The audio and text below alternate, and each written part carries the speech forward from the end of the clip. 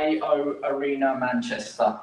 Same venue, same opponents, but yet still so many unanswered questions. Liam Smith told us exactly what he was going to do, and he did it. Chris EUBANK Jr. finds himself in a situation that he's never been in before, with arguably more pressure than he's ever felt before in his professional career. Will it be round 5 and everybody picks up where we left off, or is this a fresh start? But the big question, will it be repeat or will it be revenge? Go straight to the fighters, and I'll come to Chris EUBANK Jr. first. Chris, welcome. I'm sure you've got plenty to say. Do you agree with that sentiment that this is the first time that you've had to come back from a stoppage defeat? This is the first time that you've been involved in a rematch.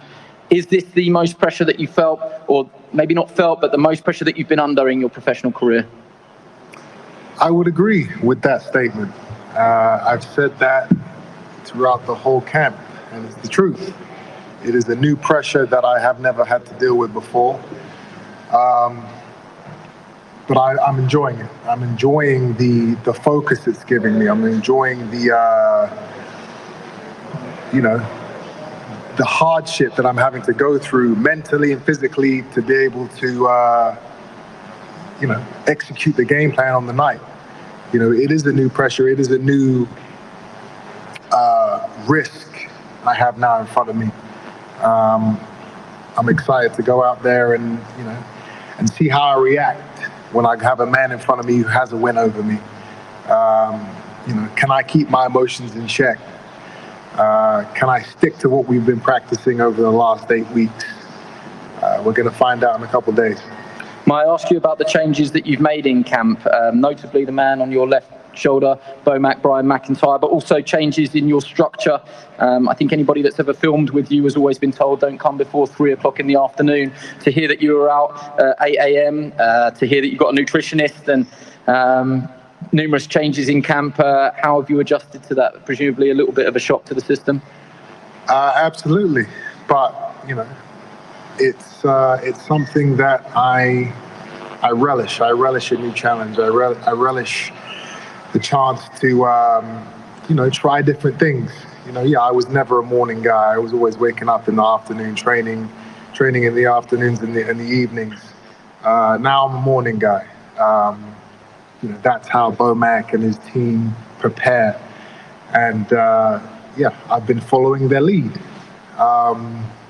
Yes, I have a nutritionist now for the first time in my camp. I actually came in underweight for the last fight. We don't want to be doing that again. Just little things, small adjustments. When you come off of a loss, you can't keep everything the same. You have to make changes. You have to see where you slipped up, and you have to try and improve those areas where you were weakest. And that's what we've done. I think everybody's been glued to the brilliant build-up shoulder programming that's been out on Sky Sports. The gloves are off, behind the ropes, both episodes, off limits, all available to consume on our YouTube channel. In those, on more than one occasion, you described it as a miracle, what happened in the first fight, and you still maintain that you are the better fighter. Absolutely.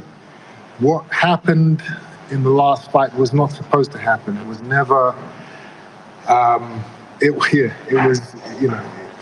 even to Liam, he may not admit it, but he was not expecting the fight to finish how it finished. Nobody was. But again, it's not for me to say, I have to prove that I am the better fighter.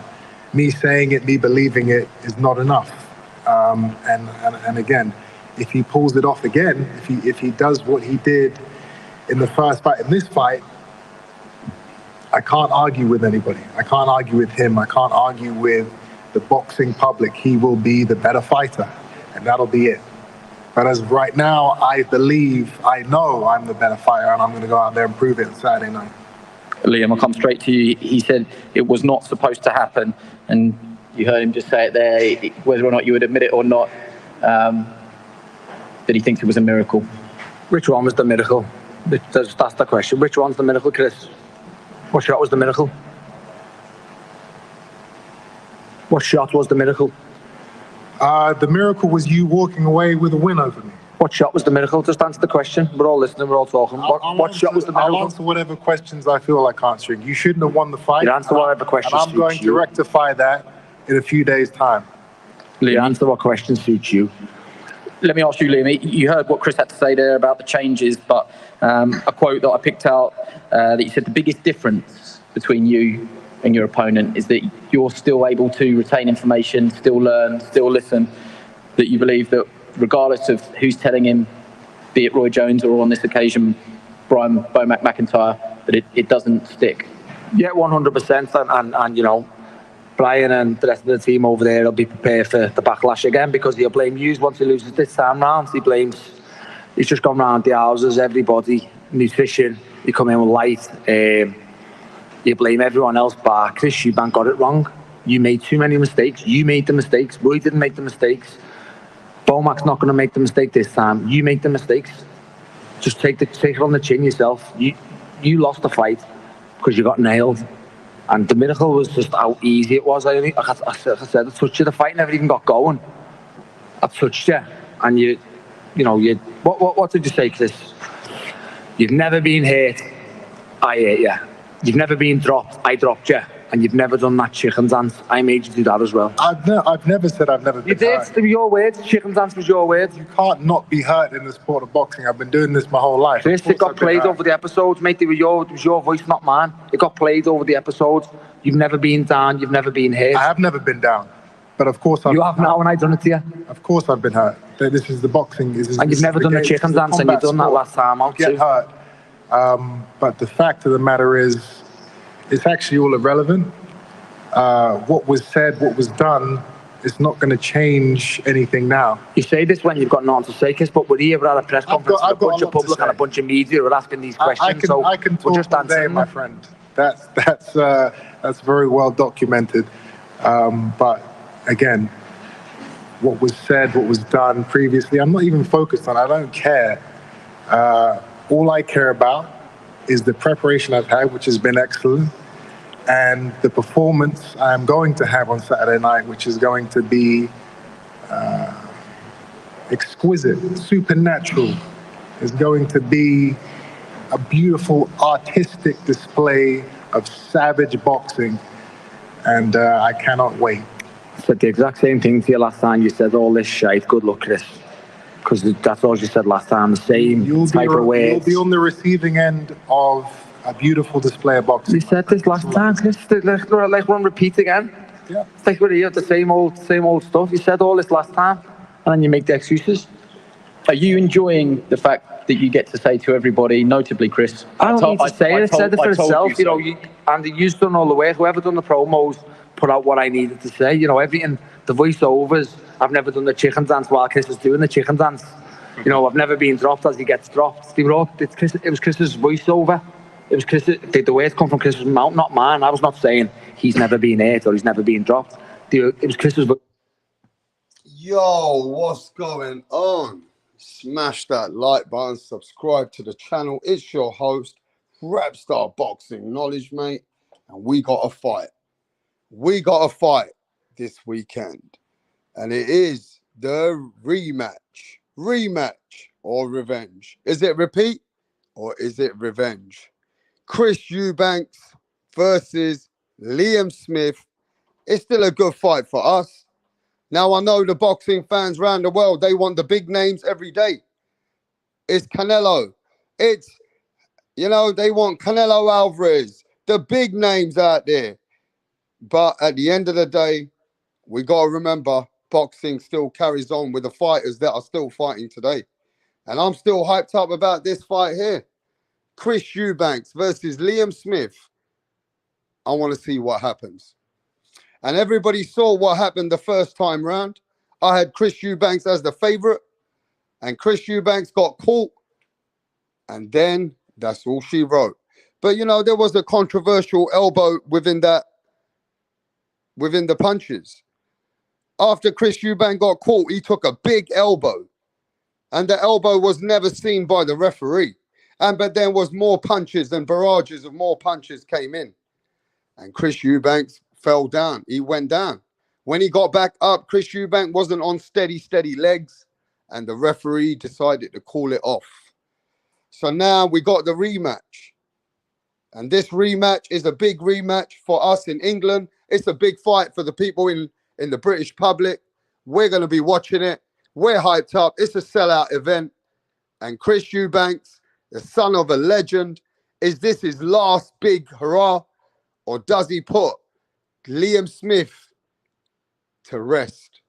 And if Chris Eubank loses to Liam Smith, bruv, Chris Eubanks is the end of his road. If Chris Eubanks loses to Liam Smith, bruv, it's over. This is all or nothing. He can't afford to lose to Liam Smith. But Liam Smith's a good all-round fighter. He's been in with the best. He's been in there with Canelo Alvarez. He's been in there with Jaime Munguia. And it's still, you know what I mean? At the end of the day, bruv, I'll tell you this now. Liam Smith got more experience with better opponents. But Chris Eubank is really the more stronger fighter. Chris Eubank does have a solid punch. He can fight, but he's not a good boxer. But he's very strong.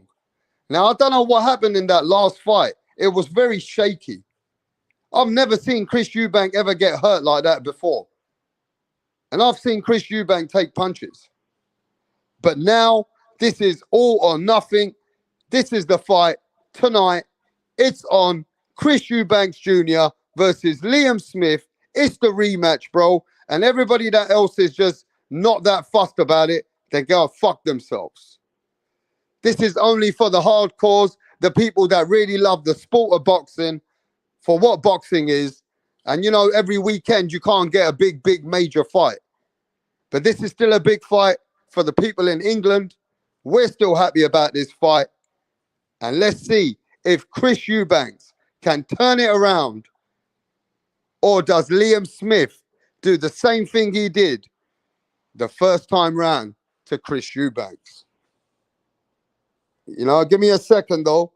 What's going on, Hayes? Hayes in the motherfucking house, brother. Real Boxing TV. What's going on, bro? Danny Medina. Yes, Danny. Wiley, what's happening, Wiley? He says, I see a possible fight of the year coming up.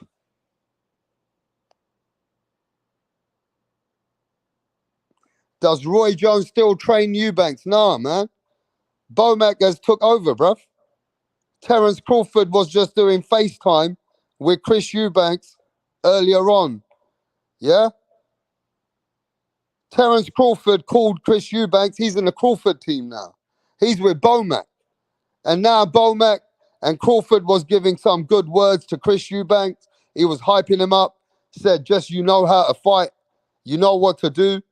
Don't make too many mistakes and just go out there and don't get too eager. You know what I mean? He said it'll come to you.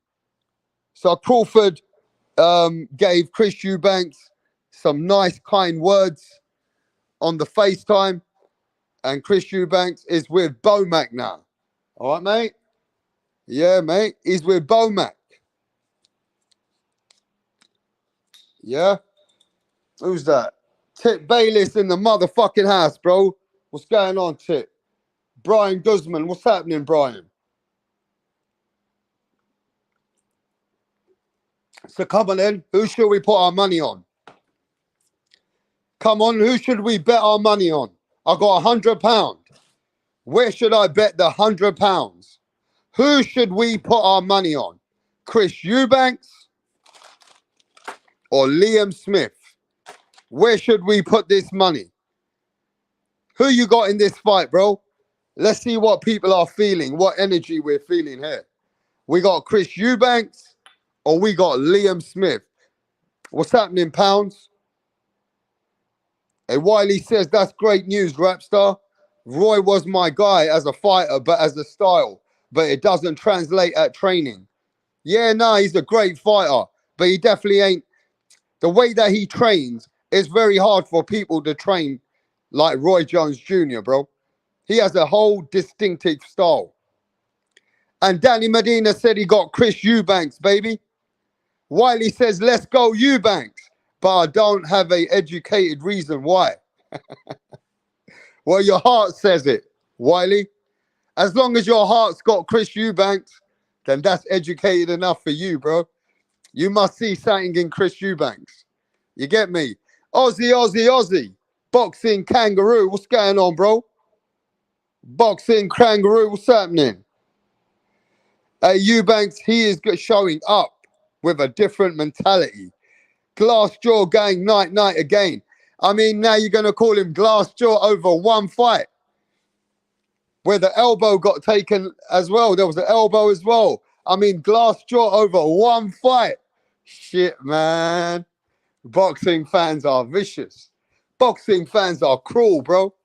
Boxing fans are cruel. You know what I mean? Over one fight, they fucking discriminate the man. But now, man, I'm going to say it again.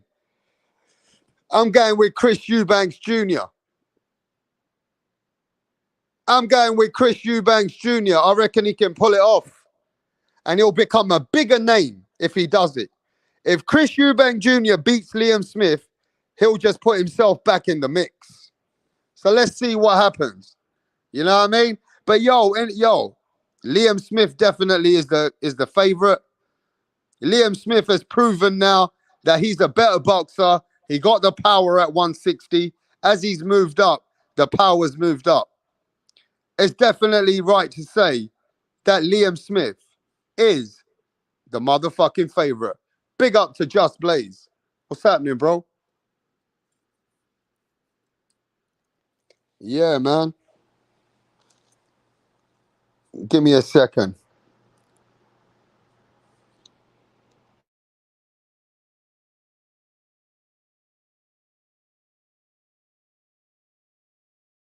Right, what's going on here, Donny's on the next? Barry's actually going to propose to Sandra. Sandra has been giving Barry mad head lately, and he's witch, yeah? He's doing this behind the back of the boys because they know, yeah, they would have cussed him out for proposing to Sandra. Tracy had one job to do, and that was to record it. But she's all over the bloody place. Barry's clocked that she didn't get the footage, so he's going to propose to Sandra again. Oh, for fuck's sake, Tracy! What's going on? All right, let's go to the chat.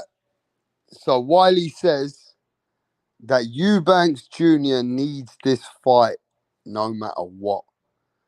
He's going to be 34 in 2 weeks. He's going to be 34 in 2 weeks. Shit. I would like to tell a story about Australia. All right, Tip. I'll send you the link in a bit, but don't fuck it up right now, bro. Stop fucking up the vibe, mate. You know what I mean? It's fight weekend, Tip. It's fight weekend, bro. And it's on. EUBANK versus Smith. And we're on the fight weekend, bro. We don't give a fuck about the casuals. Oh, Rebstar, it's not a very big fight. Shut the fuck up. It's boxing. All right, mate? It's boxing, bro. Not all the time you're going to get the premiership. It's not always going to be the FA Cup final, bruv. You know what I'm saying? But yeah, we're still interested. We're boxing fans. All right, mate? We're boxing fans over here. So any casuals, you need to get the fuck out of here today. If it's for the casuals, bro, and you just want to talk about Canelo Alvarez, well, today ain't that day, mate. It ain't the Canelo Alvarez weekend. Right? It's not Canelo Alvarez weekend. It's not Errol Spence Crawford weekend. It's Chris EUBANK versus Liam Smith weekend. And that's what we're talking about right now. Chris EUBANK and Liam Smith. And I think it's 50-50 now. A lot of people going with Liam Smith. And half of the people going with Chris EUBANK. All right, mate? All right, J-Rock says, I had called it last time. Smith is gonna be Smith again. It's beefy. Yeah, mate. Beefy is fucking doing it. Beefy did it last time. I think this fight is exciting. And I'm from America. That's right, Willie. Yo, mate, it's still a good fight, bro. We're still talking about boxing, ain't we? This is a good fight, man. Look, not every fight's going to be elite versus elite. This is a good dust up, mate. This is a good barn burner. Telling you, man, we might have a great fight here. We might see knockouts. We might even see a knockdowns, knockouts. Hey, listen, this could be an exciting fight. And then we got Bomac, Terence Crawford's team. Out here. We got Terence Crawford's team out there with Chris Eubanks, mate. All right, mate? We got Terence Crawford's team, Bomac, who's got Terence Crawford, #1 pound for pound. He's the one backing up Chris Eubanks. So let's see what happens, bruv. Let's see what happens, mate. Let's see. All right, let's talk about the fight for a sec. Smith gonna do damage. Isaac said Smith gonna do damage. EUBANK changing trainers like Ryan Garcia is not a good move by EUBANK. Just means you're lost. Hey, that's a good point. Isaac makes a good point, bro. Isaac says that Chris Eubanks, he's a bit lost. But this is the first time he's had a proper nutritionist. This is the first time that he's got a proper team in. You get me? With a proper nutritionist, proper team, and people that are backing him. You know what I mean? He's always been back and forth. He always used to be training with his dad's old trainer, and he used to train himself most of the time. And then he went to Roy Jones, and now he's with Bomac, who Bomac has provided him with a nutritionist. He's got a full team, and let's see. But it's only been 4 fucking weeks. Hey, bruv, it's only been 4 weeks, mate. The man's only had a new team, Bomac, with 4 weeks. How much you going to learn in 4 fucking weeks? Now, it's good motivation. It's good for his mental. But how much can he really learn in 4 weeks, bruv? It's really hard. It's really hard to learn that much in 4 weeks, isn't it? Let's have a look. The nutrition, a.k.a. snack. Hey, that's what he needs. Has Bomac give him a granite chin? I mean, he's only had one fight like that. He's only actually took a punch and got wobbled for the first time in his life. Otherwise, he goes through punches. Even Carl Froch said, something's wrong with EUBANK on that day. He goes, I sparred EUBANK. And he goes, EUBANK's a tough guy. He said, EUBANK's a tough geezer, mate. You know what I'm saying? So, hey, we're going to see. We're going to see. And we're going to see because there's no excuses anymore, is it? He's got to do it now or it's over. It's all or nothing. This fight for Chris Eubanks is all or nothing, bro. He ain't got no other fucking way to look at it. It's all or nothing. So we're going to see what happens. You get me? We're going to see what happens, bruv. Amir Khan was a tough guy. But yeah, but Amir Khan got knocked down, and also Amir Khan was wobbled more than on 3 to 4 accounts. Over 4 accounts, Amir Khan got wobbled like that. This is only one time for Chris Eubanks. So I can't go with a chinny guy or one fight. If it now happens and you start seeing that again, then you can go to that. Right? But on one fight, you can't just call a man chinny, bro. You know, I don't think that's fair on the fighter. Anyone can get hit and do the stinky leg. It can happen to the best. So we just got to see how he looks in this rematch. You might be right. He might be shot. Or we got it wrong and he got it wrong. He might come back stronger. We'll see. You know what I mean? We'll see.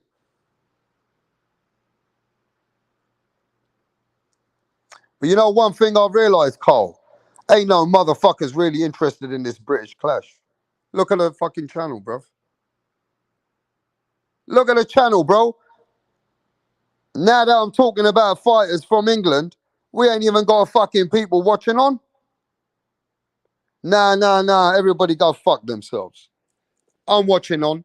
We're watching on. And to be fair with you, I don't give a fuck if the people don't fucking feel it. That's on them, bruv.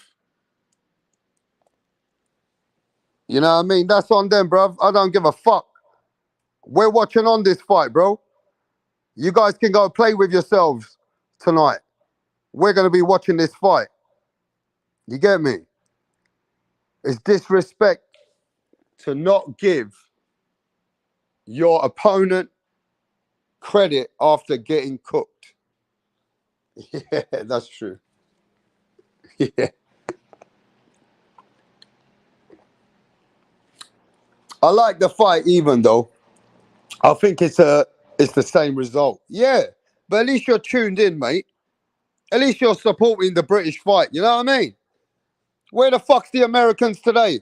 I ain't speaking about no American fighters today, bro. Right now, we're speaking about the British. Chris Eubanks versus Liam motherfucking Smith.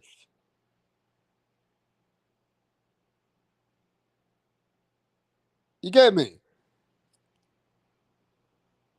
Give me a sec, mate.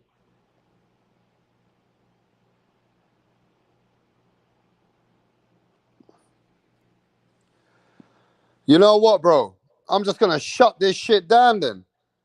If ain't nobody interested in catching up with this fight, bro, then fuck them all. I'll catch everyone. Listen, I'm going to be watching this fight. I'm going to be doing the live on this fight after this fight, and I'm not bothered. If people ain't supporting, that's on them, bruv. It is what it is. You know what I mean? Danny Medina, yes, my brother. Every day I look forward to the Dr. Rap Montana show. One of my favorite channels and things to look forward to during the day. I love you, Rap. Yo, man, we love you too. Yes, Danny. Danny's a true fucking supporter, mate. You know what I mean? Danny's a true supporter, mate. You know what I'm saying? He's here whether I'm talking about fucking the lowest fights, the biggest fights, whether I'm talking about women fights, any fight. Danny Medina's locked on with boxing. You know what I mean? Yes, Danny, bruv. Yo, Isaac said I'm watching it, bro. I'm watching it, mate. Hayes, what's going on, Hayes? Big up to El Pinchy. Big up to El Pinchy, bro. But you seen what I'm saying, bruv? Listen to this. We are world boxing. So it don't matter. We're talking about fights in England, fights in Australia. Ain't going to be fights in America all the time, mate. This is world boxing. But I know that the YouTube is 99%. YouTube is 99% American. The YTBC is 99% American boxing channels. You get me? There's not many UK boxing channels doing any lives. There ain't many UK boxing channels doing worldwide lives. You get what I'm saying? So it is what it is. But we're here. Like and subscribe. Tell them, Danny. Willie says women fights, I'd have to leave. Kangaroo says I'm down with the UK. Thank fuck they fucking transported my fucking thieving ancestors to the God's country. You guys are funny, man. Carl's a funny one, isn't he? Carl's a funny one, isn't he? But what time is the fight? So the fight for me will be around 10 o'clock in the evening. I believe that would, I don't know what time that is in Australia. I don't know what time that is. Some part of America is 6 hours. All right, mate? America's 6 hours behind. So I don't know, mate. Everybody's got to look at the time where they're from and just go and check what time it is on your country. But I know in England, it should be between 9 or 10 p.m. in the evening.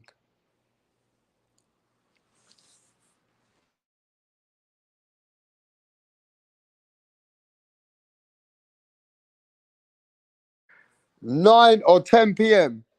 in the evening, bro.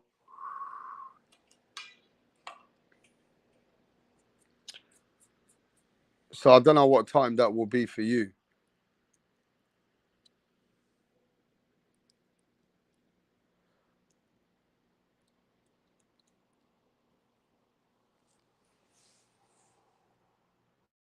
Yo, give me a second, bro. Give me a sec.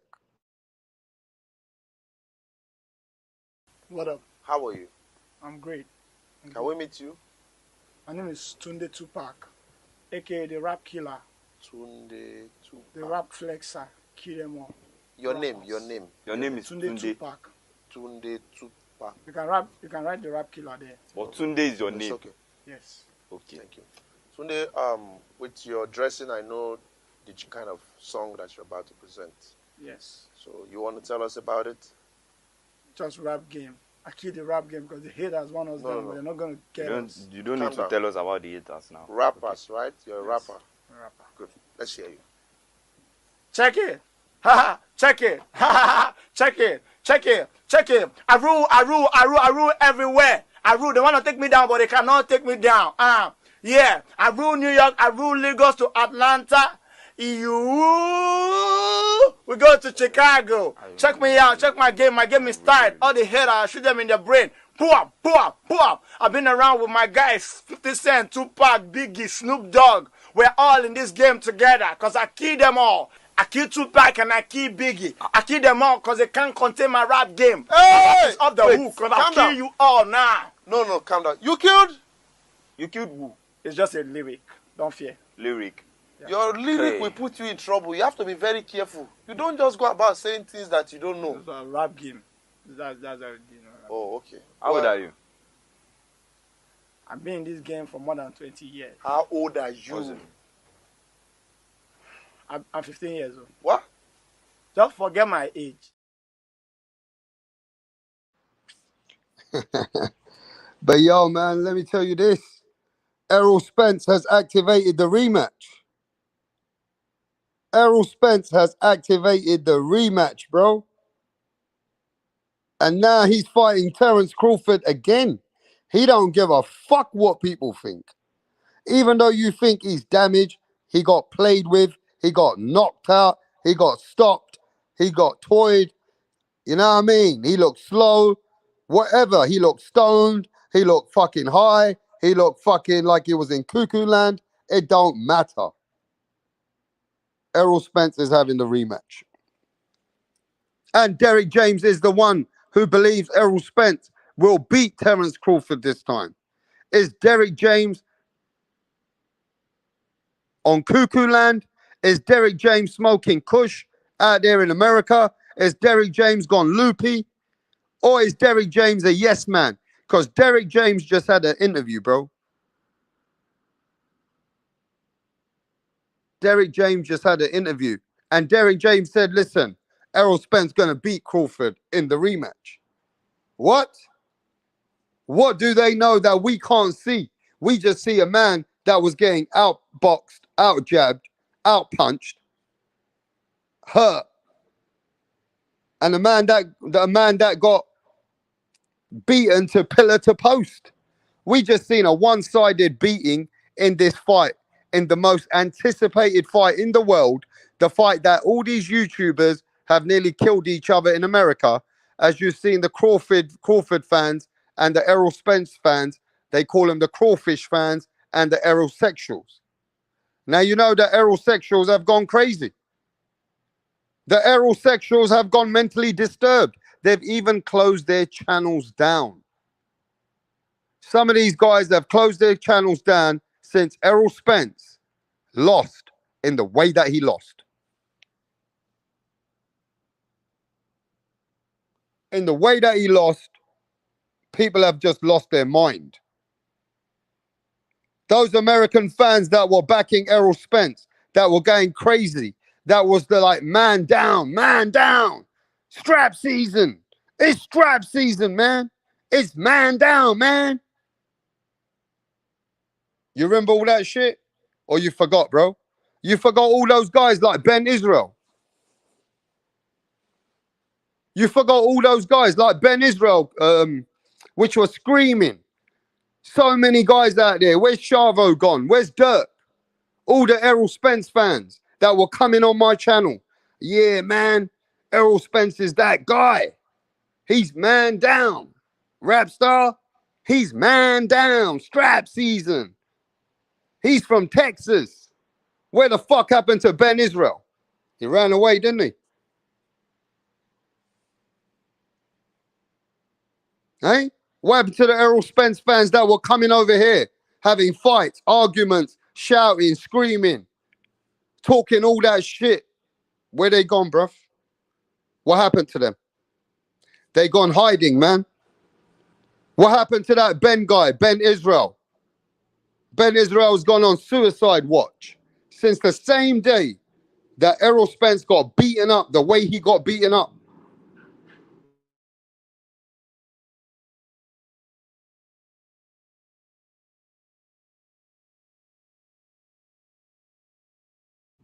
What the fuck happened to those Errol Spence fans, people? Let's all do a prayer. Let's all pray for the Errol Spence fans that have really been mentally damaged. Because a lot of these boxing fans that came on my channel, which were going mental, crazy over this, you've never seen them again. It's time for the Lord, and everybody pray with me in your hearts, that some of these guys have not thrown themselves off the bridges. Some of these guys have not gone, and you know how it is. It's all Texas open carry and all these guys. I've been reading the laws in America, and Texas is is like its own country, bro. They all think they're cowboys over there, man. Carrying guns and walking around everywhere with fucking guns. So I'll just pray for them that, you know, they're safe and they'll get through it. You know, everybody just, you know, sometimes it doesn't hurt. It doesn't hurt to pray for the fans that have, you know, been mentally affected by Errol Spence's loss. I just hope you guys understand that there is a bunch of fans out there which are real Errol sexuals. Which are real Errol sexuals, bruv. I can't put it any other way. They are so deeply involved. They have a connection with the fighters. And the only way they come back out from hibernation is Errol Spence comes back and wins. You see these motherfuckers come out like fucking Tony Montana. If Errol Spence wins, you will see Ben Israel wake up like the Terminator. Ben Israel will wake up like he's fucking God. You'll see it.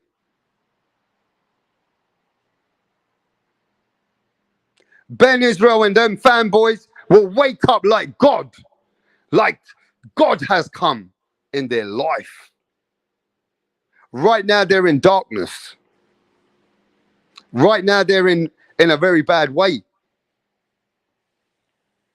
You know what I'm saying? They've gone missing off the face of the earth. Some people have gone missing. You can't even find their avatars. You don't even know if they've gone and jumped into a river. But really and truly, for real, I like Ben. Ben's cool. You know what I mean? Overall, I don't want nothing bad for these aerosexuals. I don't want nothing bad for these aerosexuals. I don't want these guys to really, you know, be affected by that. It's only a fight. It's one boxing match. Don't worry about it. Many more to come. Many more fighters will come along. You know what I'm saying? So at the end of the day, just I wish they don't have a heavy heart and they come out of the darkness, and I hope God sends them some light. But, you know, at the end of the day, it is what it is.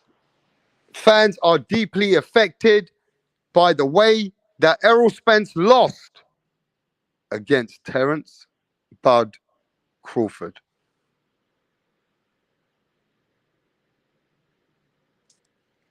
You know, nobody expected, especially the Errol Spence fans, bro.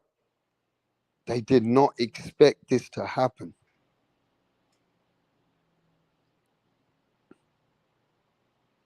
They did not expect this to happen. And the same way that, you know, Tip Bayless has been affected since the day that Mr. Manny Pacman, at 42 years old, came out of years of retirement and put a beating on Tip Bayless's god, Keith, one time, Thurman. You know, it is what it is. And this is why I keep telling people, you need to be the fan of the sport, not a fanboy of the fighter. If you are a fan of the sport, you will never be, ever have any emotions. You won't be angry for this. You won't have any feelings. You won't be emotionally connected. And you won't be crying like a bitch.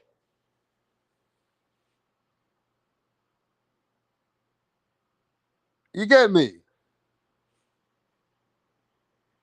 At the end of the day, the Errol Spence fans have very deeply been affected.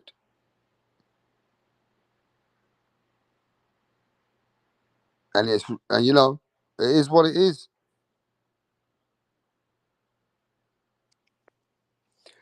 But look, Errol Spence is still giving them a lot of excitement, bro. Errol Spence is still giving them a lot of excitement, bro. Spence is still coming back to show the world that he wants the rematch. Now, this time, I want to see a better ring walk. I want to see a more focused Errol Spence. I don't want to see a nice, respectful Errol Spence. If Errol Spence is coming for his get back, do not bring that grizzly bear with you anymore. And you can't have Crawford coming with fishnet, with Eminem, and you coming in there with big boy grizzly bear from Texas. I need to see a better ring walk. I need to see an aggressive ring walk from Errol Spence this time. And I want to see, why would Spence want to come back? Imagine how embarrassing it is with the way that he lost in front of the world, in front of his family, girlfriend, kids, friends, everybody. The way that he lost, why would you want to do that again?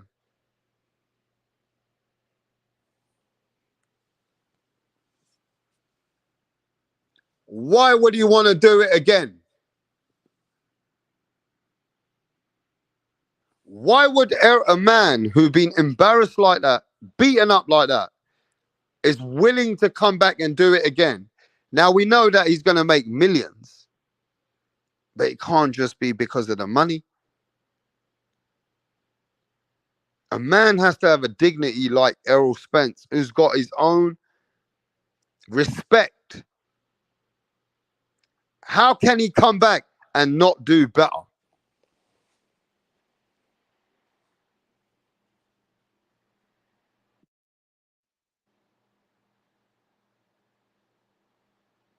How can he come back and do way better? He's got to do better. Errol Spence, no matter what, that's the worst you've seen him. Now, we know Crawford took away his attributes then. We give it to Crawford. Give him the full maximum credit. But that's the worst I've ever seen Errol Spence. How much worse can it be? He got knocked down in the second round, got played with after that, and then got stopped.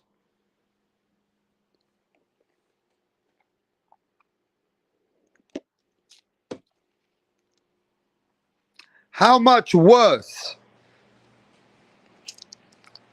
can Errol Spence lose to Terence Crawford, bro? I don't think it can get worse like that.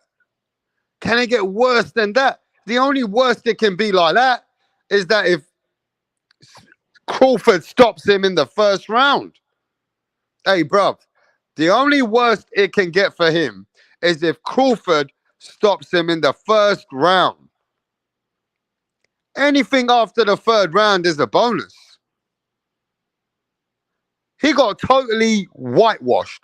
What can happen more than this? What can actually happen even worse? That's what I'm thinking. He can only do better.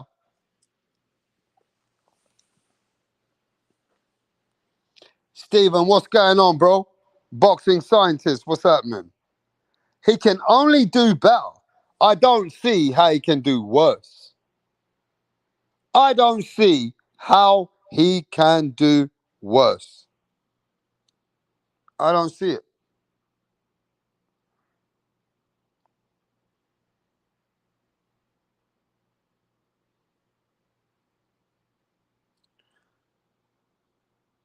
I don't see how he can even do worse than he did the first time round, bro.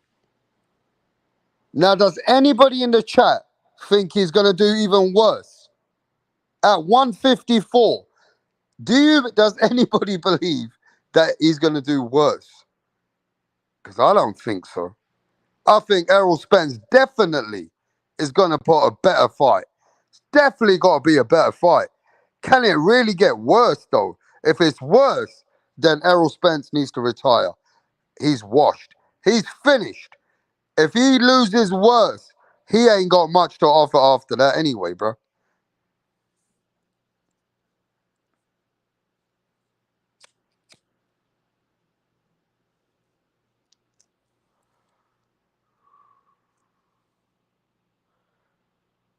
Now, I want to talk about something else as well. Do you know that Canelo Alvarez said they asked him a question that Terence Crawford is thinking of coming up to 168 to challenge you? He said, I ain't going to get no credit for beating Crawford. But he said, I will do it if that's what we need to do. He said, if boxing is crazy now, people are already telling me about Charlo's 2 weights down. He goes, if Crawford wants to fight, okay. He goes, we can see. He goes, I fight anybody. So now Canelo's saying that he will get no credit for beating Terence Bud Crawford. He goes, I won't get no credit though. Just remember that. Do you agree with Canelo that if Canelo beats Crawford, #1 pound for pound, that he gets no credit? Canelo gets no credit, yeah? Are you sure? Because Canelo says, I won't get no fucking credit for beating Bud Crawford.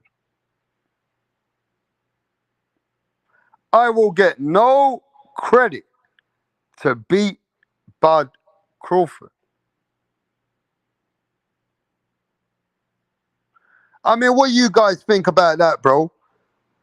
Would Canelo Alvarez get credit for beating #1 pound for pound welterweight king Terence Bud Crawford?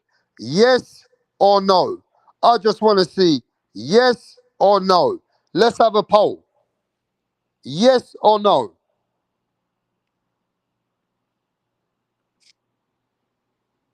Yes or no, bro? Will Canelo Alvarez get credit? Yes or no? Let's have a fucking vote. Let me see what you guys are thinking about that. Yes or no, bro? NL says no. Kangaroo says no. Real Boxing says no. So he ain't get no credit for beating the pound for pound #1 versatile, orthodox, southpaw, American, best American in the world right now. He ain't gonna get credit. Steven says no. So why the fuck should he fight Crawford then, bro? Why the fuck should he fight Crawford? If he ain't getting no credit for beating Crawford, why should he fight Crawford? You ain't gonna give him no credit. People are saying Crawford can beat Canelo now. So why should Canelo fight Crawford when he get no fucking credit at all? What's that about? The man gets no fucking credit for going up. I mean, for Terence Crawford to go up 3 weight classes to challenge Canelo Alvarez. And none of you are going to give him no credit. So what the fuck should he fight Terence Bud Crawford for?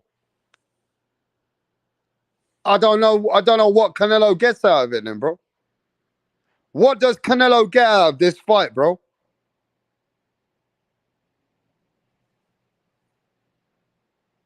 What other big fights does Canelo have if he won't make Benavidez fight?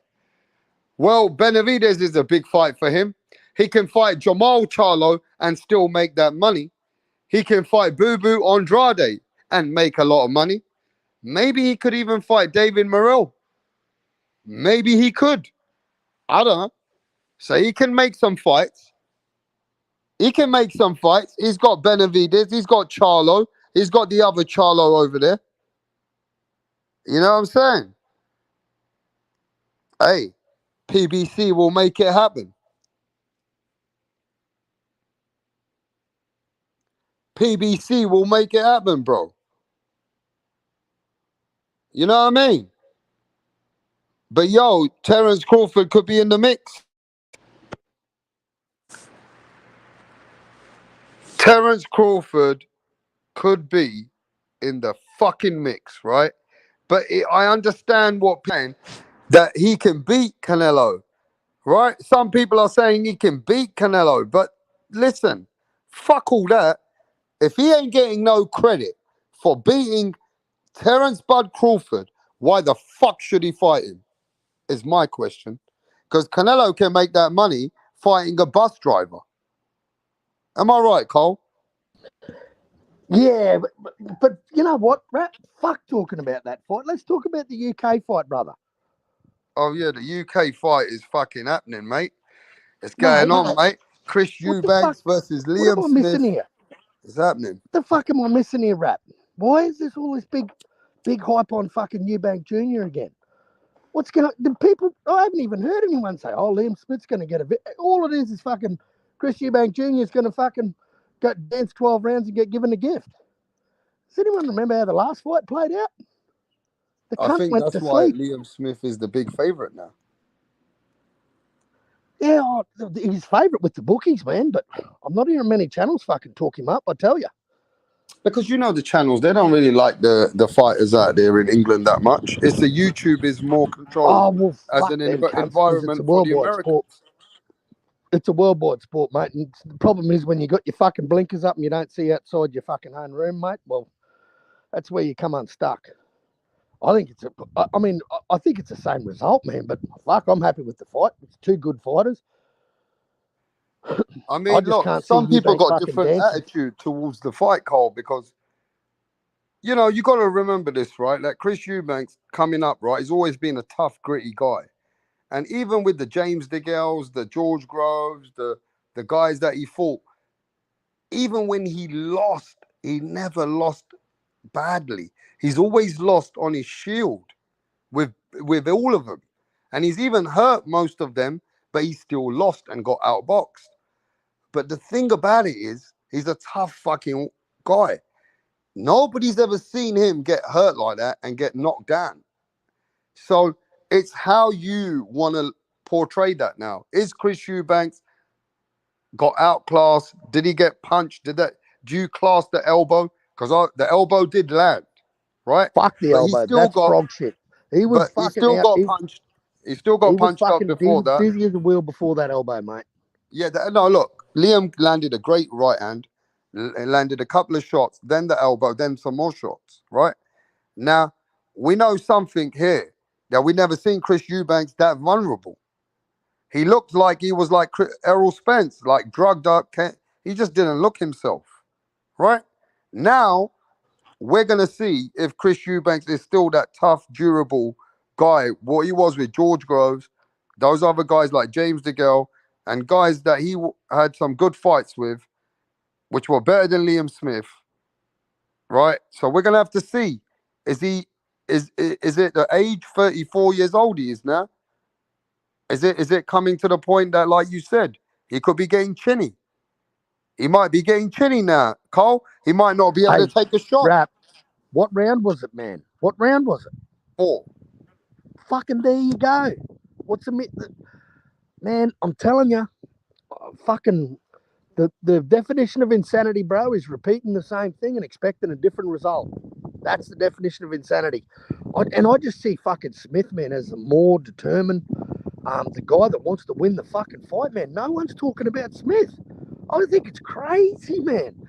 I mean, no, Smith. I think if you watch the British media, they're going for Smith, a lot of them. If you watch the British media, but yeah, I guess you're watching YouTube. There's nothing on YouTube.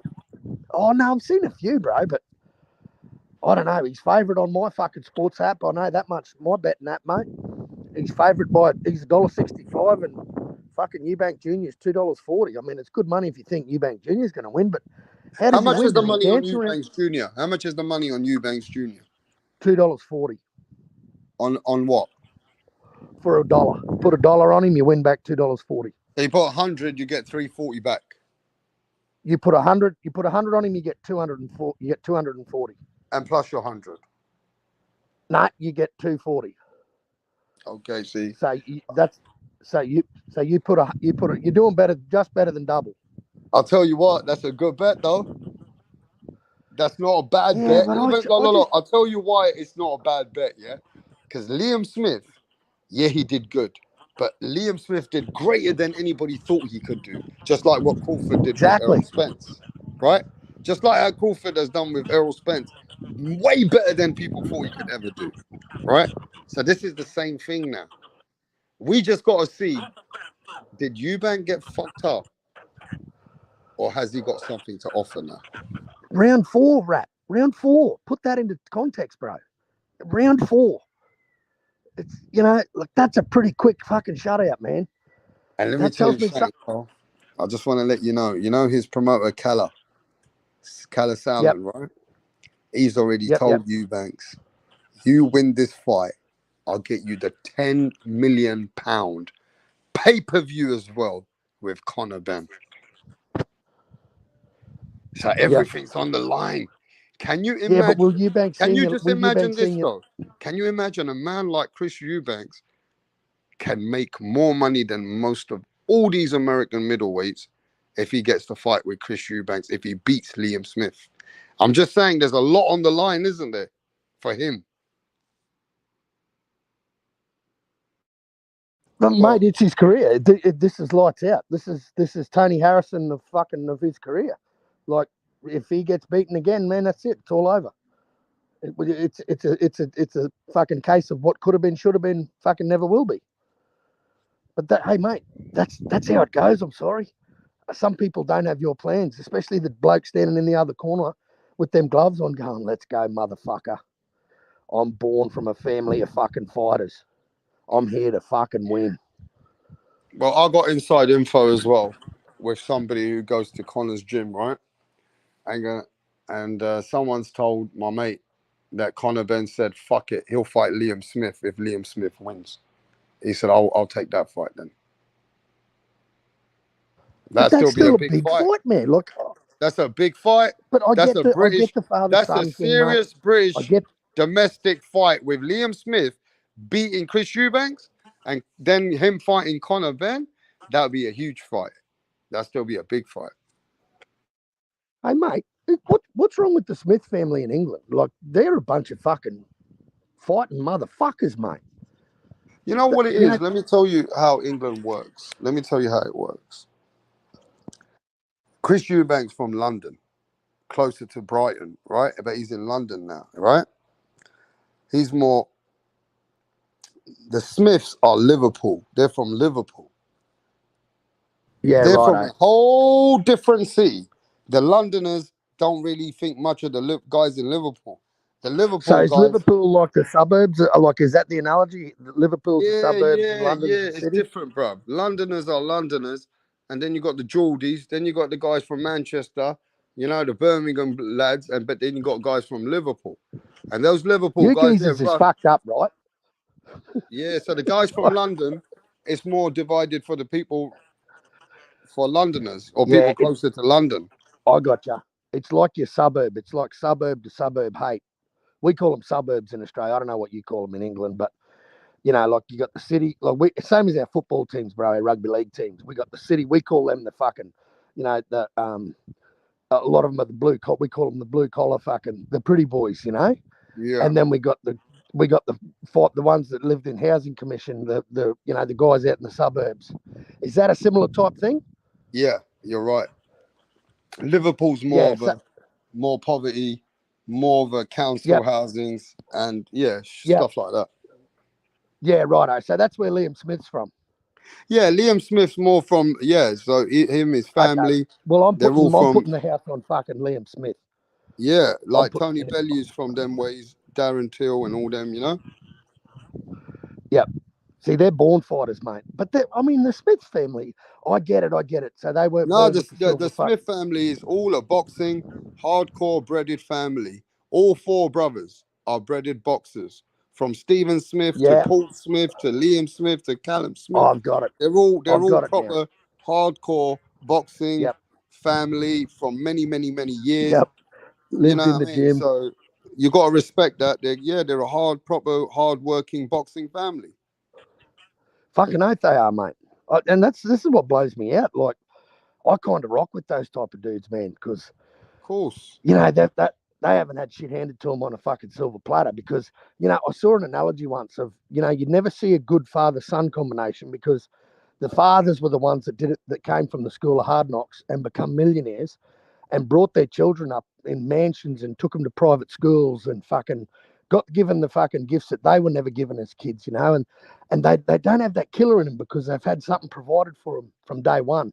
Whereas when you're the one that's living in the fucking housing commission and you got to fight fucking hand over fist every fucking day and you don't get anything given to you and you got to go the hard way, no one's paid your way, man, it's kind of how I grew up, man. I grew up pretty poor.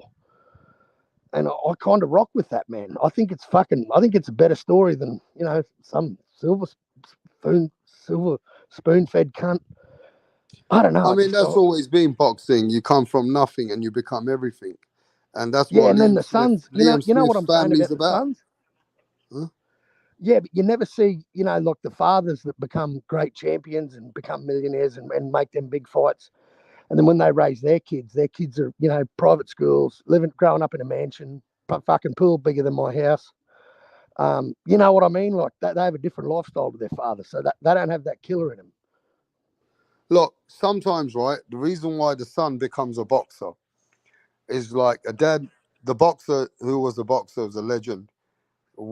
Sometimes he has like 3-4 kids, but you always got that one kid who wants to be like his dad, a legend, like in the sports, like boxing. That's why you look at our fathers have always inspired their kids, right? It's always that one guy who wants to do something. Now that's with like the Chris Eubank. He's come from a silver spoon. His dad's a multi-millionaire when he was growing up. He had, and he just got a little bit to a point where he wanted to do something like his dad. His dad first said to him, "Nah, you don't need to do that," because his dad said, "Man, this is a brutal sport. And, you know, your dad got money. You can go study and be something else. But he kept bugging his dad, but then he got into the sport late. He got in trouble on the street of London. Yeah, streets of Brighton and all that. He was getting in trouble on the street. There's a YouTube video of him when he got into a fight at 15, 16. He beat the fuck out of the guy. And then after that, his dad sent him to America. Said, all right, you want to do that? And he sent him to Floyd Mayweather's dad. And then he learned from there a little bit. And then, you know, a lot of people in boxing have said, no, same thing as you. He's from a silver spoon. He ain't going to do much in sport of boxing. They never gave him a chance. They always said he was going to lose. But, you know, he still made a lot out of it. And where he's come from and what he's done, he still gave good accounts of himself, even though he lost against Billy Joe. He hurt Billy Joe at the end of that fight. He was giving Billy Joe some good shots at the end of that fight. But it just goes to show he's got a DNA. He can fight, but he's not got the skills. But he's a tough guy. He can have it. He's not, that's what I'm saying, Carl. When he got knocked down, ain't nobody seen him get knocked down before. You know what I'm saying? Yeah, I get you, but he's a tough lad. Because look, a lot of guys with silver spoon, some don't have to do it. So he still gets respect because he's done more than what people think he could have done. But now, hey, now it's either do or die. Because he loses again, where does he go from here? It's lights out, bro. And I'll just say, look, not many sons could ever been as great as their father. Now you got Nassim Hamid's sons, Carl. Nassim Hamid's sons have launched their career. Then you got Fernando Vargas's sons, right? They're coming up now. Then you've got Conor Benn, which is Nigel Benn's son. Then you've got Costa Tszyu, the legend, Tim Tszyu. Now I say it's going to be very hard for all these sons to ever be better than their dad. You know what I mean? But which one do you believe? Totally. Which one do you believe? Now I'm hearing Fernando Vargas's son, one of them, is the youngest one. He's the one to look out for. I'm hearing he's the one out of Fernando Vargas's son. But if we look at the rest of them, I think Tim Tszyu might. I don't know if he can do better than Costa though. Costa just did some amazing shit himself. So I don't know what Conor Benn can do, but I don't know if any of these sons can do better than their dads. Look, Tim got to where he is without his father, mate. With his father not being there, that's how Tim's got to where he is. Costa was at Tim's first pro fight and has not been to one other fight since. That's one thing a lot of people don't know about Costa and Tim. They don't really have that father-son relationship. Costa lives in Russia. He's remarried. He's got kids. Tim's and his brother and his sister are still over here with their mother. You know, so they never really had that father to teach him and show him, you know. And he doesn't really get along with his father. He said his father drove him fucking nuts in the corner, so he told him to piss off and didn't want him back there. So and this is why Tim says, say my motherfucking name, because he doesn't want to ride any of his father's coattails, mate. He wants to make his own fucking legacy. And you know what, mate? That's what the guy's doing. He's got, and he's got his, one thing he can't take away from his father that he's got his father's mentality, mate. And he's got his father's medal, and he'll get dropped. He'll walk straight into some big shit and get fucking dropped. Make no mistake about it. He'll lose fights, man, but that dude will just keep fucking fighting. That dude will not stop fucking fighting, mate.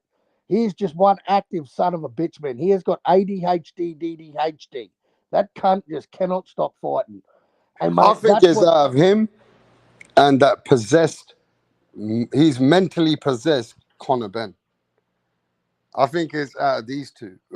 They're very, very mentally possessed about the sport. Yep. And then it all comes back to the resume, you know. It all comes back because, you know, mate, at the end of the day, that's all you got in history, bro. That's all you are is just a resume. That's how people will judge you. I think Tim Tszyu, though, he really has put himself with that mentality where he's so calm, cool, very quiet. And, You know what I don't like, Rap? Huh? You know what I don't like? What I'm hearing right now out of Tim's fucking mouth? Is talking about a Bud Crawford and a Canelo fight while he's got this motherfucker in front of him, this Brian Mendoza, and he's talking about fights in the future, mate. I don't like that shit. Yeah, maybe you're right. But he did say, sometimes he'll say, well, I just got to focus on the fight, what's in front of me. Right? Yeah, exactly. But, you know, if we look at father and sons, Floyd Mayweather is the only one that comes along to me that was way better than his whole family. What other sons were better than their dads? Let's ask JB. What sons were better than their dads, JB? What sons were better than that? Yeah, Floyd, like you said, Floyd Mayweather Jr., he was better than Floyd Mayweather Sr. I'm trying to think of another one. Did Sugar Shane Mosley dad fight Jack Mosley? I don't know. Not I really. think he did, maybe. If that's the case, then Sugar Shane Mosley was better than his father. Trying to think of another case. It's very hard. It's very hard, though. Let me just explain why. It's very hard, though, Carl, for the first generation, the first full-blooded generation who is a fighting family, it's very hard for the second blood to be better. They're great. They've got something special, more than an average man, but it's very hard for the son to be better than his father. Yeah. Tyson Fury's dad was a fighter. That's true, not? And Tyson Fury's way better than his dad. So that's another one. But his dad... but I think if you class the fathers, like if the fathers were champions and were household names, you know, if you go to that category, you know, Chavez Sr. was better than Chavez Jr. Oh, that's 10 times, 100 times. Yeah. Roger Mayweather, fucking Floyd Mayweather. Like, they're not father and son, they're uncle and nephew, but, you know, that's the only sort of... Floyd's way better. Then you got Nigel Benn and Conor Benn. Nigel Benn had a better career so far than Conor. Conor is still a work in progress. Conor Benn's still in the middle of his career. He hasn't even finished. But Nigel Benn, yeah, it's very hard to beat what Nigel did because he became a two-time world middleweight and super middleweight champion. Yep. So that's tough to beat. I mean, it's tough for a son to do better than his father, bro. Yeah. It's a lot of times, like I said, you know, when you go from father to son, the son do better than the father. You know, it's just, the generation that precedes it usually does better. You know, when you look at sports in general, but it's kind of hard to say that in boxing, though. I mean, only a few cases. Even Bernard Hopkins' nephew never did that great. Oscar De La Hoya's nephew never ain't done that great. Muhammad Ali's grandson, terrible. Nico Ali Wash lost his father too. Terrible. You know, Fernando Vargas' son, he's like I said, he's a work in progress. He's showing some good potential, but right now he hasn't reached the potential of his dad yet. Yeah, but JB, the youngest one's cleaned up all the amateurs and everything. Yeah. I mean, so he got to do it on a professional level though. For beat Fernando. Fernando was a world champion, man. Beat Winky Wright. He had some good wins up under his belt. I think he beat like Forte too, if I'm not mistaken. So he got some good wins up under his belt, Fernando.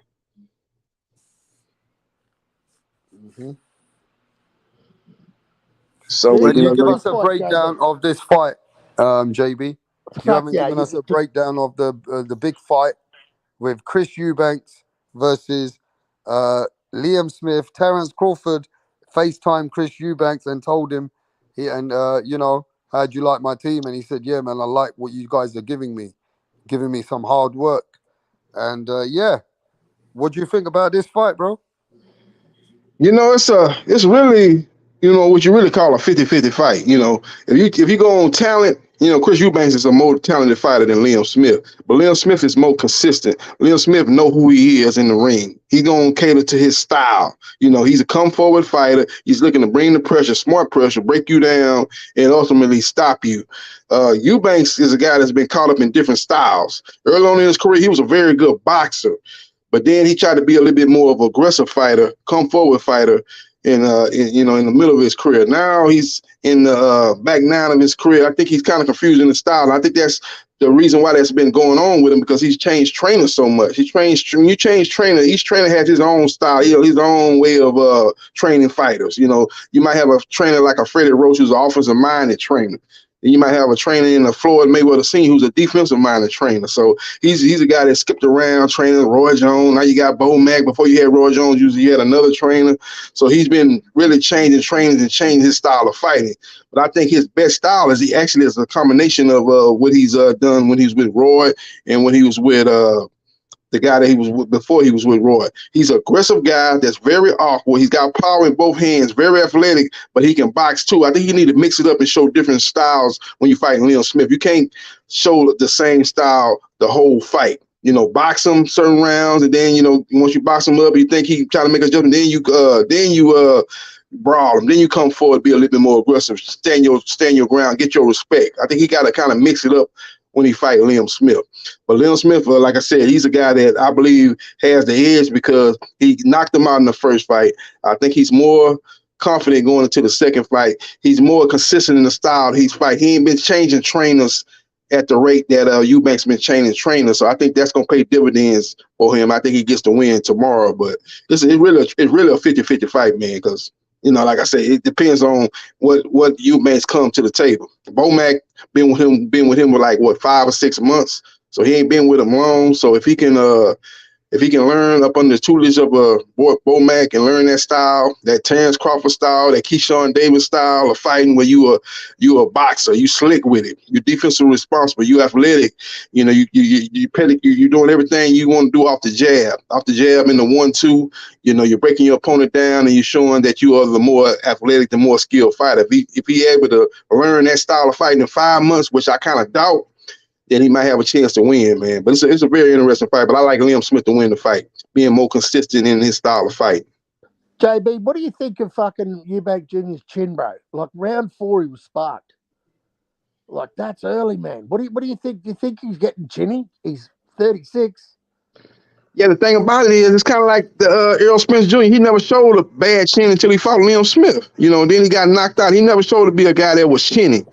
You know, he got knocked. That's what was so shocking about that first fight. He got knocked out, but he had never shown signs in any of his other fights that he was chinny. Same thing with Errol. Errol never shown to be chinny until he fought Crawford. Errol wasn't stopped in round 4. Yeah. The thing about it, he was winning the fight. He was winning the fight till he got caught. That was so mystifying about the whole situation. He was winning the fight. He got caught with a shot he didn't see. That's the thing about boxing. You get caught with a shot you don't see. Those are the shots that are debilitating to you. Those are the shots that you have a hard time recovering from. Those shots that you don't see, and those shots that even you do kind of see them, they catch you behind the back of your head, behind the side of the ear, knock your equilibrium out. Those are the debilitating shots. The shots you don't see and the shots in the back of your head. So if you get caught with those shots, you're going to have a hard time, you know, getting the job done, you know, trying to recover from those shots. Yeah, I just go back to round 4. Like, hey, he could have been winning that fight fucking 3-0. But let's keep it real. We were going into the 4th round. There was 8 to go. He might have been up by fucking 3 or 2-1, whatever. But fact of the matter is, he got fucking stopped in the 4th round, man. By Liam Smith, Liam's been beaten by other competition. So I don't know, man. Like, I don't see this fight playing out any different. So you think Liam Smith is gonna knock him out again? I got money on it, bro. I have fucking plenty of money on it. Yeah, I like Liam too, man. I just think Liam know who he is. He's more consistent in his style. He ain't been changing trainers every time you look up. He got a new trainer. He's more consistent. So I'm gonna go with the guy that's been consistent. He got a team around him. They're consistent in what they're doing. He know who he is. He gonna implement his style. I'm gonna go with Liam based on that. Yep. Well, I'm with you, brother. Yep. Yeah, it's gonna be an interesting fight though. It's gonna be it's definitely one of those fights, man, where it's gonna be a lot of you're fighting over in the Manchester Arena, so I think the crowd gonna be excited. You got two UK fighters. It's gonna be a exciting atmosphere, and it's gonna be one of those fights you're gonna be like I said, I like Liam because I think he's more consistent, but you can make a case for either fighter winning the fight. So you always like these type of matchups.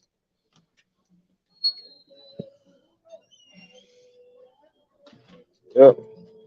So they were taunting Bomac. They said to Bomac, if you're a trainer, Chris EUBANK said, they asked him a question in the press conference and they said, well, he goes, no one ain't stopping me. I ain't even bringing no towel. So Liam Smith said to Bomac, are you not bringing no towel to the fight? He goes, nah, I ain't bringing no towel. We got this. What do you think of that? Yeah, I saw that at the press conference. He threw the towel at the guy. I said, yeah, I'm going to throw the towel at you. I think he threw the towel at the guy what's that guy that's over boxer? I can't remember the guy, Shalom, he threw the towel at him. I don't know if they was going back and forth, but, it's all good. It's all to promote the fight, trash talking and stuff like that. It's all good. We're going to find out who's going to be really a prophet, who's going to be Fugazi. That's basically we're gonna see, man. He's saying he's gonna throw the towel in again, or if he's gonna throw the towel in, basically saying that your boy gonna get battered again if you gonna throw the towel in. So we're gonna see, man. Bomac, there's a lot on line for him, man, because if he get another win, he's gonna be the front runner for trainer of the year because he's been in train EUBANK and got him the win after the other trainer, that was training EUBANK took a L's. Then you know what he did with Crawford, so he'll be the front runner. So it's a lot on the line tomorrow night.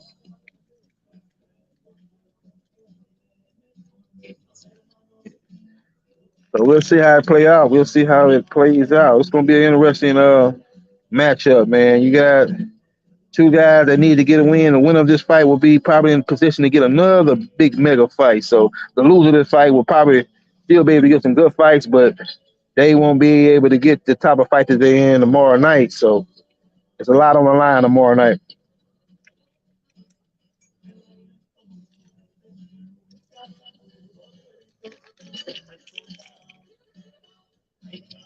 So JB, cook it for a minute. I'll be back. Okay, yeah, I cook for you. We'll look at. But listen to this. You say there's a lot on the line. EUBANK's been told if he wins this fight, he can get the Conor Benn fight for over 10 million. He'll get paid for that fight. Okay, yeah, that'd be a big fight. Probably put that fight over in Saudi Arabia. They talking about 10 million, and that fight probably is going to Saudi Arabia. I definitely don't think that fight will happen in the UK for no 10 million. So that's probably the Saudi Arabia fight. So he got a lot on the line, Chris EUBANK Jr. He's got to get the win. Definitely got to get the win. You know who to say? Even if he get the win, they might want to do a third fight, a trilogy. Because Liam Smith say, "I got the first, we got the second one. Let's do a tiebreaker."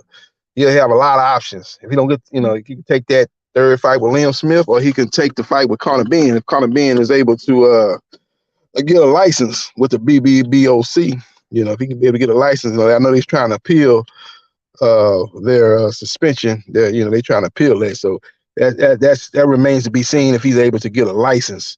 I don't know if that's going to play effect as far as if the fight goes to Saudi Arabia. But from what I'm learning in the past, the BBBOC, they sanction more fights in Saudi Arabia. I don't think Saudi Arabia has a boxing commission. So I think a lot of those fights over there in Saudi Arabia are sanctioned by the BBBOC, if I'm not mistaken. So he's definitely going to have to be able to secure a license to make that fight happen, especially in Saudi Arabia. Let's look at the chat, see what's going on with the chat.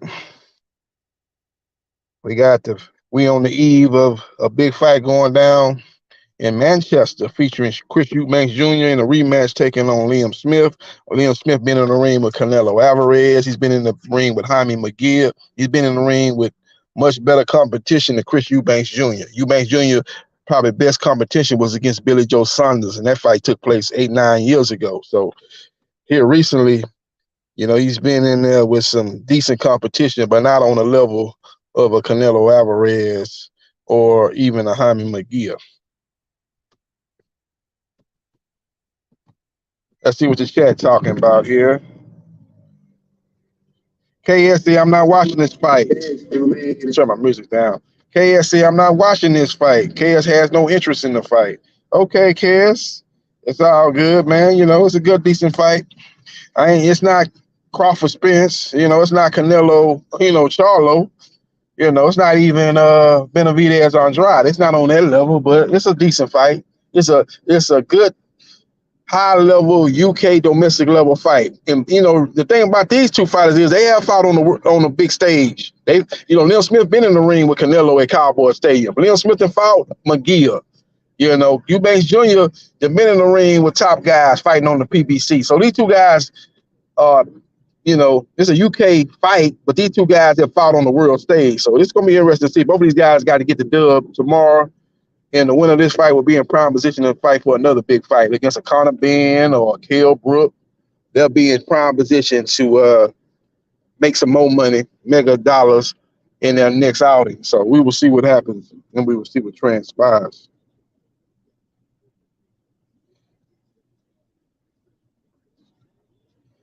Drizzy Dre say in the open workout, Smith practiced the throwing the elbow. Okay. Maybe he getting ready for the UFC. Maybe he gonna do like Carissa Shields and Savannah Marshall do. They finna go to the PPL. So they gonna be in boxing. They gonna be in the MMA too. So maybe he gonna make that same move. He gonna sign with the PPL. We never know, but he throw an elbow in the fight. They gonna have to they gonna have to deduct some points from him. And, he can't be doing that. You remember when KSI threw that elbow in his last fight, the referee missed it, but they went back and corrected their mistake, and you ruled that fight a no contest. So you can't throw elbows in boxing. If you want to throw elbows, you need to go to the MMA.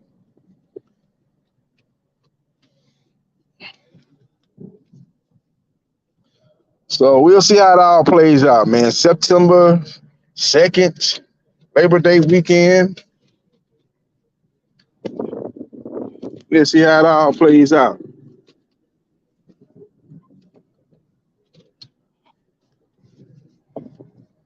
See what else going on in the chat.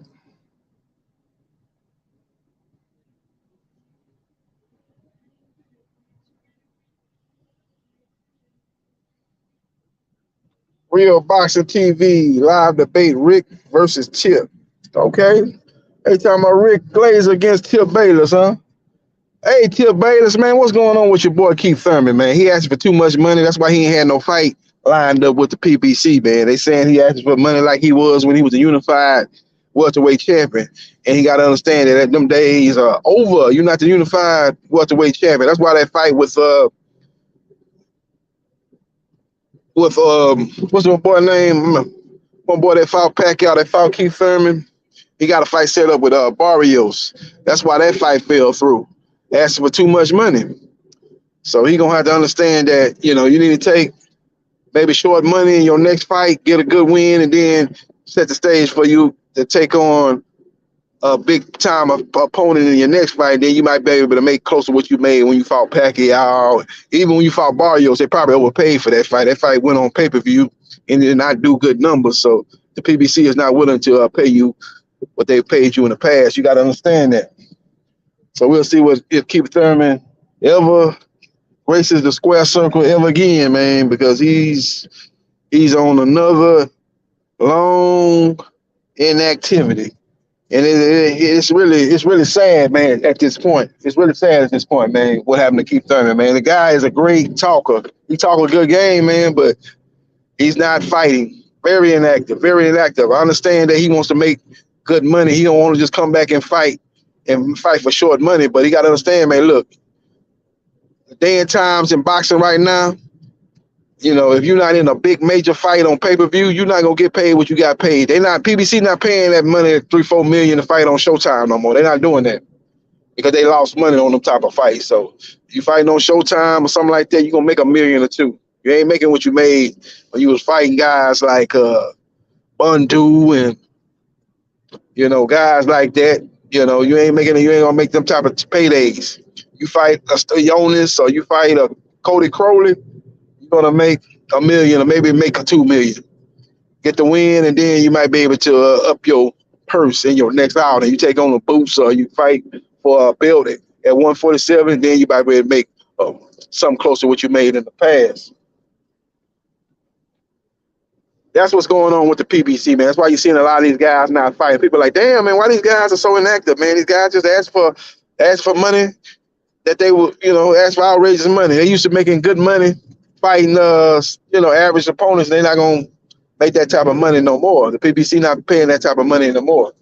You look at what the PBC is doing with their pay-per-views. They're putting a lot of their Showtime fights on pay-per-view.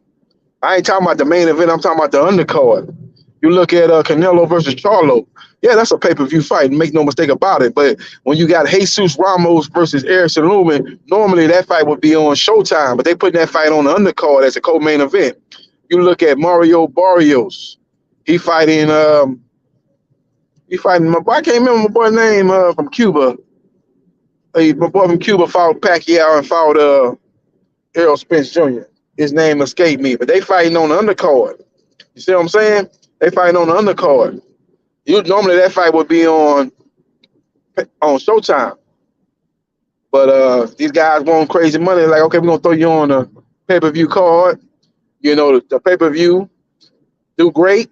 The main event gonna get most of the pay-per-view, but you'll get some of the crumbs from that the pay-per-view sales, and along with whatever your guarantee was. So that's what's going on with the PBC. So it's gonna be interesting to see what happens with Keith Thurman, man. But right now, he's out the ring and he's very inactive, and it's been a long trend going on with Keith Thurman. Not fighting, doing a lot of talking. Great interview, but he's not fighting, and it's a sad situation going on right now. My bad, Udanis Ugas is the name. I don't know why I kept forgetting my boys, Udanis Ugas. That's what I'm talking about. Mario Barrios versus Udanis Ugas. Normally that fight would be on Showtime, but it's on the undercard of Canelo Charlo.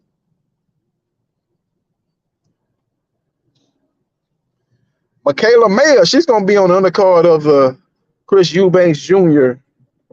versus Liam Smith fight.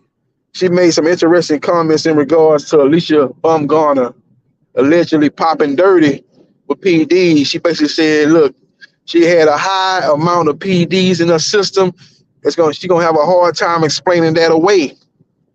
Normally if you might take this supplement and it might have the ingredients of a PED in the ingredients, maybe you can explain it away. You got small traces in your system, maybe you can explain it away. But she had a high amount of PEDs, multiple PEDs in her system. And Michaela Mayer says she thinks she's gonna have a hard time proving her innocence. But like she said in the interview, she said that everybody's innocent until proven guilty, but every case is different. You got some people popping dirty with small traces of PEDs in the system. Then you got other people popping dirty like Alicia Bumgarner, Big Baby Miller, that have a high amount of PEDs in their system. You can't explain that away. It's hard to explain that away. Now, I know that Alicia Bumgarner asked for the B sample to be released. I don't know if that was propaganda or did she take the necessary steps to get the B sample released, but ain't heard nothing from it since she asked for the B sample to be released. So hopefully the B sample be released. We find out if it is like the A sample tested positive or it's a negative B sample. If it's negative, then we can say that maybe that sample A was tainted. Maybe that sample A was not the right result. So we will see what happens, and we will see what transpires as far as Alicia Bumgarner goes. But Michaela Mayer made some interesting comments about her alleged PED positive test.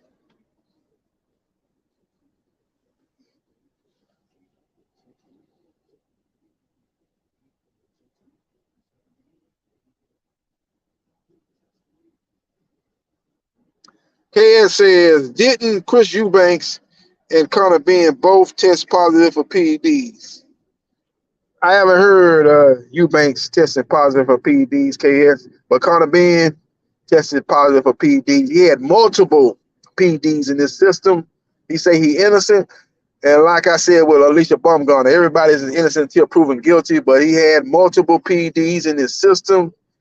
And it's going to be hard to explain that away. I don't know what the levels he had on it, but it seemed to me it wasn't no traces with him either. It seemed like to me that he had a substantial amount of PEDs in his system, and he had more than one. So it's going to be hard to explain that away.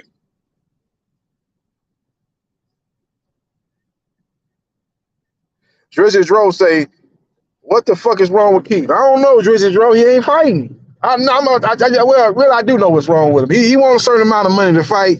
The PBC is not gonna pay him that certain amount of money.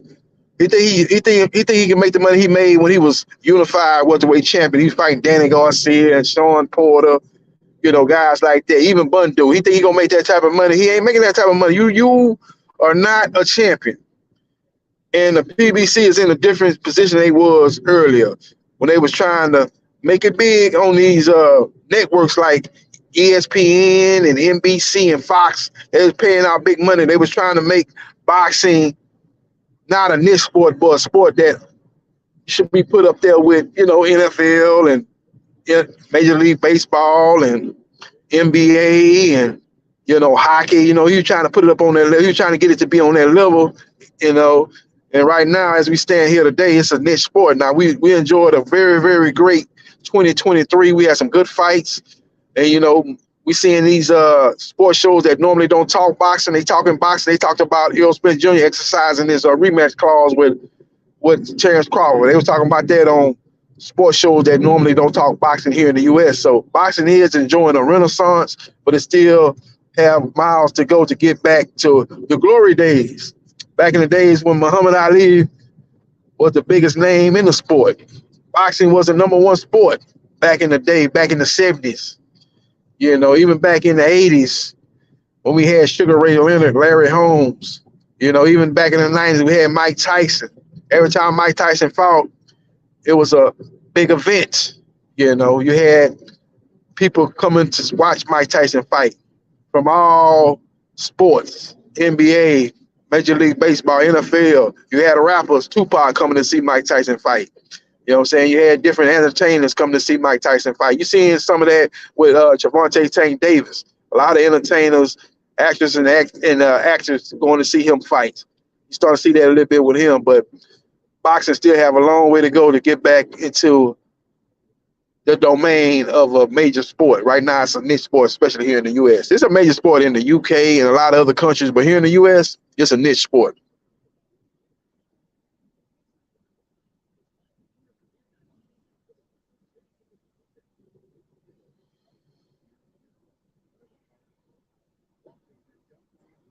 Black Helmet asked me, what do you think about Shakur versus Frank?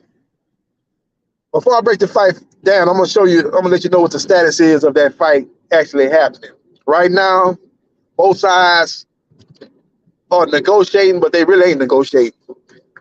Frank Martin, his team, they waiting on the purse bid. The offer that Top Rank offered to Frank Martin to take on Shakur on ESPN, Frank think he can get more than that. So he gonna wait for the purse bid. Top Rank do not want to lose Shakur Stevenson to the PBC. They don't want the PBC to showcase Shakur Stevenson on their network. Shakur Stevenson is one of Top Rank biggest stars, along with Teofimo Lopez and Tyson Fury. Frank Martin is not one of the PBC top stars, not even in the top 5. He's one of the names in the PBC, but he's not one of the top stars in the PBC. So Top Rank, in my opinion, gonna make sure they win the purse bid. And if that means overpaying for the fight, they're going to do what they got to do because they don't want Shakur fighting on Showtime pay-per-view versus Frank Martin. So if that is the case, that's going to mean more money for Frank Martin. So why would he accept the original offer for Top Rank, knowing that Top Rank are going to put up a very substantial purse bid to secure the rights for Shakur versus Frank Martin? If they don't, then the PBC wins the purse bid, then the fight will be on Showtime pay-per-view. PBC is in a no-lose situation. Frank Martin is in a no-lose situation because if the Top Rank win the purse bid, they should win the purse bid. Shakur is one of their top fighters. If the PBC win the purse bid, damn, they're going to put the fight on Showtime pay-per-view, and they're going to be in the store one of Top Rank biggest stars. And that's a fight that they can put on pay-per-view that would do good numbers. I ain't saying great numbers. I ain't saying 500,000 or something. I can see that fight doing, 150,000, 175,000. I think the cap is probably 200,000 on Showtime pay-per-view. But it'll do some decent numbers, put a good undercard. I think it'll do good numbers. So we will see what happens, and we will see what transpires. Very interesting times in the sport of boxing. But as far as the fight goes, it's going to boil down to what Frank Morton do we get? Do we get the Frank Morton that fought Michelle Rivera? If we get that version of Frank Morton, it's going to be a great fight. But we get the Frank Morton that fought Artem, the Frank Morton that fought Martinez, the guy that Chris Colbert dominated and dropped multiple times. We get that Frank Morton, then Shakur Stevenson gonna win a comfortable decision. I think Frank Morton is gonna step up like he stepped up against Michelle Rivera. You know what we're gonna get from Shakur Stevenson? He's the most consistent fighter in boxing. Very good jab, great combinations, great mid. He probably is the best mid-range fighter in boxing today. He could be in mid-range and you still can't touch him. He can be right there in mid-range. Usually in mid-range, you subject to get touched in mid-range, but Shakur Stevenson seems to master being in that mid-range and not getting touched. Man, he's a very, very good fighter. You know, it seems to be when he moved up to 135, his power is much better at 135 than it was at 130. So he's a problem. He's a problem. And I'm looking for him to win that fight versus Frank Morton. I just think he's the more consistent fighter. You know, he's not going to have them ebbs and flows like Frank Morton tends to have in his fights. You know, he goes 2 or 3 rounds consecutively, you know, not letting his hands go. You're not doing too much on the offensive end. You don't see that with Shakur Stevenson. He's just a much more consistent fighter, much more in tune in mastering his style of fighting. Frank Morton is much more up and down, and I think that'll be the difference in the fight. I look for Shakur Stevenson to win a decision over Frank Morton. A competitive fight, maybe 8-4 for Shakur Stevenson.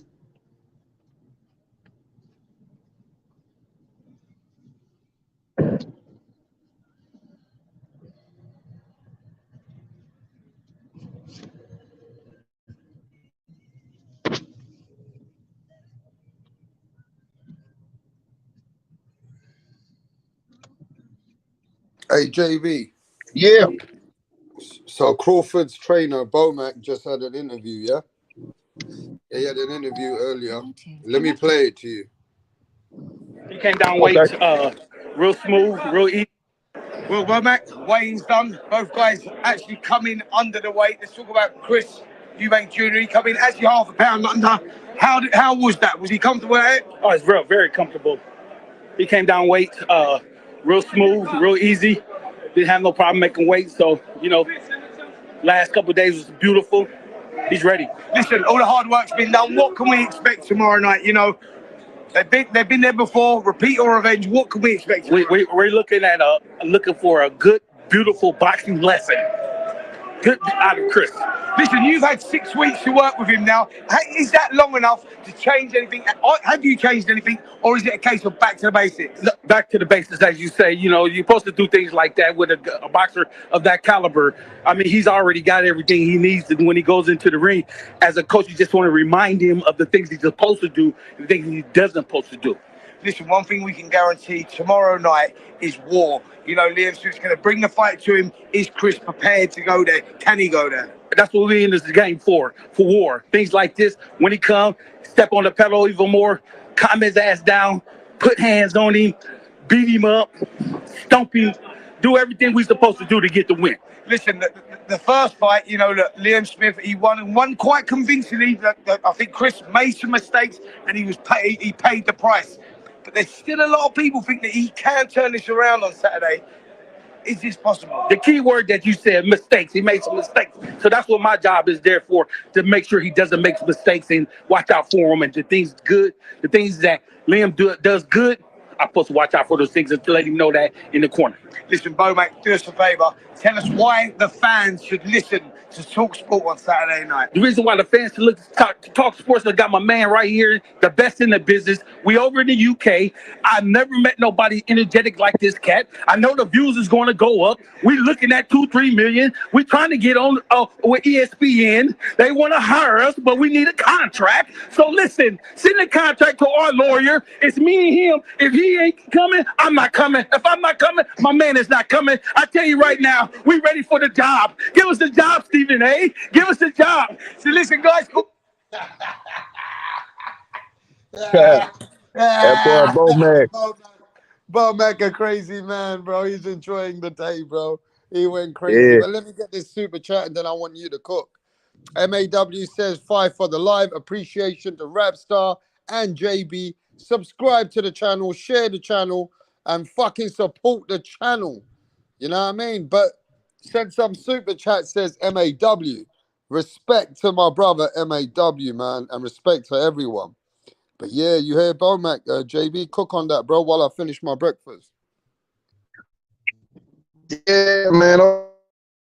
Right now, man, he feeling it, man. He said at the top of the mountain, you know, it was a balance between him and Derrick James. Derrick James was a 22 of the year, and Derrick James was getting all his flowers. Derrick James was getting all his accolades, and people were saying that Derrick James was one of the best trainers ever, and all this, that, and the third. And Bomac put together a supreme game plan, made Derrick James, you know, in his game plan leave a lot to be desired, and Bomac got the credit, you know, and Bomac showed the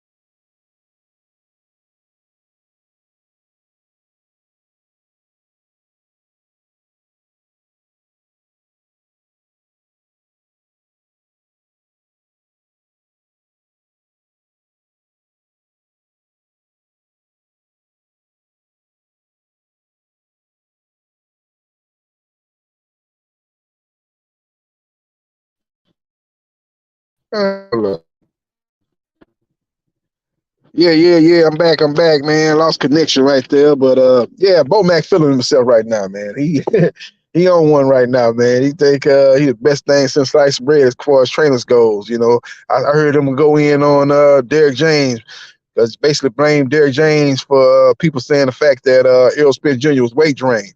He said that Derrick James is to blame for that. Why you going to have your fighter take a fight of this magnitude when you know he weight drained? That type of stuff. So he really feeling himself, man, but he's definitely in the front runner position for trainer of the year for 2023. If he get the win tomorrow again with EUBANK, you know, basically he just started training EUBANK 5 months ago. So if he able to implement a game plan and that's successful and they get the win and exact revenge against Liam Smith, man, it might be over as far as trainer of the year. I know a lot of people talking about the trainer for Inouye should be in the running for trainer of the year, but hey, I'm trying to tell you, man, if he get the win and, you know, working with a guy just for 5 months, you know, and basically they put together a game plan to win and beat a guy that knocked them out in the first fight, I think it's over for trainer of the year, man. So we'll see what happens. We'll see what transpires as far as that goes, man. 5 weeks. Yeah, I said 5 months. It was 5 weeks. Yeah, okay, maybe my bad. It was 5 weeks. Yeah, it's over. If Eubanks Jr. win, he come in there. And you hear what Bomac saying. Bomac said, "We're gonna box this guy. We're gonna box this guy ears out." He's a guy that's flat-footed, not athletic. You know, it's a guy that comes forward straight up down. You know, his chin is on a straight line. It's, you know, straight up and down, no special effects, man. We're gonna box this guy ears off. If they able to do that, then it's over for trainer of the year. You might as well go and give that trophy to Bomac after the fight in the ring. Do the post-fight interview. They might well hand Bomac the the trainer of the year trophy. It's over. You know, you talk about Inouye, he got a fight, I guess, coming up at the end of the year in a unification fight, but he's favored in that fight. So if he win that fight, he's supposed to win that fight. That ain't nothing that's gonna put that trainer over Bomac. Because Eubanks, I think, is an underdog going against Liam Smith.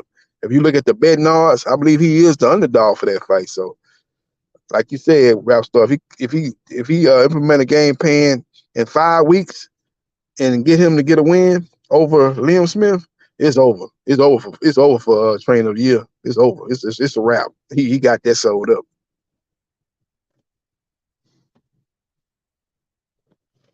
So it's going to be very, very, very interesting. See how this fight plays out.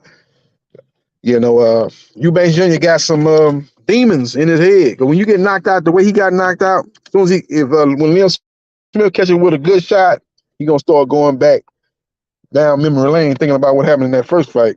So he's got to be careful in his rematch. He's got to overcome his demons. It's more mental really than physical with Eubanks Jr.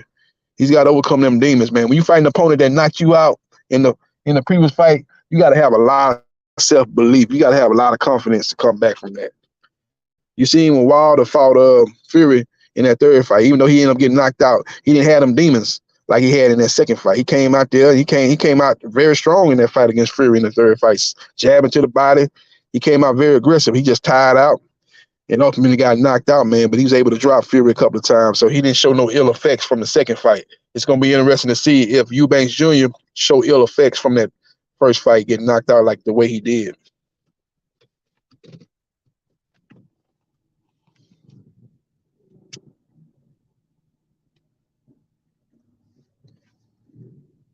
Very, very, very, very, very interesting. See how this all plays out.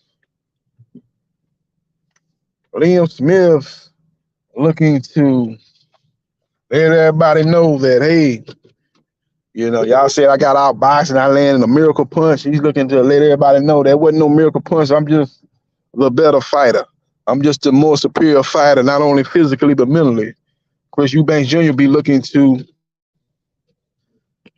exact revenge.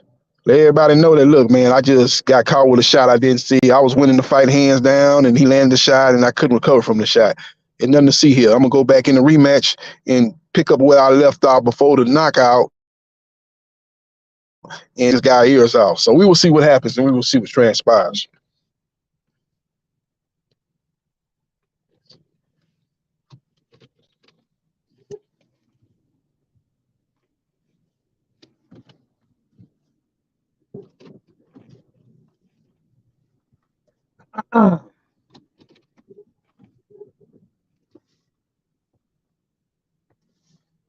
Slow down here.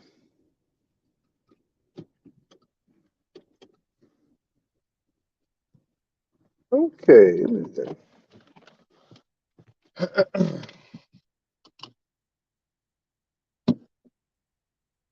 British Rose say, JB, who you got, Smith? Oh, y'all already broke that fight down. It's going to be interesting to see how the fight plays out. But I like Liam Smith, man. I just think he's more consistent. He's more in tune with his style of fighting. I just think that Eubanks Jr., he's on his like fourth or fifth trainer, man. I done lost count. He's changed trainers like, he changed trainers, man, like women change dresses, man. This is just crazy.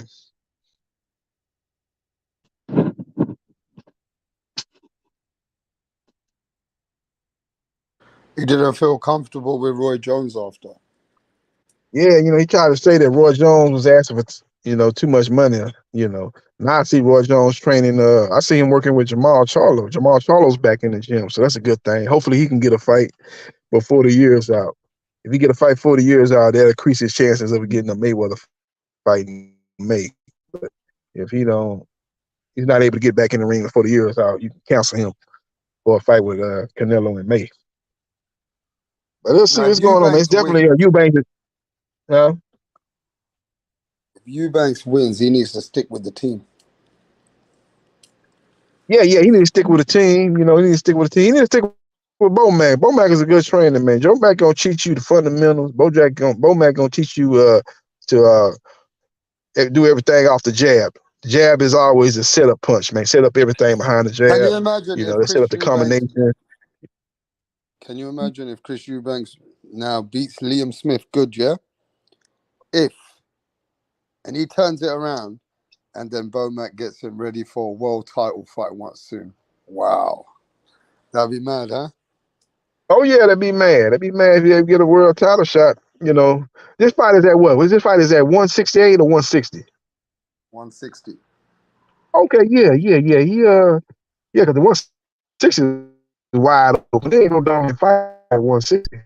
at all. You got Carlos Adames, you got Jamal Charlo. He inactive as hell. He's not a dominant fighter at 160. So one of this fight would be in good position to fight for a world title. I like how Liam Smith looked in that Jesse Vargas fight, man. He dominated Jesse Vargas. That was a 50-50 fight going in, and he just dominated Jesse Vargas. I thought he was a little bit too big for Vargas. Vargas actually started off at junior welterweight, but he's not a disciplined fighter, so he ended up having to move up to welterweight and then ultimately move up to junior middleweight, which was a bridge too far. And Liam Smith dominated him and stopped him. So that's probably his best, most impressive win was against Jesse Vargas.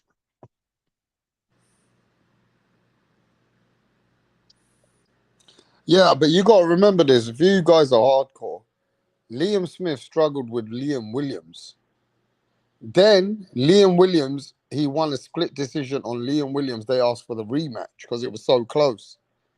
Then Liam Smith won in a unanimous decision.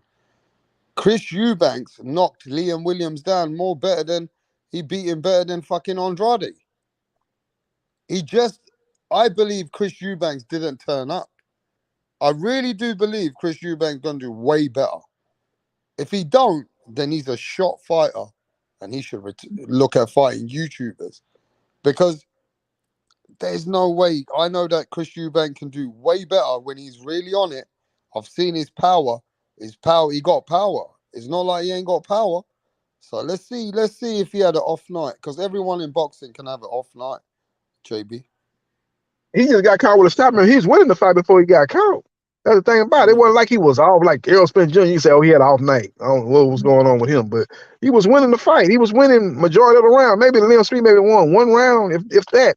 He was winning the fight. He just got caught with a shot that he didn't see. It hurt him. He never could recover from it. He just got he got to be consistent, man. He's a guy that's hard. He have a hard time staying disciplined in the fight, man. He loses focus. He kind of remind me of Tony Harrison in that regard, man. Tony Harrison is a talented fighter too, but he have a hard time staying focused. That's why he end up getting clipped. He be way ahead of fight. He get knocked out in the 10th, 11th round. Like, come on, man. You winning the fight 9-2. You get knocked out in the 11th round, the 12th round. Come on, man. What you doing? You have a hard time staying focused. And that's what Eubanks got to do. If he can stay focused for 12 rounds, he's a more talented fighter. He's a more athletic fighter. He can win the fight, but again, we haven't seen that. So I'm not gonna bank on seeing it tomorrow. So that's why I favor Liam Smith to win the fight. Yeah, but I bet you won't put money on it. Nah, I won't put no money on it because you can make a case for either fighter winning. I wouldn't put no point. I favor Liam to win the fight, but I wouldn't put no money on this type of fight. You're not that confident. Nah, it's a hard fight to call. It's a hard fight to call.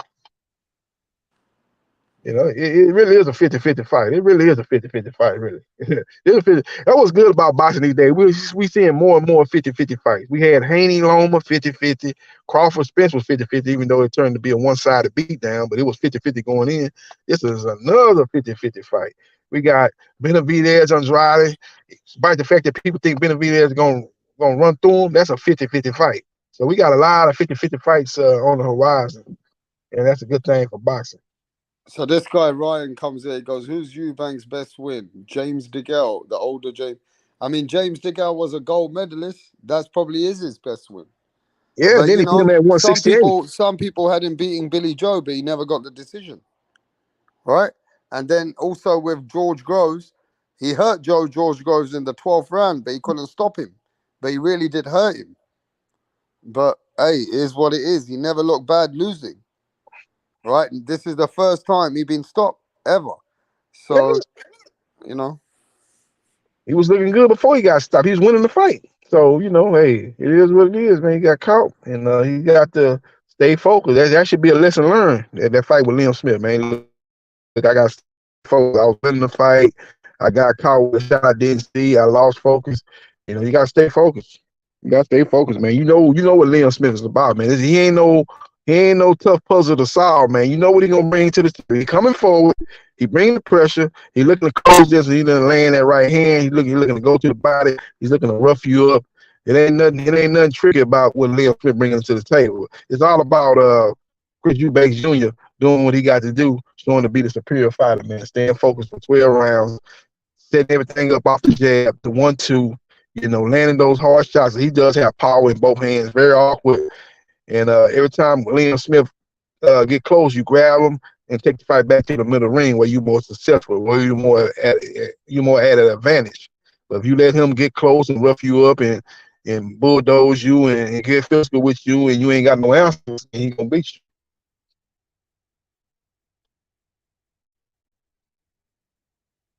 But it's a fight hard to call, man. It's a hard fight to call, and that's gonna. Yeah, it's either repeat or revenge. That's all it can. It all goes down to now. Each man's game plan, and let's see each person's what's it called, game plan and what they've come to, with what they've come with. Don't forget the hard training, and it's all about training. It's what you've done behind the scenes. You know what I mean? At the end of the day, Chris Eubanks has been a little bit back and forth. He's been on it, and then sometimes he gets his foot off the gas. Like, he's got to either stay now, humble to himself, and really, hopefully Bomac helped him. Let's see if Bomac can help him, mate, because it's only been 5 weeks. And maybe Chris Eubanks is a lost man. And, you never know. He's probably lost now inside, in his mind, mentally, that this is his last hurrah. He got to win. If he don't win, it's a hard road for him because ain't no really anyone going to be looking to see what he can do. So he got to win this fight, JB. He got to win this fight. Yeah, no doubt, Rapstar. He got to win this fight. It's a must-win. Must-win for Eubanks. He was a decorated fighter coming. He was supposed to be one of the next great UK fighters. You look at his style and his pedigree. Everything said that he was going to be a great fighter. But when you look at his career right now, man, you have to say that it's been a disappointment. Has he ever won a world title? Has he won a world title? He I know won when an he was IBO title. yeah. You know the IBO title that George Kambosos just won. Okay, IBO fight. That's not a major title. He's 4 major titles in boxing. That's not a major He won title. that a long time ago against an Australian guy. Yeah. So his career has not lived up to the expectation, man. He's a son of a fighter, great fighter, Eubank Senior, and he has not lived up to his press clippings. So hopefully he can get this win here tomorrow, and that sets the stage for him to fight for 160 pounds. If you don't get a world title now in the 160-pound division, that's not that strong. You got Jamal Charlo and Carlos Adames. They're probably the top 2 fighters. And both of them guys, as far as Charlo go in activity, and Carlos Adames, he's a good fighter, but he ain't nothing great. If Eubanks is on top of his game, he should feel that he'd be able to beat a Carlos Adames. So it's not a lot of great competition as far as at 160. So if he can't snatch a title at 160, he ain't gonna never snatch no title. So we'll see what he does, man. I want to talk about your boy as well, mate. Errol Spence has activated the rematch. JB, Errol Spence has activated the rematch, bro. Talk to me. They called him the truth. He said after the fight that he was going to exercise the rematch clause. People was jumping up and saying, "Oh man, he ain't gonna take the fight." When seemed like that the deadline had passed, it was getting late, getting close to the deadline. The deadline had passed. Like, oh man, Errol ain't gonna take the fight, man. He know what time it is with Crawford, man. Crawford is just on another level, man. He ain't gonna fight Crawford. He's seen how he got beat down in the first fight. He don't want to go through that again. But no. Errol Smith Jr. told you what he was going to do after he lost, and he doing exactly what he said he's going to do. That's why they call him the truth, man. He said he was going to take care of his side of the street, and he was going to cross the street and fight Crawford. He did that. He said after he got beat down, a lot of people think he shouldn't take the rematch. He was going to take the rematch, and that's exactly what he did. So give him credit, man. He is the truth, man. He is living up to his nickname. As far as what kind of chance I give him at 154, I do give him a better chance at 54 than if the fight would take place at 47, because I just think he can't make 147 no more. But I think styles make fights. I just think that Crawford's style is all wrong for Spence, man. Spence is a come-forward fighter, bringing the pressure. Crawford is a precision counterpuncher. And I just think that Spence is going to end up beating him again in the rematch. I think he's going to stop him again. I don't think it's going to be as one-sided as it was in the first fight, but I think he's still going to get the victory, man, because Crawford is a great guy that when it comes down to punching with his opponent, catching you with those shots, when you throwing those looping shots, he catches you with those straight shots in between the shots that you throwing. He is a master at punching with his opponent. And Spence really don't know no other style. Now Spence can fight a different style. People say, well, Spence can fight only one way. Now when he fought Mikey Garcia, he did fight off the back foot and jab. He jabbed, and when Mikey Garcia was trying to let his hands go, Spence went in the high guard and basically nullified his offense. Jab, jab, jab, straight left hand. And when Mikey was trying to throw those combinations, he was in the high guard. He got to do that against Crawford a little bit.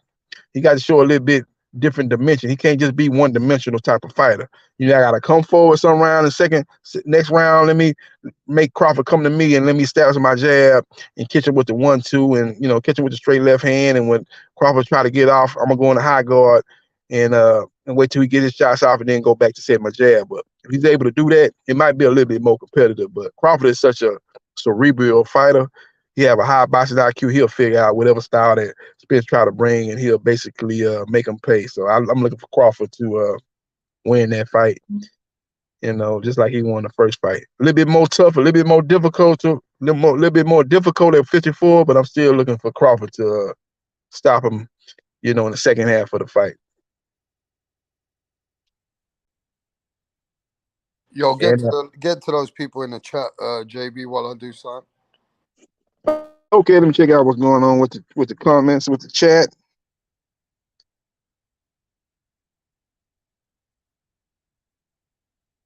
Okay, pound for pound king in the house. He said, what, Liam, 35, 36? Yeah, and EUBANK is 33. That sounds about right, pound for pound king. Liam Smith is definitely older. Ryan O'Rourke says, who's EUBANK's best friend? Old together? Yeah, you're right, O'Rourke, that is the best win. James Gill was definitely on the down in his career when he fought EUBANK, but that was a grudge match. There was a lot of trash talk in the lead up to that fight. You got to remember, in the lead up to that fight, Dale talked a lot of trash. You know, how you old and all that. You talk trash, you got to talk. You talk that talk, you got to walk that walk. EUBANK destroyed him, man. Too much power and too much athleticism for James DeGill. Like I said, James DeGill was probably old, but James DeGill talked a lot of trash before that fight. He couldn't live up to the trash talking. Got dominated. Got stopped in that fight, I believe.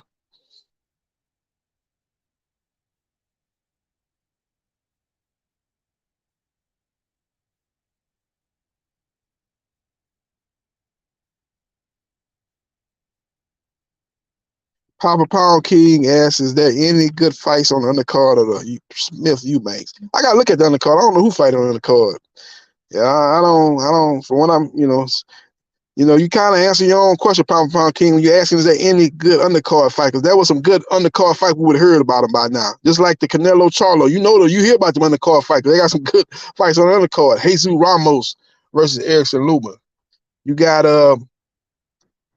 Mario Barrios taking on, man, I keep forgetting my boy's name, man. My boy from Cuba, the welterweight from Cuba, beat Manny Pacquiao, sent him into retirement, and lost to, Jordanis Ugas.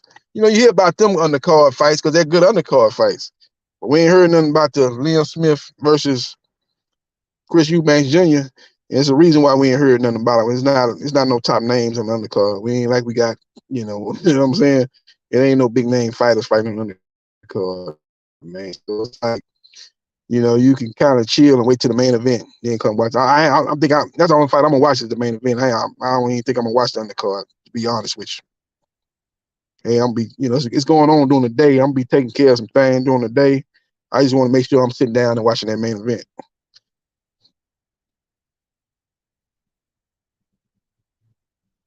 Yeah, Black Hammer, Jordanis Ugas, man. I keep blanking out on his name, man. Jordanis Ugas, man. My bad. I keep blanking out on his name. But yeah, that's who fighting Mario Barrios. That's a strong undercard for Canelo versus Charlo.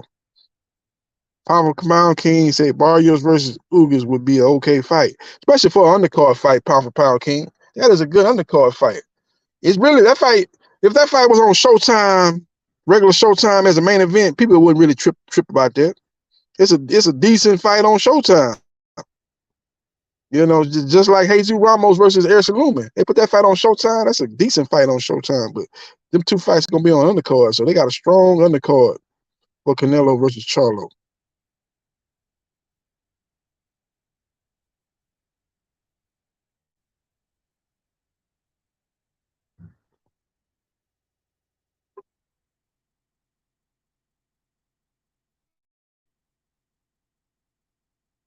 Drizzy Rose say Wilder knocked Fury down a couple times. That was crazy. Yeah, especially after the beatdown that he took in the second fight. A lot of people didn't want to see that third fight. People wanted to see Fury versus AJ. Versus AJ was on the 1 yard line, according to Eddie Hearn. But Wilder stepped in and told Fury he had to honor his contract. They took it to arbitration, and Fury was forced to fight Wilder in the third fight, which turned out to be one of the great heavyweight title fights in recent memory.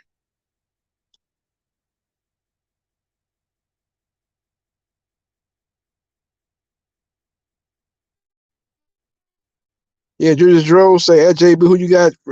Smith versus Eubank. I got Liam Smith winning the fight. He more consistent in style, man. Eubank's been changing trainers left and right, man. I can't trust that. So I got Liam Smith winning the fight. The chemist world living.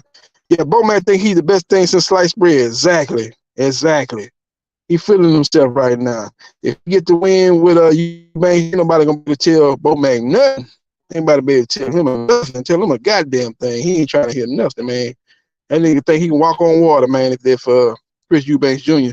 get that win tomorrow, he gonna think he can walk on water, man. I'm telling you.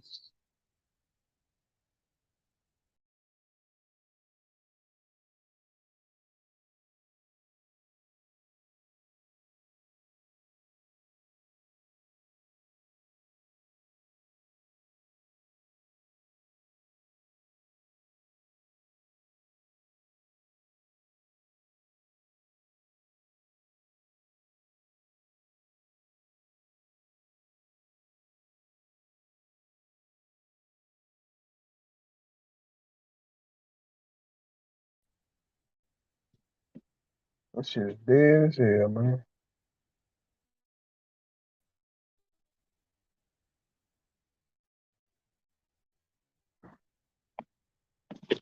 Yeah, I'm back. I don't know why I keep getting muted out, but I'm back. Go to the chat.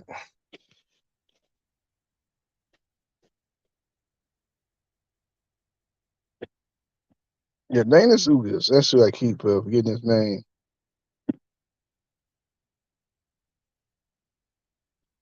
Yeah, Julius Rose say at JB, who you got? Spence Smith versus Eubank. Who you got? Smith or Eubanks? I got Smith, man. I think he's more comfortable in his style. You know, Eubanks, he on his fourth or fifth trainer in this fight coming up. I can't trust that, man. He's been changing his style up, man. He be with Roy Jones, he want to be another Roy Jones. He would be with Bo Mack, he want to be another Chance Crawford. The fight before that, he was trying to be the trainer that trainer. He trying to be the star that trainer wanted him to be. So he just switching it up too much, man. You got to stay with one trainer, man. Stay with one style. Hey, my brethren. JB, we got our brethren here. D Calico. Yo. Hey, Errol Spence activated the rematch. He said he don't give a fuck what everybody thinks of him. That's real. Talk to me, bro. Hey, from the very, very beginning, it was a 50-50. People don't realize that means neither one of them would probably win twice. So he's ready to show him that it was 50-50. And everybody judging it off one performance. But Spence plan on showing them that, it's any given day. It's any given Sunday, like they say in football. You know what I mean? Like, hey, I hope they don't think it's over. He coming back stronger than ever. For real. Yeah, Eubanks got a chance to win, but it's just, he's so inconsistent, man. He can't, he was winning the first fight. Who inconsistent? Eubanks. Very inconsistent, man. He have a hard time staying focused. No, I thought we was talking about Spence. We were talking about Spence and Spence on his rematch. Oh, you talking about Spence and Crawford? Oh yeah. It's we'll see what happened at 54, man. I just think the style is all wrong for Spence, man. I think that style that Crawford got, man, gonna give him props, man. He's a precision counter puncher, and Spence like to bring pressure, You know, he like to come off the jab and stuff like that. But when you find a guy that's a pinpoint, accurate counter puncher, got power in both hands, he gonna pick you apart from the outside, man. He welcome a pressure fighter. That's what he want. You know, where he can counter. So it's a tough stylistic matchup for Spence. I think he's gonna do better than the rematch, but I don't see him winning. Yeah, like I would expect it to go the way I truly expected to go the first time, which is like you say, Spence bringing the pressure. When he bringing the pressure, I mean he's gonna land the most punches. Now the only thing that should be different, that should have been the case last time, is Errol Spence's punch resistance should have been phenomenal, and it was deplorable. You know what I mean? So Yep. if I see the punch resistance, those little bit of counters won't add up to the scoring that Spence would put down. Like he's gonna win in the output category. Like he literally landed 100 more punches than Crawford, but he still got his ass whooped. You know what I mean? So it's You just talking about the first crazy. fight? Yeah. You said he threw more Yeah, punches. He ain't landing more punches than Crawford. Crawford landed Oh, way more he punches. landed. No. Crawford had a higher accuracy, a Yeah, he higher landed more punches. I think he impact landed more percentage. punches though, man. Yeah, I think he landed more No, punches I'm than Spence, pulling it up bro. right now. Let me pull it up right now because Yeah, them CompuStats he's very are surprising. yeah. Yeah, hold on. Yeah, boy. You know, it was,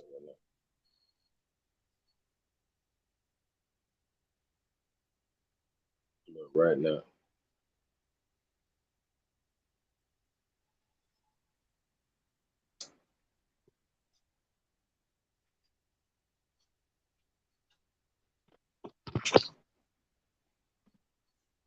You said in the end, Crawford was 185. Hold on. Total punches.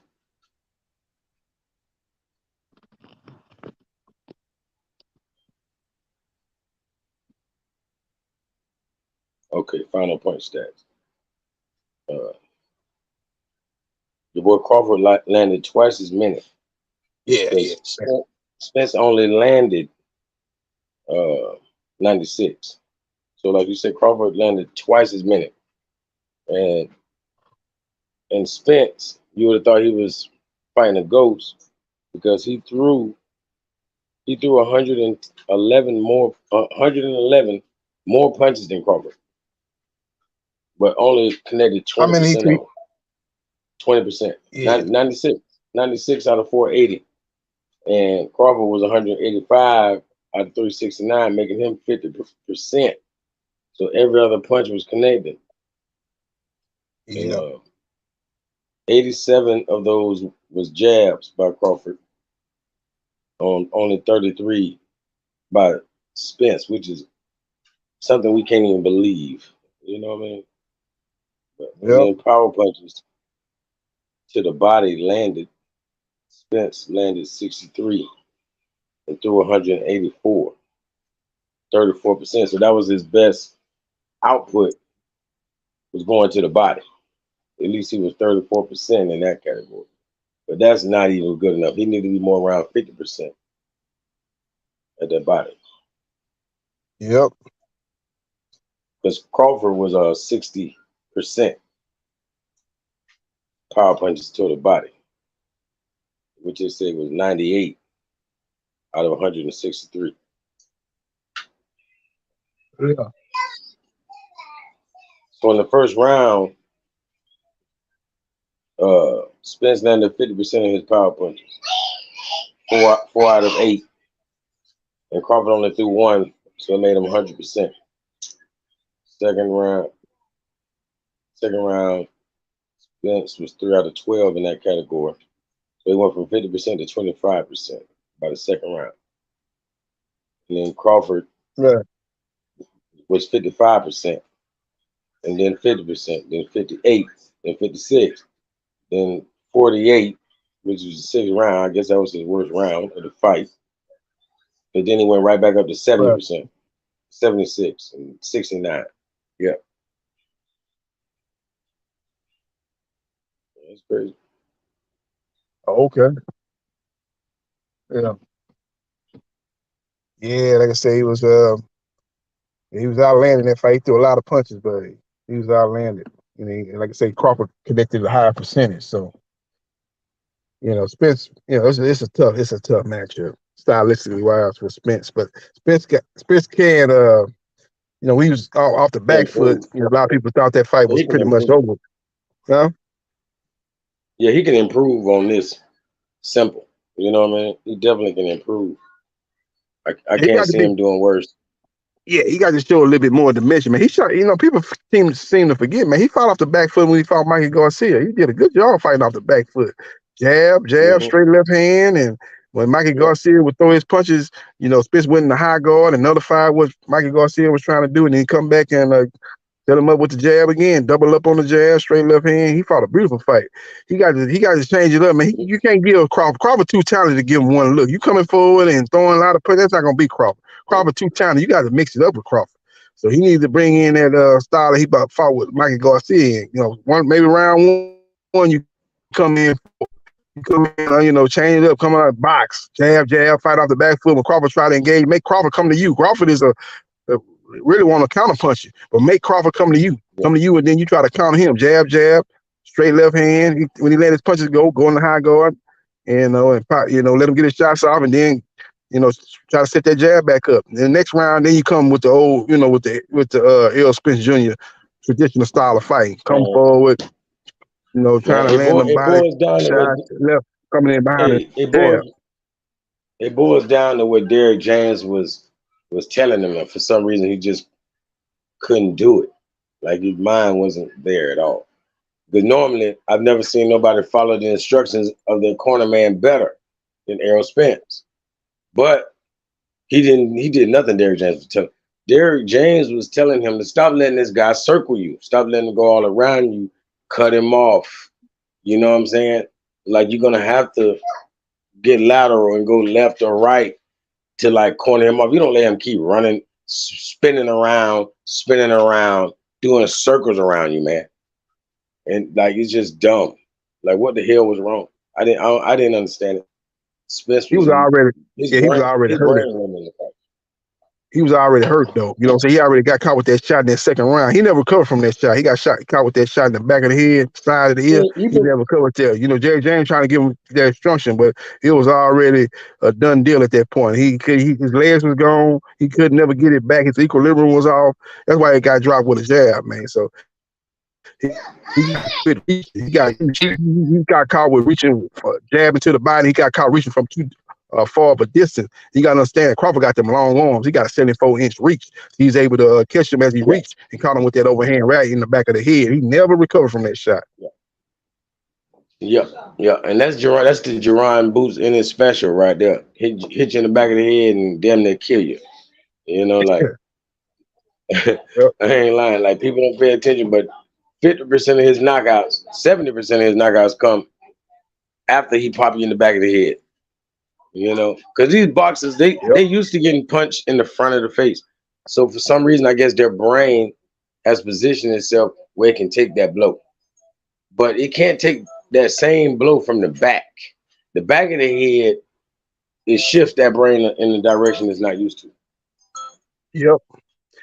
And then we got them guys that got them fast hands like Boots and Crawford. It's hard to catch it in live action. You see it on replay, but when the referee watching, it's hard to catch. Yep, exactly. A guy like Kobe Poulet, he's slow. He throw them right hand in the back of the head. You see that from a mile away, like that. Damn, referee, you gonna start taking points away from him? Poulet, nigga hitting the boy in the back of the head because his stuff is slow. But Crawford and Boots, like you said, coming so fast, it's hard to pick it up. Hey, no pun intended, but you hit it right on the head. You know what I'm saying? For real. Like we talking about hitting in the back of the head, but you just hit it right in the head when you just, put it like that. For real. Yeah.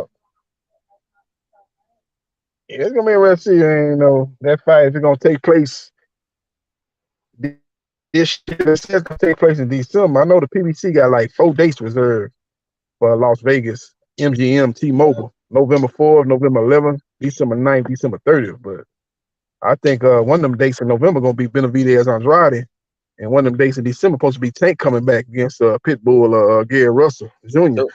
So So how you I like don't that know. one, Andrade and Benavidez? I think that's a good fight. I think Because that's a 50-50 fight.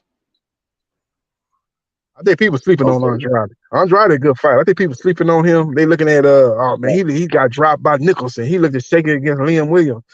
Them fights, man, he was right. so far ahead of them guys as far as talent wise. He winning that fight, knowing he was gonna win the fight. It's kind of hard to stay on top of your game fighting guys that way lower than you as far as fighting goes. So I think he fighting Benavidez. Benavidez is a good fighter, top level fighter. So I think he gonna bring his A game. So it's gonna be a good fight. See, like Benavidez is like the punch output king. I used to give it to Arrow because he throwing the most punches per fight, but in all actuality, nobody's throwing more punches than Benavidez. Like he might not do it in the first 4 or 5 rounds, but once he get going, we talking about a barrage of punches, man. We talking about unrelenting. Like he just can't wait to get you up against the ropes and let them little fast hands fly, man. For real, Yep. real. Yeah, he throw a lot of punches. He's able to throw no punches Yeah. when his opponent throwing punches. He in the high guard. He let him get off their punch. He walk them down, and he's able to get off his shots. Man, he Mm-hmm. got fast hands. Those beautiful And he mean. combinations. He He's a guy. real mean. Yeah. You know what it is with Benavidez? He's a guy That's that really should probably be a light heavyweight or even cruiserweight, but he's able to get down to yeah, 168. Give him credit. yeah, He's yeah. young enough when he's able to get down and the cutting the weight don't affect him. He's able to get down and just Baby. use his overall size advantage. But it'd be interesting to see when we go up to 170. Look, They're actually big, same size as him, like Better Beef and Bill. Actually see if he's able to do what he's doing at yeah. 168. See, he's not swift enough for Better Beef, but I like his chances against Bivol because they're the exact same fighter. Except Bivol doesn't have speed. You know what I mean? Like he Yeah. has a little bit more in the power department, but he don't have the speed of a Benavidez. So it's like basically Benavidez would be able to like hit him at the point of attack faster. Yep. And once he throw one, there's 2 and 3 coming behind it. And they both just fight the same, man. They just both trying to smother their opponent with punches. They're not necessarily gonna knock you out, but they're gonna beat you up. Yep. Yep. And I would love to see Bivol, since he want to come to 168 and beat up champions. Like I want to see him come fight Benavidez at 168, because at 168, like he's really, like he really think he can bully the people, but really it might hurt him. It'll probably hurt him coming down 168, and guys who are better suited at that weight class would beat his ass. A guy like Benavidez would definitely punish him at 168. At 175, oh man, it's gonna be close. You know what I mean? Yeah. It may see, and hopefully, the winner Benavidez Andrade, whoever win that fight, WBC order them to take on Canelo. Man, Canelo, you got to fight with this fight. We're gonna take the belt from you. Hopefully, Mauricio Suleiman have the nuts to do that, man. But it seems like they kind of bow down Canelo, let him do what he want to do because they want to be in the business with Canelo. They know when he fights one of the biggest fights in boxing, so they want to be attached to that. So they don't want to strip him. Canelo really be like, okay, take my belt. I don't care. Yeah, I don't care. I'm one of the biggest names in boxing. He don't need belts. He like belts. So it'd be interesting to see, but it come to a point of no return, man. The man ain't taking care of the mandatory, man. You let the man make it for like 2 years, not fighting Benavidez. You got to stand your ground, man. Look here, man. You got to fight Benavidez or Andrade, whoever win that fight next in May. If you don't fight them in May of 2024, we got to strip you, man. So we'll see what happens as far as that goes, man. Hopefully that fight get announced. I know Andrade did an interview on Fight Hype or Fight Hub and said, hey, man, I signed my contract. We waiting on Benavidez to sign his contract. But Benavidez' dad, Benavidez Sr., did an interview and said we waiting on Andrade to sign his contract. We signed our contract. So who knows who signed and who didn't sign? But I do think that Andrade signed that fight. But I think that Benavidez and his manager Samson Lukowitz, they probably did sign. They probably just trying to lock down a venue. I think that's the only thing they're trying to do, lock down a venue. They know they fight November 4th and November 11th. They just trying to lock down a venue where the fight gonna Well, if take they place. smashed the fucking like button and supported the channel, JB, I'd get Benavidez over here.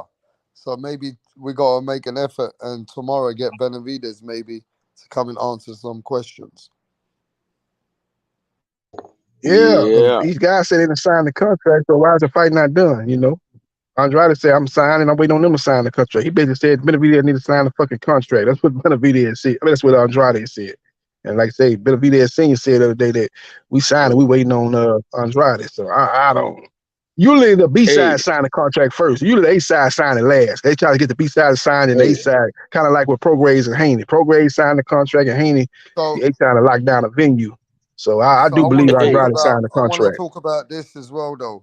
Canelo Alvarez came up, and D Calico.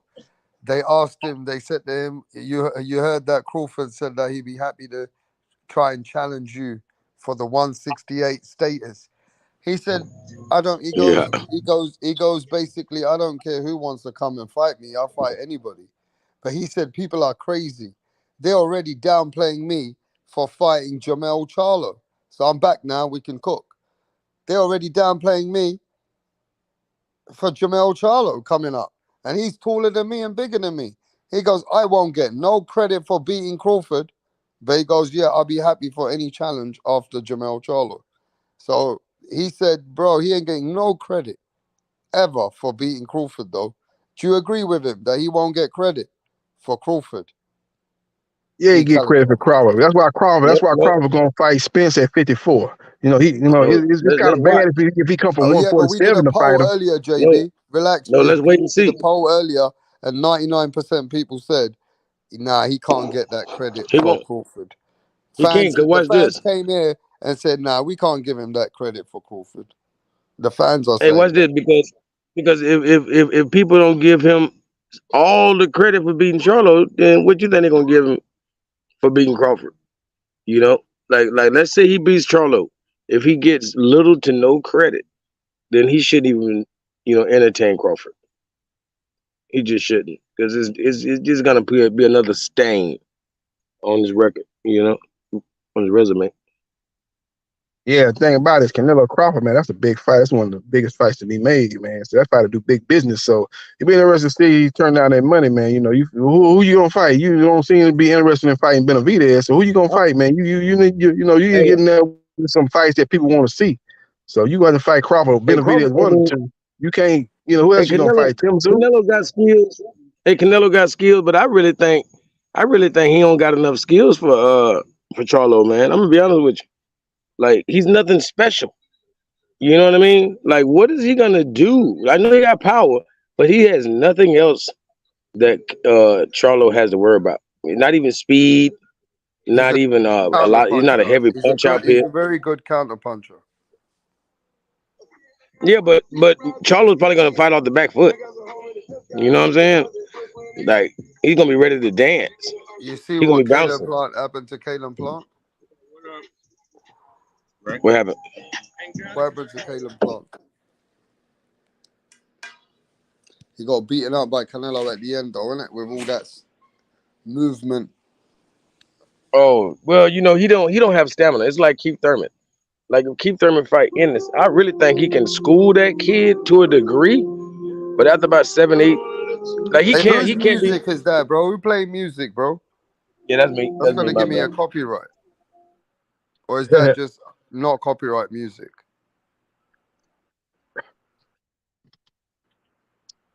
I'm pulling for Charlo. Charlo from Houston, where I'm from. So he's from my neck of the woods. I'm pulling for Jamel, but I just think he gonna have a hard time beating Canelo. The problem with it is even if they was the same weight, fighting at the same weight class for several fights, I think Canelo actually is a better overall fighter than Charlo. Then when you put that on top of the fact that Charlo got to move up 2 weight classes, I really don't see him winning the fight unless Canelo slip. you know, and he on a, he basically a shell of his former self. I really don't see Charlo winning the fight, man. Charlo he's a good fighter. He throw combinations and stuff like that. He get touched too much. Castano was touching him. What do you think Canelo gonna do to him? Canelo better than Castano. More No, power come on, and man. more defensively responsible. So he was getting touched by Tony Harrison. Tony Harrison was walking him down in the second fight, and Tony Harrison is a pure boxer. You letting a pure boxer walk you down and stuff like Tony Harrison outboxed him in the first fight with the 1-2. He get touched a little bit too much, I think, to beat Canelo. He got an okay jab, but actually his brother got a better jab. Jamal actually got a better jab. Jamal was focused and being active. I actually think that Jamal have a better chance to beat him because Jamal have a great jab and a great right hand. I think he'll be able to tame Canelo with that right hand and that jab, double up on that jab, and constantly make Canelo have to reset. But he just inactive. He ain't been fighting, so I don't rate his chances great either. So who's the better athlete? I think Charlo is a better athlete than Canelo. I do think that. He's better athletically. I mean, he's more explosive. We can see that. But he get hit too much, though. He get hit too much, in my opinion. He get touched too much. He got touched. Yeah, but he's fighting. Was touching. Yeah. He's fighting a lot more swifter people. You know, those people are a lot more swifter than Canelo. You know what I mean? That's just what it is. Dealing with those lighter weight classes, and it's just gonna be. It's really gonna be almost like a breath of fresh air with Charlo. To him, it's gonna be like everything slowed down. These 168 pounders aren't fast as the guys that he's accustomed to. You know what I mean? Yeah. Like I think it's gonna slow it down for him and kind of make it easier, but it's still gonna be painful. There's gonna be a lot of power involved. Yep. Yeah, can he take his shot? You know, Jamel on the shoulder have a great chin. You know, he's never been dropped. I ain't really never seen him visibly hurt, so he has a great chin. So it's gonna be interesting to see he's able to take Canelo power. Canelo got some good power. You know, the thing about Canelo is Canelo said he gonna go back to fighting like he did in the past. He gonna actually have to do that because I think that's actually gonna pay into Jamel Charlo's hand because Jamel Charlo, like Crawford, he does a good job of punching with his opponent. He's able to hurt Tony Harrison like that. He was able to hurt Brian Castano like that. Them guys that was coming forward throwing a lot of punches, he was able to counter them and catch him with some shots, catch him in between their shots and hurt him.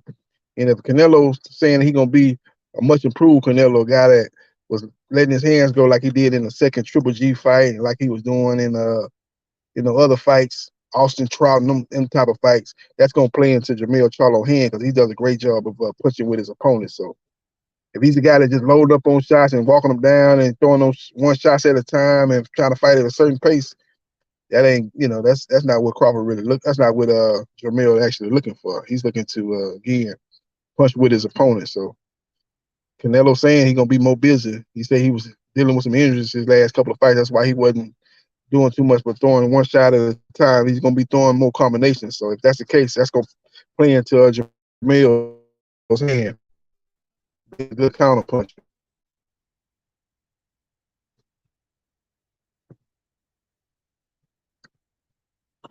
Let's go to the chat once again. Chat going. Yeah, what you got, Calico? Does Charlo have what it takes to hurt Canelo? That's gonna be the $1 million question. Does he have enough power? Because at 154, Charlo got sick power. He got, he dropped Rosario. He hit Rosario with a jab, and Rosario went into a seizure on the canvas. So he got sick power at 154. You know what I'm saying? If he can carry that power up, and a lot of people say he was kind of, maybe I ain't saying like Spence weight drain, but he was a little bit of weight drain at 154, so he might be a little bit stronger than 168. So if that's the case, oh yeah, we got a great fight on our hands. Yeah, that sounds good. I ain't gonna lie. The way you just put that, definitely, I can see that playing a part. You feel me? Yep. Especially if the fact is that he was weight drained with all of that ferocious power. You know what I mean? With that kind of power, if that's what you call weight drain, we might be in store for something special that he was saving for later as he move up the weight divisions. But they want to see it today. They're gonna get to see it now. Yep.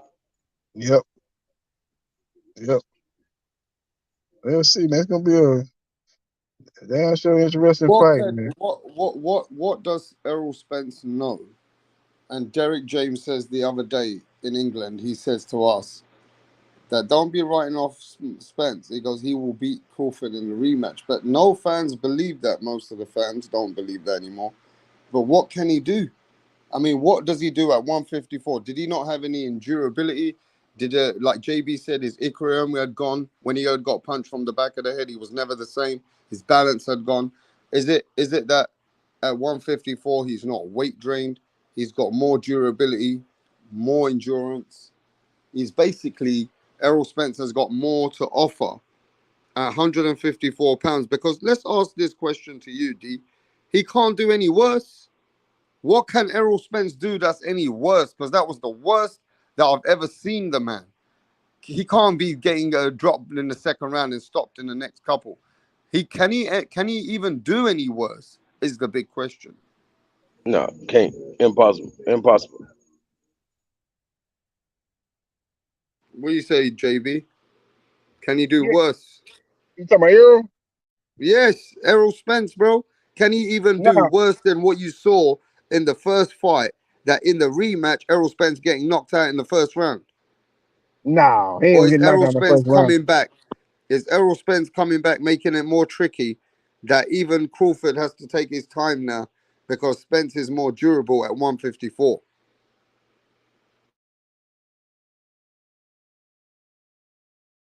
I'm losing JB, but go on then. One of you guys, bro. Yeah, I feel like Spence willing to damn near die. You know, it's no different than Wilder and Fury. You know, the outcome may be different, but it's like the same soul is in both of those guys. These ultimate warriors. It's like we can only have two at a time. That's why we have one match at a time. So we keep these two warriors. You know, we can't wait till we get that kind of fight, man. Like, nobody possesses a greater warrior spirit than the Crawfords and Spences, the Wilders and Furies. You know, no matter who the winner is, we got to admire their heart. I mean, you know, Spence is fucking activating the rematch where he got beaten up from pillar to post. So only he knows that he was fucked up in that fight. Only he knows that, bro. No matter what you say, I say, JB says, or Moi says, or Pound for Pound, or Abel, or whoever's in the chat. At the end of the day, what matters is what Errol Spence knows. And if he believes that he can come back and do something much better, then he got to put respect on his name, because right now, it's taking a big hit. Errol Spence has took one of the biggest hits as an elite fighter, how people are looking at him now. Yeah, well, people don't want to, you know, I ain't trying to make no excuse for Errol Spence Jr., but you got to look at facts, man, what the facts going into this fight. Number one, he was weight drained. He was saying before the fight even take place that the rematch is going to take place at 154. If it happened, he wanted to take place at 154. He letting you know that, hey, man, I'm having a hard time making 147. Number two, he hadn't fought in like 16 months. You know, he had fought since he fought Udanis Ugas. Now, he could have took an interim fight, but like Crawford took an interim fight. He probably should have did that, but the bottom line is he was inactive for 16 months. And then number three is he got caught with a shot behind the head in the second round. So he was already behind the 8 ball going into the fight. You know, waiting for 16 months.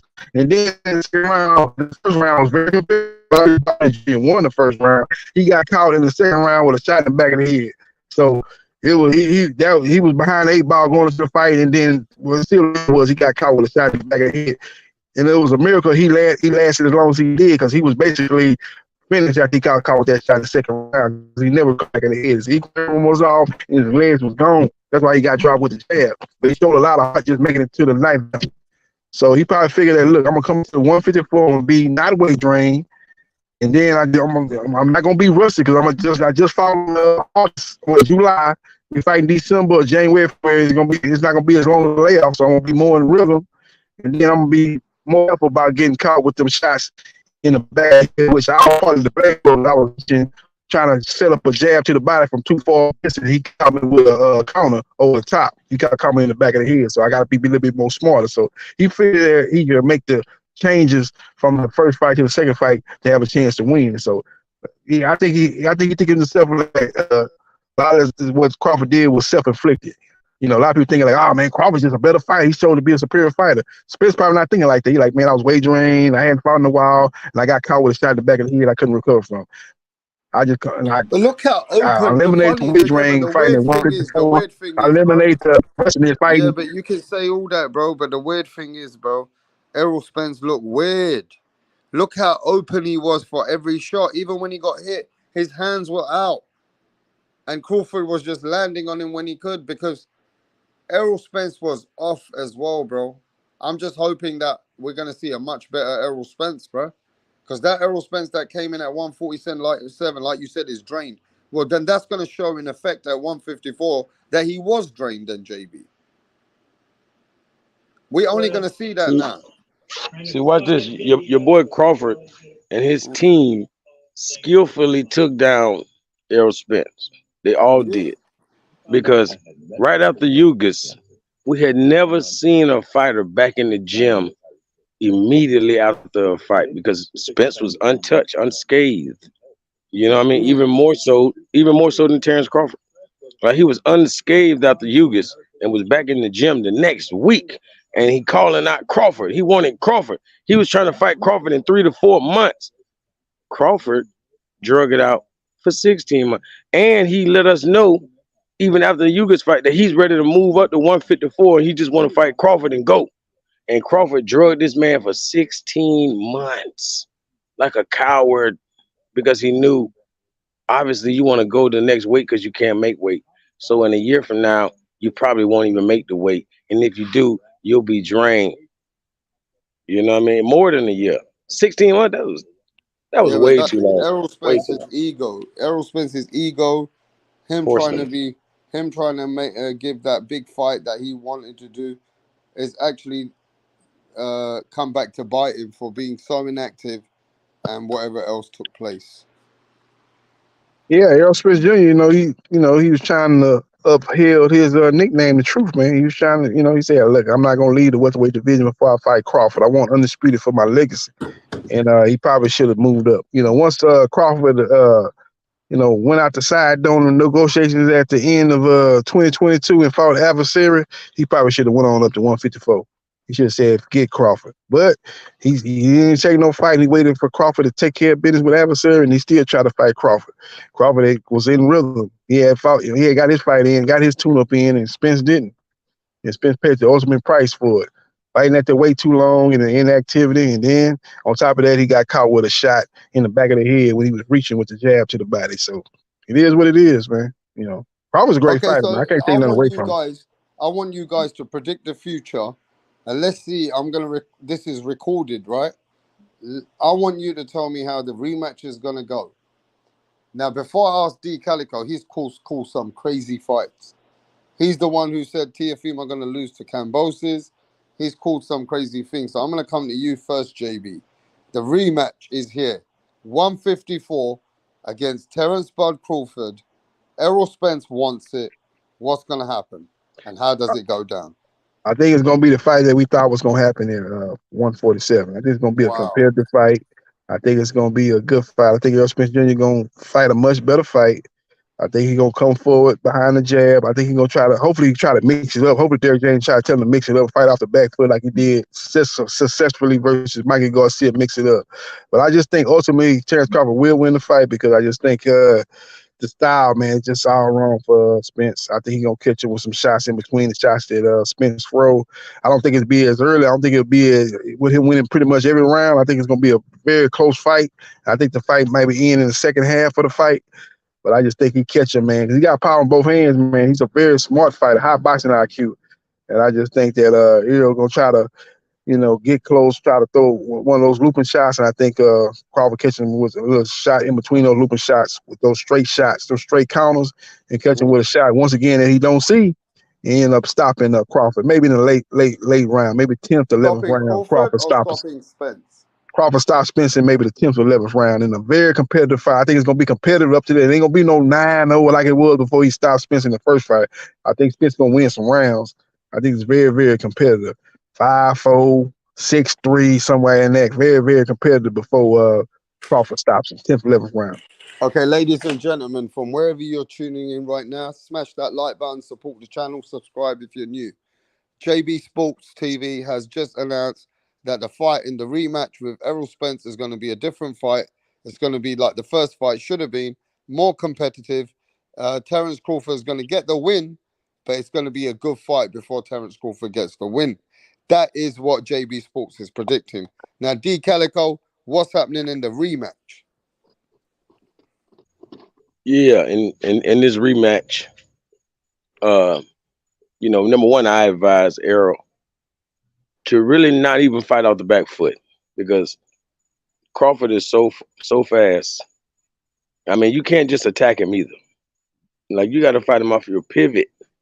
Like I'm gonna need Errol Spence to fight off the pivot so he doesn't lose traction. Because you know that's pretty much why he was getting knocked down in the last fight, trying to move around, trying to dance and get back, jump in, jump out. That's not gonna work. You know, so he's just gonna have to be assertive, accept getting countered, and weather those storms and make sure you connecting. Because he was hitting, you know, he was swinging at the air. I don't know what the hell was going on. Like I said, there's no way he can do worse. You know, and I expect it to be a lot more sound. So more than anything, it's going to the judges. And it's You know what I crazy mean? though, you know, even to the jab in the first fight. I never thought Errol Spence going to get rocked from another while he's trying to jab another man as well like that. So Yeah, he was yeah, like, you know what I mean? It was like he was just, it just didn't yeah. seem He's right. a And if shell. He's a shell of himself. anybody was gonna drop from a jab, I thought it was gonna be Crawford. Yeah. The same way Errol Spence dropped, I thought Crawford might drop like that from a jab at some point. Mm-hmm. You know what I mean? Mm-hmm. Because Yep. he comes in looping as well. It's just weird, bro. It was just weird how Crawford was just Yeah, he won't be the so. bully. Yeah, go ahead, go ahead. Yeah, he won't be the bully this time. But even the first time, I always admitted that Crawford in those championship rounds is the best in the business. We didn't even make it to the championship rounds in this last fight, but we will make it this time, and that's where JB is even admitting that it's going to get dangerous, probably for Wow. Spence around that time. So But this time round, the fight's coming into the championship rounds. yeah, I think it's going. It's going to the judges. You know, I'm pretty sure it's going to be a decision type of fight. All right, bro. It's definitely going. It's going to the judges, man. You think so? So you actually think that Errol Spence and Terence Crawford's going to the judges, D Calico, Mm-hmm. and Yes, sir. JB thinks Yep. it's going in the championship So rounds, what the and fuck Errol are you Spence guys is talking getting about? knocked out. Hey, go on. Why is it going to be so? Why is it going to be so different? They just explained it if you listened. Yeah. Okay, so Spence is going to be stronger. Won't Crawford be stronger as well? How? Yeah. It might be. He should be He was slower. struggling to make the weight as well. He said, This 154 should slow down Crawford a little bit.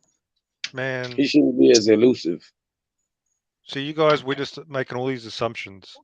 To me, nothing's going to change. Same thing. He's still going to be much faster. Still going to Spence is going to be slower. He's going to be a target. Same shit.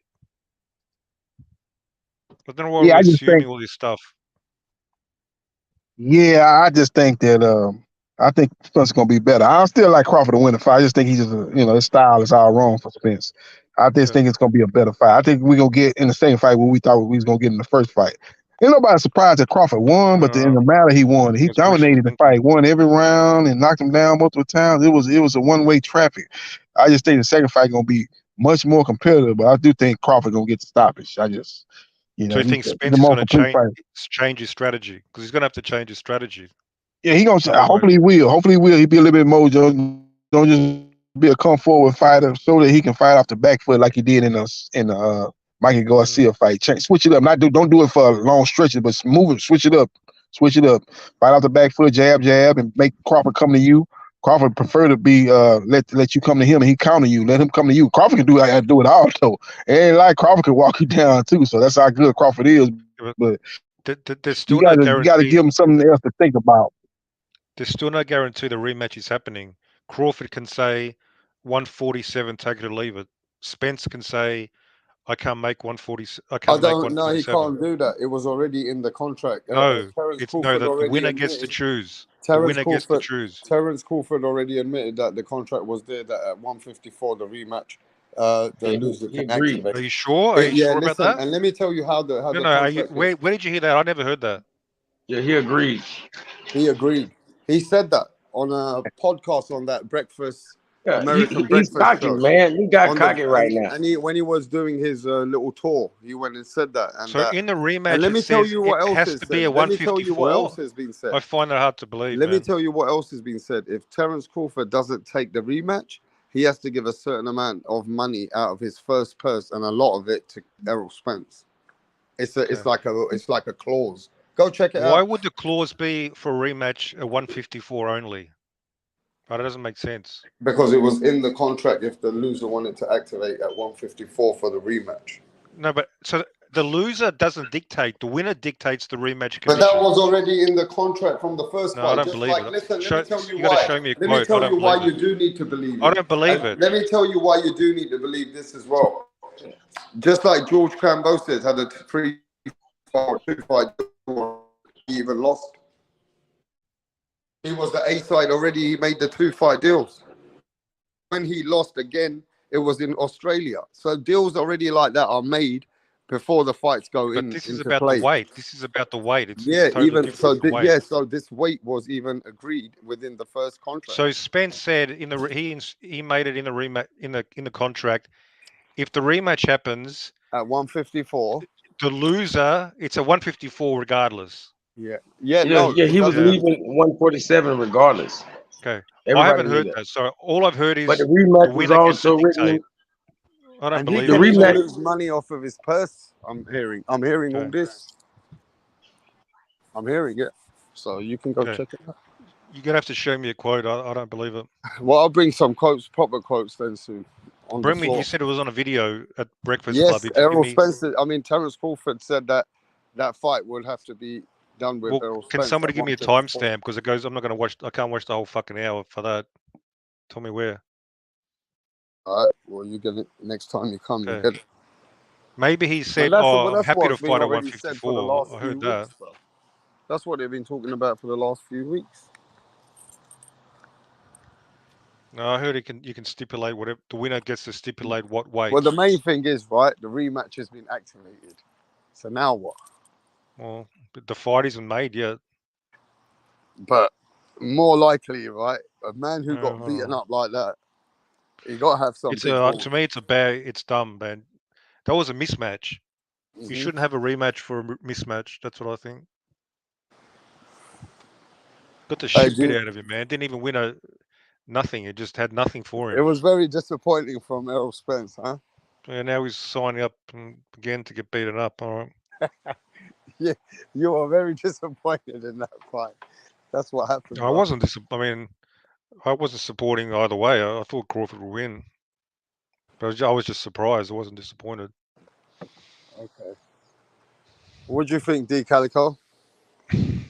A fight like that deserves a rematch, but Errol Spence does deserve a rematch, in my eyes. Why does he deserve a rematch? Because he was a man, right, that waited to make the fight like that. He was a 3-belt champion. So at the end of the day, he was at that status that he deserves a rematch, man. If he put all 3 belts up and he lost them, and he lost like that, well, he was up there. Give him his shot. Whether you don't believe him, give him his fucking shot, right? Well, if it's in a contract, he deserves it. That's the only reason why. Yeah, but he gave 3 belts up in that fight. Okay, here we go. Mike Coppinger. The loser of the bout has 30 days following that to trigger a bi-directional clause for return fight later in the year. As part of the clause, the winner of the July fight would decide if the rematch takes place at 147 or 154. So why are you telling me other nonsense? Who you Because he's listening? gonna Who As you fight part listening of the to? clause, Jamal. the Who winner you listening He's decides to? the gonna fight weight. Jamal. Who you He's listening gonna. to though? He's I'm moving to listening to 154 ESPN's for Mike Jamel Coppinger. Charlo.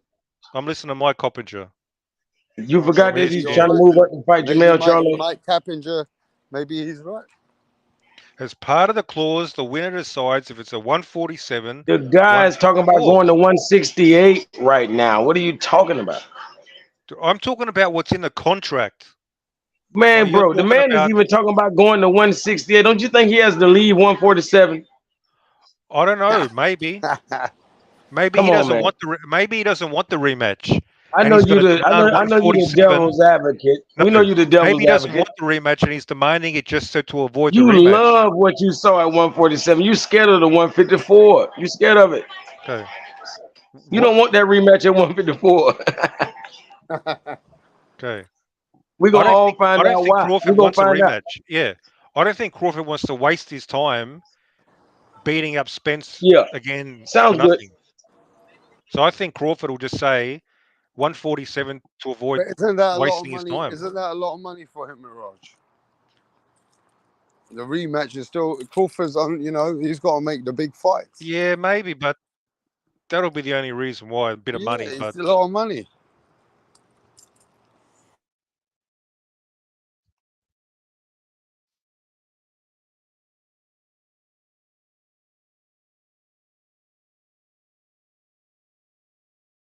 So how do you predict the fight? What you say, Rap Star? I want to know what Mirage has got on the rematch. Will Errol Spence do better? See, Errol Spence Ross is said going it's to gonna be do the same better as in the the first fight. rematch. Errol Spence, a lot of people believe Errol Spence is going to do better in the rematch. Am I correct? I do believe he's gonna do better in the rematch at 154. That first fight was one sided, man. He can't, it ain't gonna take much for him to do better in the rematch. That first fight was ridiculous. Outside the first round, it was one way traffic, man. He got dominated from 2-9, got dropped multiple times, and he took a beating, man. It was the fight probably should have been stopped before it was stopped. So yeah, he couldn't get no worse than that. So I think he's gonna fight a better fight. Errol Spence Jr. is a better fighter than what he showed. Not to say that he's a better fighter than Crawford, but I just think I think it's I think he can be more competitive than what he was. Kavaliauskas gave Crawford a better fight than Spence. Now, how that makes sense? We all know I think Kavaliauskas is everybody not gave. a better I fight think than Spence. everybody gave Yeah, Terence everybody. Crawford a better fight than Spence. You can see Porter get on the tough fight because the style of Porter athletic. He's a little bit more athletic than Spence. He's able to get it from point A to point B. He can give different dimensions. He can come forward and stuff like that. He come from that football background. He was a linebacker, running back, or something like that in high school. So he's very athletic. He's very kind of wild, but effective wild, very awkward. So you can see his style getting them. But I can't set the fact that goddamn Kavaliauskas gave him a better fight than Errol Spence Jr. I know good and well Kavaliauskas ain't no better fighter than Spence. So, both of them guys are boxers at heart, and I know Spence is a better boxer than Kavaliauskas. So, I think he's gonna give a better performance at 54. Will it be enough to win the fight? I don't think So that so, but answers I think it'll Mirage. be a better fight. That answers the Mirage's question though. The fanboy Mirage is always coming here, disturbing the peace because he's a Benavidez big fan. Is that Errol Spence? 99% of the people said he's going to do better, regardless if he loses. He's going to do better. So that answers everybody why he's having a rematch. Exactly. He's gonna do better. I think so. I think he's Well, gonna do better. that answers everything. Yeah, I think he's gonna do better. I think he's gonna do better. I think Spence got a lot of pride. He's never been beat like that before. It's gonna be interesting to see how he bounce back because he's never been in this situation before. So that's what's gonna make it fight more intriguing. Because okay, how you gonna bounce back from that type of beating? Is you gonna have demons in your head from getting knocked out and getting beat like the bad as you look? You're gonna be more hesitant to pull the trigger. You're gonna get close to where you can land a punch. You're gonna be like, I don't know if I want to throw it because I think he might counter my shot if I throw it. It's all that's gonna play a part in this fight. It's mental as much as it is physical with Errol Spence Jr. He seemed to be the type of guy that he'll be able to overcome that. But you've had fighters in the past who not be able to overcome that. I'm gonna give you an example. When it's a little bit different fight, but when Thomas Hearns fought Iran Barkley in that first fight, Thomas Hearn was dominating the fight, winning most of the round. He got caught with a shot, got knocked out. Overhand right, if I'm not mistaken. He got knocked out, got back up, and got knocked down, got back up, and got stopped. They fought the rematch, and Iran Barker actually outboxed him. And who would have thought he was going to be able to outbox Hearn, because Hearns was a much better overall fighter, overall boxer than Iran Barkley, but Hearns was thinking about that knockout in that first fight. So they made him more hesitant, to let his hands go, and Barkley was able to outwork him for a decision win. He didn't even knock him out in the rematch. He beat him on the decision. So Errol Spence Jr.'s got to be able to overcome that. Chris Eubanks Jr.'s got to be able to overcome that, getting knocked out by Liam Smith. That's why I noticed, I think somebody picked the Liam Smith to win the decision. I think the reason why they probably picked him to win the decision, they thinking that Eubanks Jr. is going to be gunshot. He's going to be hesitant because he's going to be thinking about the first fight getting knocked out. He's going to be in position to land his shots, but he might not be willing to throw that because he's worried about getting caught with a shot he don't see like he did in the first fight. So that's what fighters got to overcome when they get knocked out fighting the same opponent. They got to be able to overcome that. What'd you say to the people?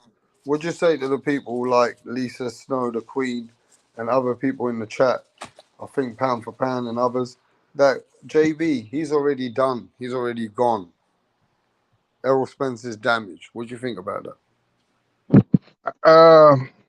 I don't agree with it. I don't want to throw people out in the trash after one loss. He lost to an all-time great fighter. Why are you going to say he done? You saying he done like as far as beating Crawford? I can understand that. But you saying he done, he need to retire? I can't get with that. I can't get down for that. No way in the world he should be down and out and should be put in with the trash if he just lost one fight to an all-time great fighter. Give him a chance to fight at 154. He told you before the first fight. And it's not like he's saying after he lost to Crawford, man, I need to go to 154, man, I was weight drained. He was actually telling you that before the fight. He was telling you that, like, okay, I'm going to beat Crawford in this fight, and the rematch is going to be at 154. Why was he saying that? Because he was having a hard time making 147. He let you know he was having a hard time making 147. He told you in many interviews before the fight got made, like, man, I'm having trouble making 147. I need to get this fight with Crawford in. If he don't want to fight, I need to move up. He was saying that before the fight got done, before the fight came to fruition. He was telling you that he was having a hard time making on 147. But now people want to have amnesia and they want to say he's making excuses. He's been telling you this. And then you put that on top of the fact that, again, he was out 16 months. And then he got caught with a shot in the back of his head, a beautiful counter by Crawford, but it was in the back of the head when Spence made a bad decision, a bad mistake, trying to jab from too far of a distance, and he got caught with that shot, never recovered from that shot, and got dominated and got ultimately stopped. So I don't think he should retire after one fight. Let's see what the chat talking about.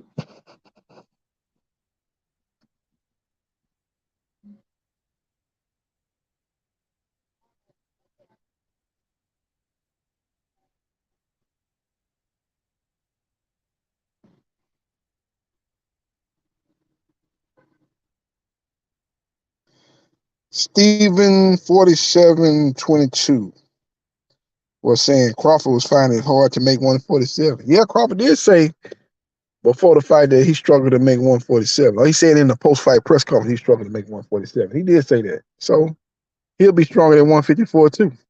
And it's a good prelude for Crawford to go up to 154, especially if he's talking about fighting Canelo at 168 or the Canelo Charlo winner at 168 to become undisputed in 3 different weight classes. So he do need to move up to 154. It won't be a bigger jump is coming up from 147. And then it'll give Canelo, because he's been out here already talking about, man, I'm not going to get no credit for fighting Crawford coming up from 147. Okay, you're going to get credit for Crawford coming up from 154.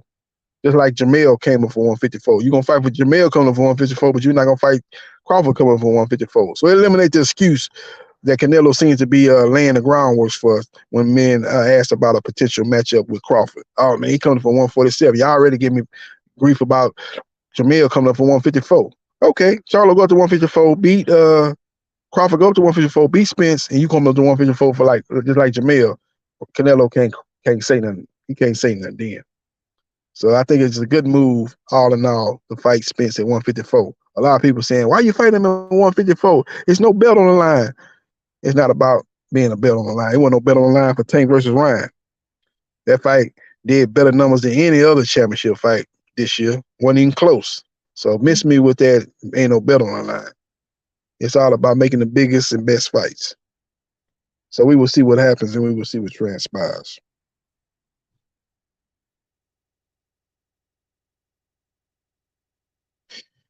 Abel say, TBS, where you at, fool? Call in. Boxing Scientist. Boxing Scientist probably out chilling, man. Probably having a good time. Probably, hopefully with his girlfriend, maybe going to the movies or something. Maybe out hanging, man. Let the man do what he do. Can't be on here every night, man. You got a life, you got a personal life. You got time, you got to spend with your family or friends or your girlfriend or whatever the case may be. It's a weekend too. They like to get out your girlfriend. They like to go out, man. They be saying, "Oh, you don't never take me out. You always just want to come over and do this, that, and the third. You don't never want to take me out." That's what mine be saying. I'm like, "Oh, man, I don't, hey." You know what I'm saying? You got to take them out, man. Treat them right, man. Take them to the movies. Take them to the, shoot some pool, bowling. That's what I like to do. I like to bowl a lot. I take mine out to bowl, man. Just have a good time. Spend a little quality time with them. They don't throw that in your face, when you with them. SS Quickneck says TBS is a virgin. Okay, shit. I don't know what he's doing. I'm just giving him the benefit of the doubt. He ain't here. It's Friday night. Maybe he out with his gal or something. Pound for Pound King say, watch him shit on Canelo for fighting Charlo at 154. Then later in the interview, he says, I like to get a Spence fight. Yeah, when people was talking about Canelo versus Spence at a catchweight at 164, Spence wasn't doing. Canelo wasn't doing these interviews saying, man, I ain't gonna get no credit for beating him. He gonna say he's too small. He wasn't saying that with Spence. He's saying that with Crawford. But like I say, Crawford need to make sure he fights Spence at 154. So he'll be coming up from 154 just like Jamel coming up to 154, and then that eliminate Canelo saying he coming up from too small a weight class.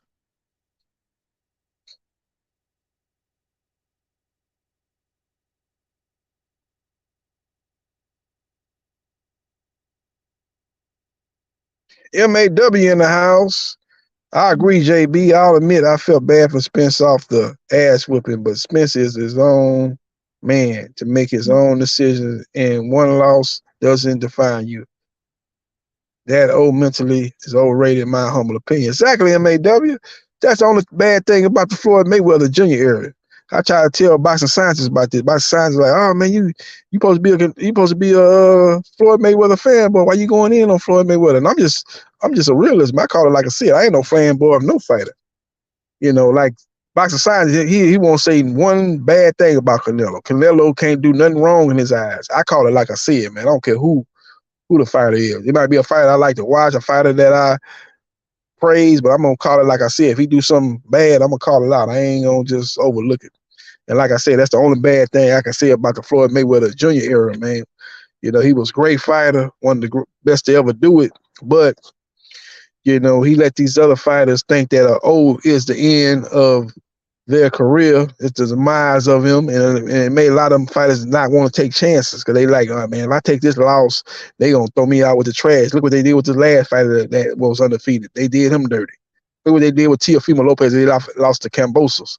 You know what I'm saying? Look what they did with AJ after he lost to Andy Ruiz. I don't want chances like that. I'm just going to keep fighting these fights I know that I have a high chance of winning, and I ain't going to take no chance of fighting a 50-50 fight. So what I'm saying? This was the direct result of the Floyd Mayweather era. You know what I'm saying? The direct result. That's the only bad thing I can say about the Floyd Mayweather era, man. It made a lot of these guys think the O is the end all and be all. It shouldn't be the end all and be all. Fight the best of the best. You take a loss, bounce back. But in all, people can respect you for fighting the best competition out there, not ducking no smoke.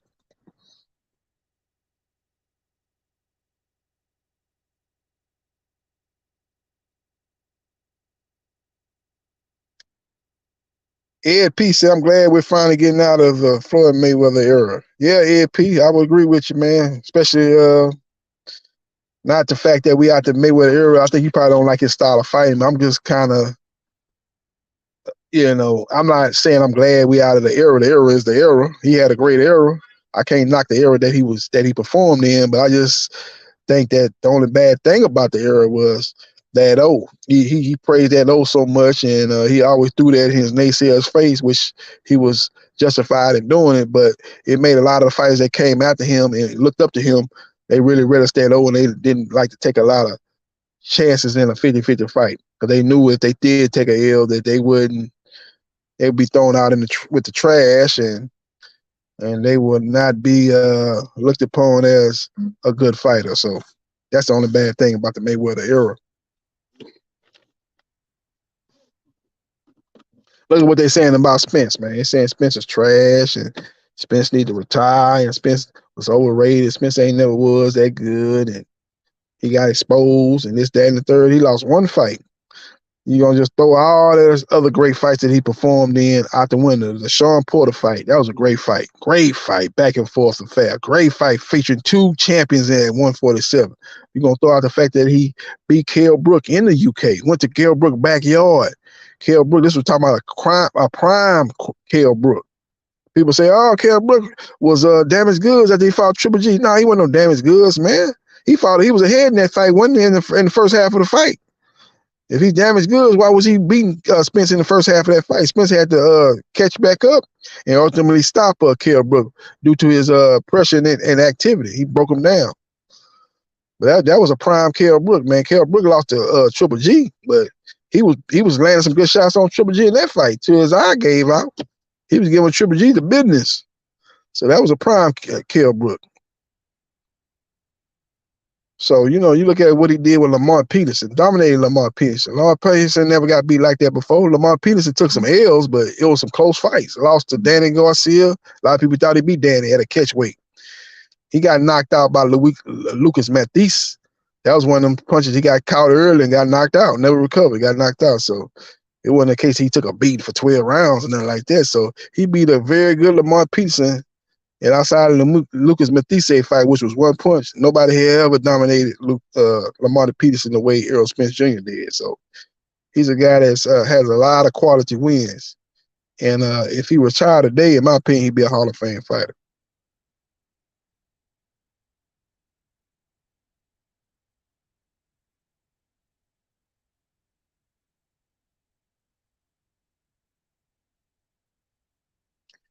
Black Hammer said if Brook was prime when he fought Spence, he was prime when he fought Bud. Well, he fought Bud like 4 years after he fought Spence, 5 years after he fought Spence, and then he had been fighting at 154. He had fought at 147 in a couple of years. That's the difference. When he fought Spence, he moved up to 160 for one fight, and then moved back down to 147. So he had been at 147 for several fights outside of the Triple G fight. Now, you could say that fighting Triple G at 160, going back down to 147, cutting all that weight, made him weight drain. But like I said, he looked good in the first half of that fight. He looked good. He was ahead in the first half. First 6 rounds. If the fight would have ended at 6 rounds, Spence would have won. Brook would have won the fight. But the pressure, the body shots ultimately wore down Brook. The body shots, the straight left hand, the jab, broke his over the bone. Ultimately made Kell Brook wave that white flag and quit. But that Kell Brook put on a good performance. It ain't like he came in like Errol Spence Jr. came in, got dominated pretty much from the get-go. That didn't happen in the Kell Brook Errol Spence Jr. fight. So I can't really look at him being in weight drain because he was ahead of the fight early. His first 6 rounds, I had him 4-2, I think, in the first 6 rounds.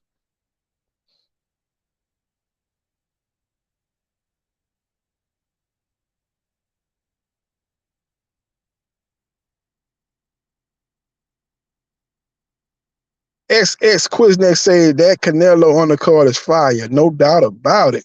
That's a fire. You got Jesus Ramos versus Erickson Lubin. That's a Showtime fight. In any other situation, it's on undercard.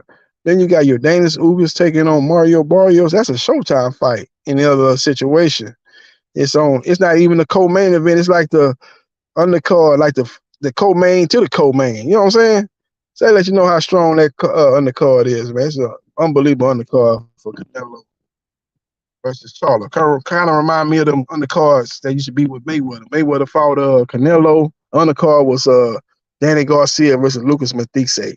Then they had another fight on before that I can't remember. Remind me of the good old days the PBC used to put on them strong undercards. Look like they're looking to make that happen once again.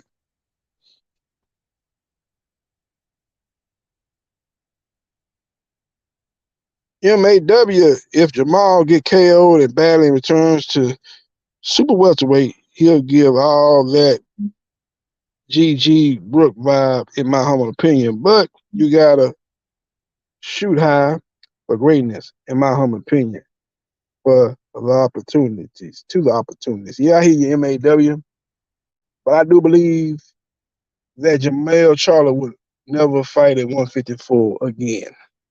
I think win, lose, or draw, he not going back down to 154. He go up to 168 and lose, I think he'll go back down to 160. Because he understand that his partner in crime, Errol Spence Jr., they share the same trainer, is fighting at 154. So he's not going to be at 154. He's going to be at 160, 168. Win, lose, or draw. If he win, obviously, he might stay at 168 and finish belt against Crawford or Benavidez, Caleb Plant, somebody like that. But if he lose, he's going back down to 160 because his brother going to fight at 168. So he's not going to fight at 154 because of Errol Spence Jr. They have the same trainer. That's his homeboy. He's not going to fight at 168, especially if he lose, because his brother going to be at 168.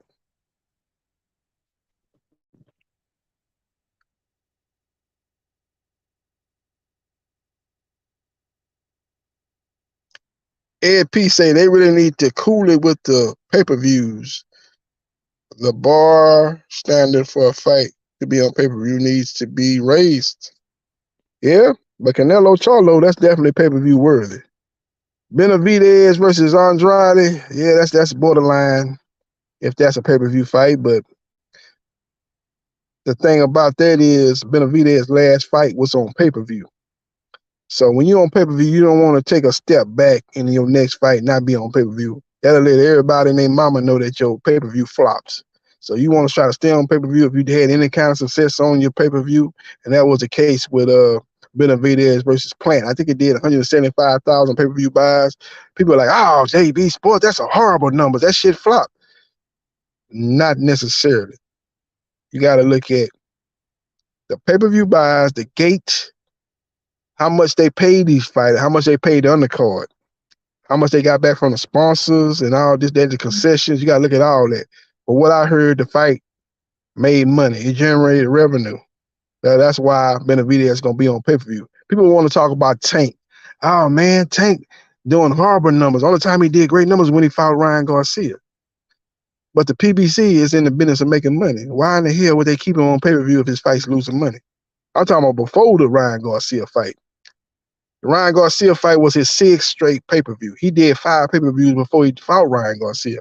So if he was doing bad numbers, didn't they take him out for pay-per-view in one of those 5 fights that were on pay-per-view before the Ryan Garcia fight? They did because it did good numbers, not only at the gate, but on pay-per-view. Of course, he ain't did $1.2 million fighting Hector Garcia and Rolly Romero, but he did good numbers and the fight generated revenue. Now, the question that need to be asked is Ryan Garcia a pay-per-view star? He was on pay-per-view one time as the B-side to Tank Davis. He needed to show that he's a pay-per-view star, just like Canelo Alvarez showed that he was a pay-per-view star after the Floyd Mayweather Jr. fight. Because after he fought Floyd, he fought what's that Mexican fighter with the dog chain?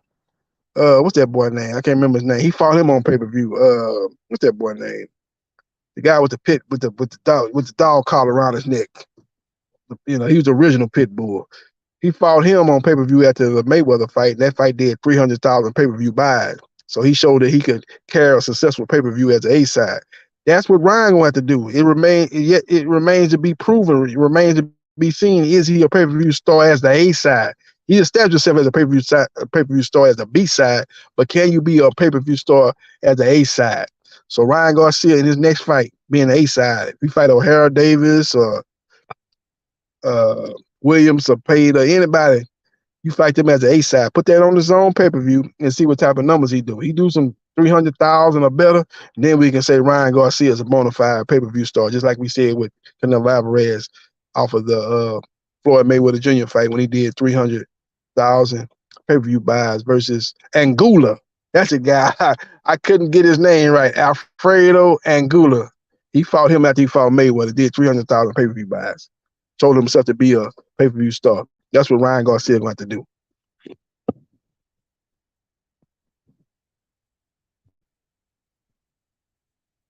Yeah, SS Quinzneck, was Anguilla. Did 300,000.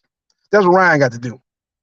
You know, people trying to give Ryan credit for the Tank pay-per-view. I can't do that. He ain't been on pay-per-view. I don't know what kind of pay-per-view numbers he gonna do as A-side. We seen what Tank do.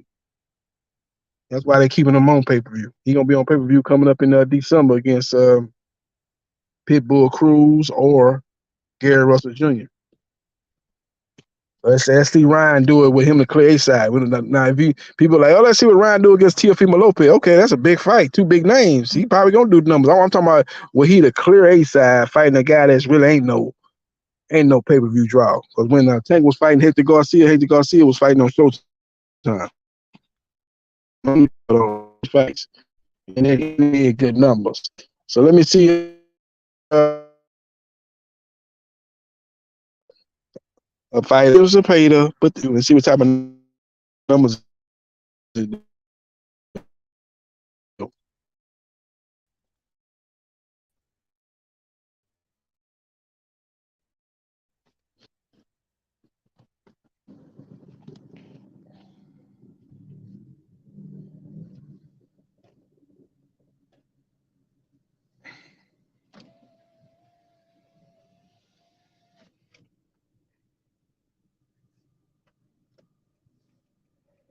Yeah.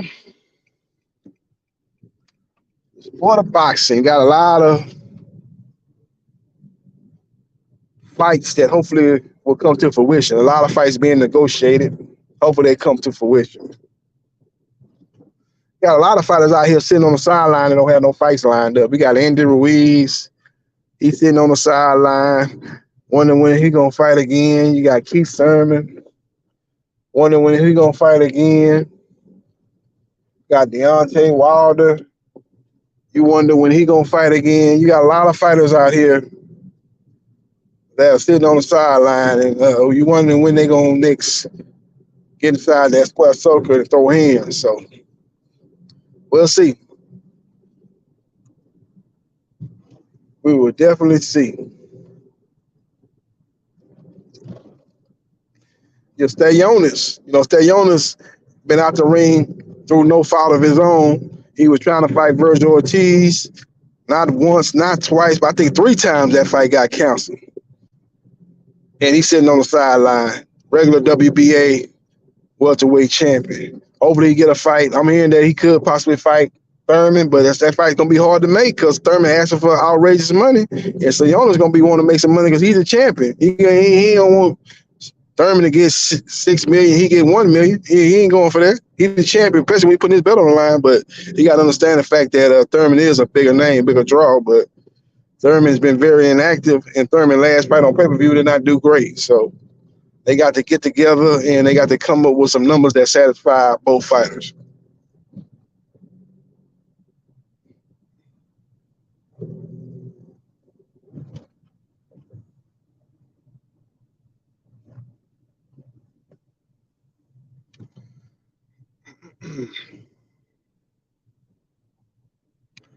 Let's see what else going on in boxing. Boxing news.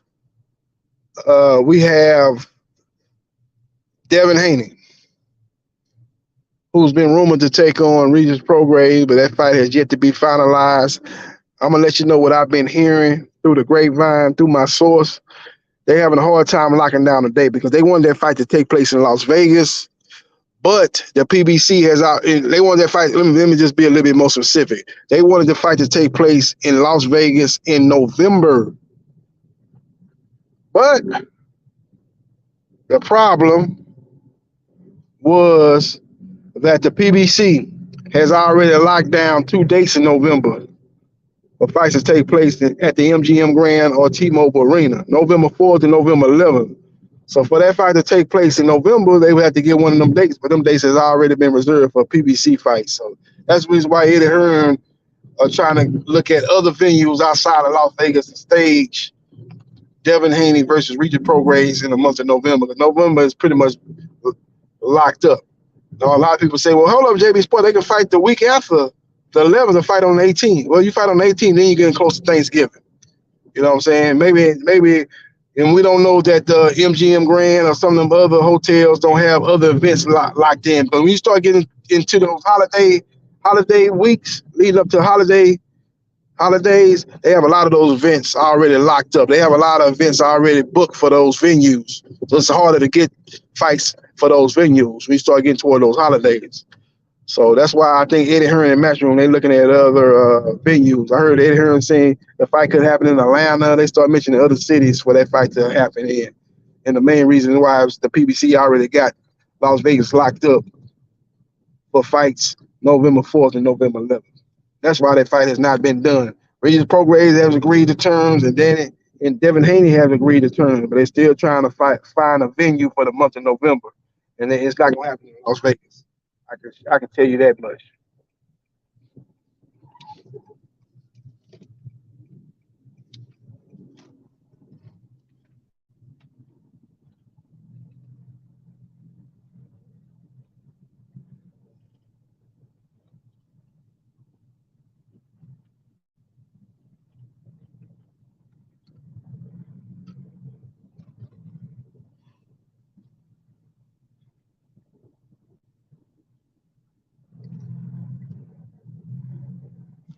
Keyshawn Davis. He got a fight lined up. I'm actually going to be at this fight. I'm actually going to be at this fight. This fight going to be going down in Rosenberg, Texas, right outside of Houston. He's going to be the co-main event for Akmadale. What's that guy that's champion for Top Rank Boxing? He's the champion of WBO, I think, at 160 pounds, if I'm not mistaken. He been calling out Charlo and stuff like that. He's a good fighter, very good fighter. I don't know how great he is. The competition has not been that great, but it's not been a lot of people calling him out. So I kind of think that, he's not to be blamed for people not knowing how good of a fighter he is, because a lot of fighters not trying to fight him. But he'll be fighting up in Rosenberg, Texas. It's a brand new state-of-the-art arena. I went down there last week to kind of look at it. It's a beautiful arena.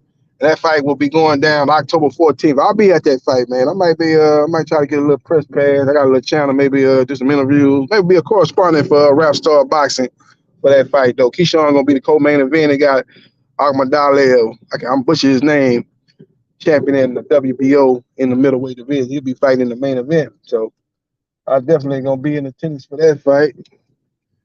And we'll see how that fight plays out. October 14th, Rosenberg, Texas, right outside of Houston.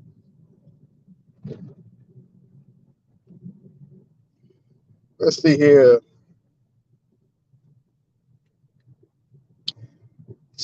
Tank fans. Tank fan base just quadrupling for no reason. I guess. LOL.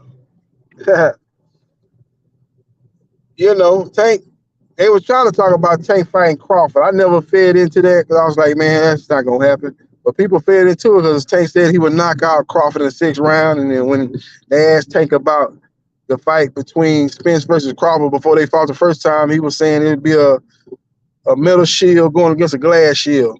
Basically saying that Crawford got a glass jaw. So Crawford, hearing those comments saying, okay, let me fight you. You saying I got a glass shield?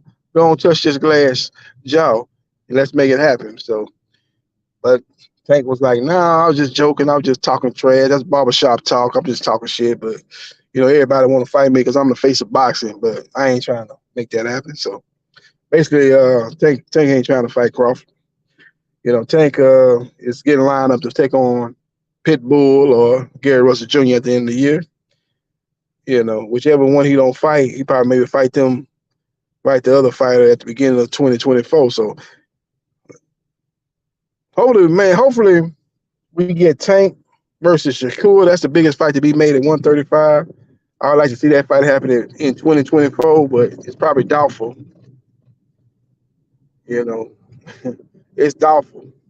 Now the PBC, that might be one of the reasons why the PBC will be willing to let Frank Warren fight Shakur on ESPN, because that's one thing that did not happen in the Crawford-Spence saga. Crawford never fought the top fighters in the PBC. They didn't let Danny Garcia go over there and fight Crawford. They didn't let Jordanis Ugas go over there and fight Crawford. They didn't let none of their top fighters. Now, Porter went over there and fought him. I think that was probably against the wishes of the PBC. He went over there and fought him. He was a mandatory in the WBO. He went over there and fought him on ESPN Plus. But I think they maybe learn from their mistakes. They might be more willing to let some of their fighters fight Shakur Stevenson, who basically in the same boat as Crawford was when he was with Top Rank. The top star over there, dominating subpar opposition. You know, put him in there with a Frank Martin, let him get tested. Then you find out how great or how good Shakur Stevenson truly is fighting the upper echelon fighter. You know, people was just thinking like, oh man, Crawford ain't that good. He ain't fought nobody. No, Crawford is great. You would have seen that if you put him in there with one of your top fighters. You would have seen that from the jump, and you'd be like, okay, man, Spence, this guy knocked out Danny. Danny Garcia ain't never been knocked out. He knocked him out. So you would have been, you know, much more in tune to what type of fighter Crawford is. That's what I think they need to do with the Shakur Stevenson situation. Let some of your PBC top fighters go over there and fight him. Charles Martin, Frank Martin, De Los Santos, let them fight Shakur. Find out how great Shakur is. If you know he the goods, he dominates them two fighters, then you know, okay, this guy's the truth. He gonna be a problem. We need to make sure we on point when we fight him. Not how Spence and his team was looking at it like, Crawford ain't fought nobody. He a good fighter, but he ain't fought nobody. He gonna get exposed fighting Spence, been in there with a better competition. That wasn't the case. You got bamboozled. You got hoodwinked. You don't want to follow that same blueprint with Shakur Stevenson.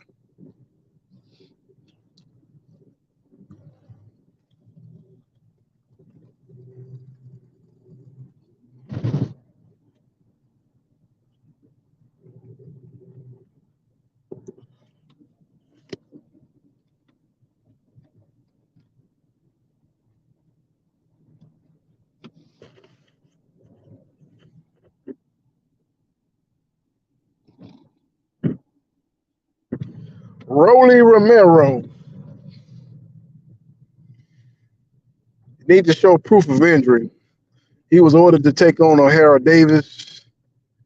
He cited a medical injury, which he said would prevent him from fighting O'Hara Davis, but he did not provide any medical proof. The WBA is looking for him to provide medical proof. If he don't provide medical proof, he will be stripped of the WBA belt. Rolly got to understand that when you fight for a vacant belt, you can't fight anybody you want to fight in your next fight. You got mandatory obligations, much more than a champion who has won the belt outright, didn't win a vacant belt. You got mandatories. A lot of times when you win a vacant belt, you got two mandatories, not one but two mandatories. In this case, you only got one mandatory. You're trying to duck out on that fight, citing some fugazi injury. So the WBA need to do what they got to do and strip him if he can't push forward medical proof that he is truly injured. But if he is truly injured and they put him in champion in recess, which I think is going to be the likely outcome, the WBA would then order O'Hara Davis, who's number 1 in the WBA, to take on Ryan Garcia, who's number 6 in the WBA. Now, a lot of people saying, wait a minute, how he going to get a title shot when he's number 6? What about number 2, 3, 4, and 5? You got to understand the sport of boxing. If it's not making dollars, it's not making sense. Ryan Garcia is a draw. Did 1.2 million pay-per-view buys with Tank as a B-side. He is a draw. Did numbers with Tago. Did numbers with Fortuna. So he is a draw. So you definitely want him fighting for your title if you the WBA. Brings much more recognition, brings much more prestige to your belt if he becomes champion. Because he is a draw in the sport of boxing. So that's the fight that the WBA is looking to line up for their belt. Ryan Garcia versus O'Hara Davis for the vacant WBA title. Rolly Romero, being a champion in recess, will take on the winner. I think this was going to end up being a likely outcome in the whole Rolly Romero WBA situation.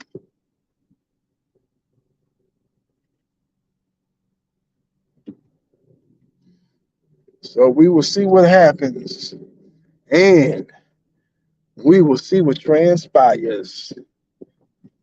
Very interesting developments in the sport of boxing.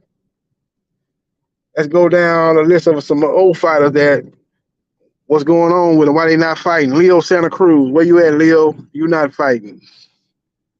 You know, we just went through the other 3 fighters. Deontay, Keith Thurman, them guys not fighting. Where you at, Leo? Last seen in the ring beating Flores. But a lot of people last seen you in the ring getting knocked the fuck out by Tank Davis in a vicious uppercut. But he actually had a fight since then, but been very quiet. One fight in the last 2 years, basically. So hopefully he'll get back in the ring. If Gary Russell can't get the Tank fight, the fight that people have been looking for in the past is Gary Russell Jr. versus Leo Santa Cruz fight. That'll be a very interesting fight, but probably too expensive for Showtime and not big enough for Showtime pay-per-view. So that's probably why that fight will never come to fruition. But that is a fight that boxing fans been wanting for several years now.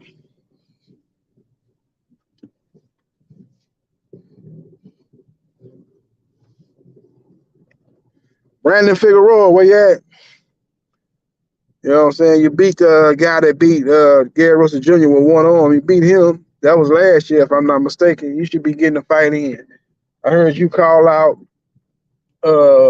Inouye, saying you will welcome Inouye to a fight at 126. I think he fight at 126 now, or 122, whatever the case it may be. But I don't think that fight will come to fruition. Figueroa is with the PBC. Inouye is with Top Rank, and the fight is not big enough for those two entities to come together. In the meantime, Figueroa need to get a fight in, maybe get an inter fight in, and then set the stage for a rematch with Forte. That's still a big fight at 126, a big fight. They probably can even fight for a vacant belt as a 126-pound division. Black superstars, especially if Gary Russell Jr. goes up to 135 and Leo Santa Cruz is still there, so he's one of the big names at 126. So outside of that, there's really not a lot of big fights at 126.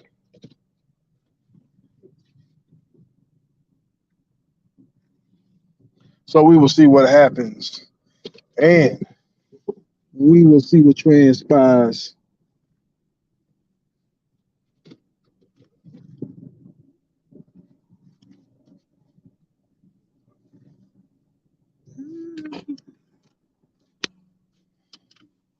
Home again, back in the home.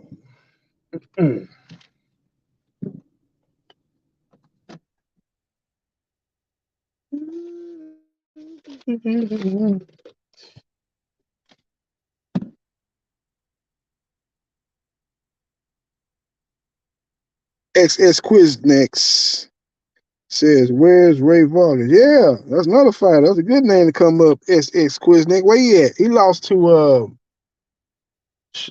Shohaki Foster. He lost to him and got beat. I think that fight actually was early this year. He got beat, so he back. He goes to the back of the line, so to speak, and he'll be looking to probably have a fight before the year. I'll get a win, and then in his next fight another big fight, similar to what he did when he fought Shaki Foster. But yeah, he took an L against Shaki Foster. You know, he's a guy that's very tall, but he's kind of don't use his height well. He's one of the taller guys at that weight class, but he don't fight tall. That's part of the problem.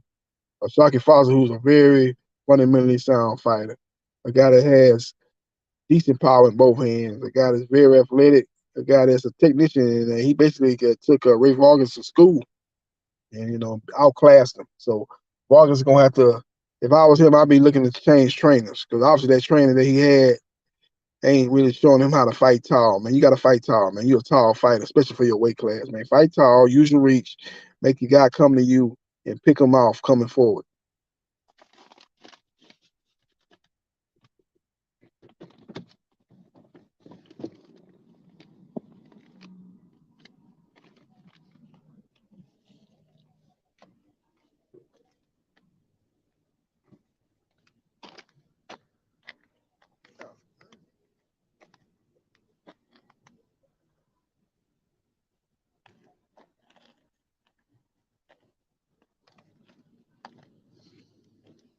Gotta come forward a little bit.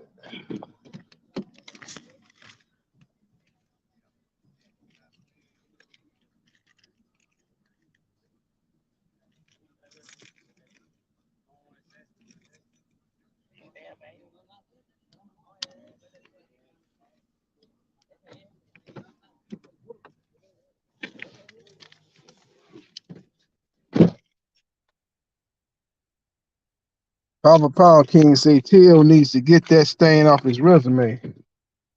Yeah, Till coming off a great win over Josh Taylor. Gotta give him credit, man. He was a huge underdog going into that fight. He was able to get the win. Great win for Teofimo Lopez. Right after that fight, he killed his momentum, killed his buzz, saying he retired. I could understand that. You at the pinnacle of your career, you at the top of your game. You once again proved the dollars wrong. You know, you the Tyson Fury of the in and around 135, 140 pounds. You win 2 fights that you was a huge underdog in. You know what I'm saying? Tyson Fury beat Klitschko and beat Wilder. Both fights underdogs. And you did the same thing. But you're going to kill your own momentum saying you retired. Makes no sense. Now you don't have no buzz. Now we don't know if you're unretired or you retired. You know, when they were talking about ordering Haney to fight for your vacant belt, you came out of retirement saying you didn't want Haney to basically get your table scraps, you know, like he did when he was able to beat Kambosos and win your belts.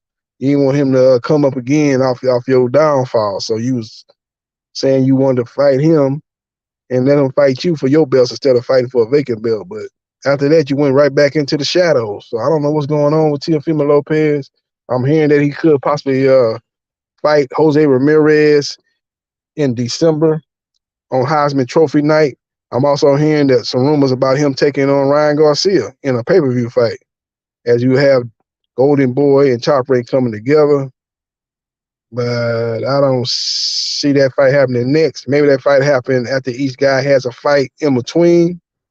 You know, maybe, you know, Teofimo takes on Ramirez, Jose Ramirez, and Ryan Garcia fights O'Hara Davis. Then maybe they can make that fight happen. If Ryan can get a win, he'll be in prime position to get a big fight, either against Rolly Romero or Teofimo Lopez. He'll be able to pick and choose and look at the offer, and whatever the best offer for him, he could take that fight, because both of those fights are pay-per-view fights. So he'll be in strong position if he gets a win against O'Hara Davis.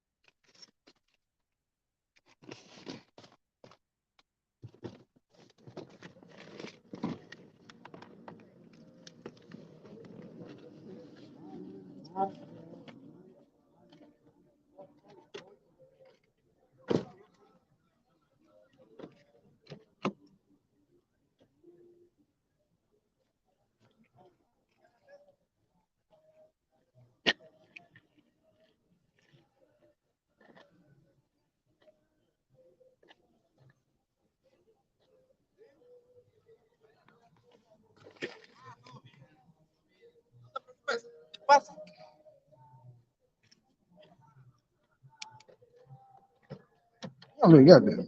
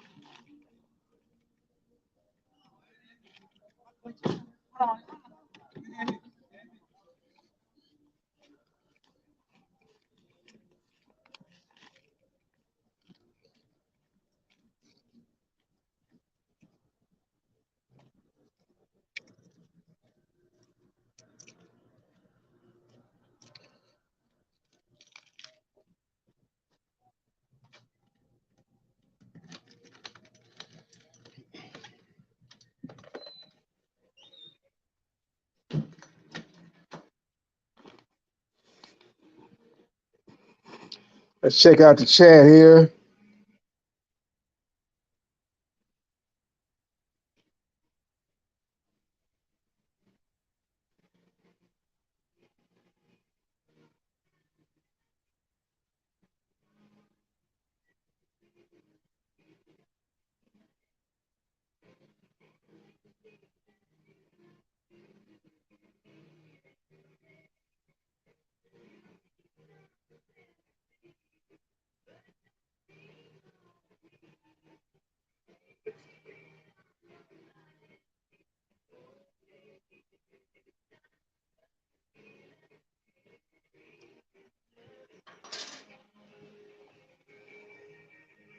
Cut this radio off.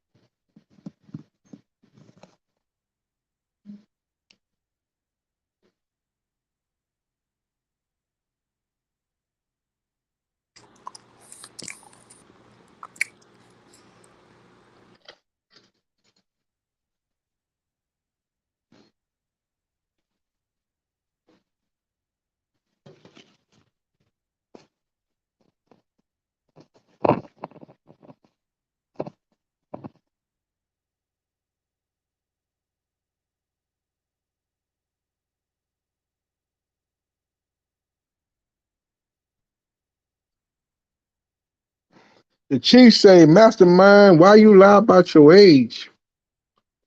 Mastermind, he been around a while, the Chief. Mastermind, he said he was there when he watched he talking about some fight back in the day he watched.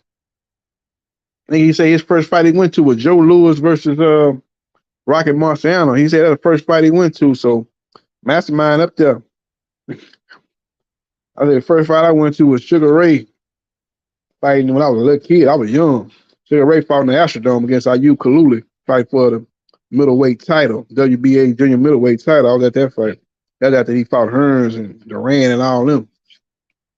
Well, Mastermind said he was at the Joe Louis fight, Rocket Marciano. I said, damn, how old are you? You must be in your 70s. You was at that fight. Yeah, damn. I was young ones when I went to that Sugar Ray. So I don't know. I would imagine Mastermind probably in his 40s, late 40s. I think he was probably just talking when he said he was at that Joe Louis fight. I don't know what getting well he went at that Joe Louis fight. He wasn't even born there.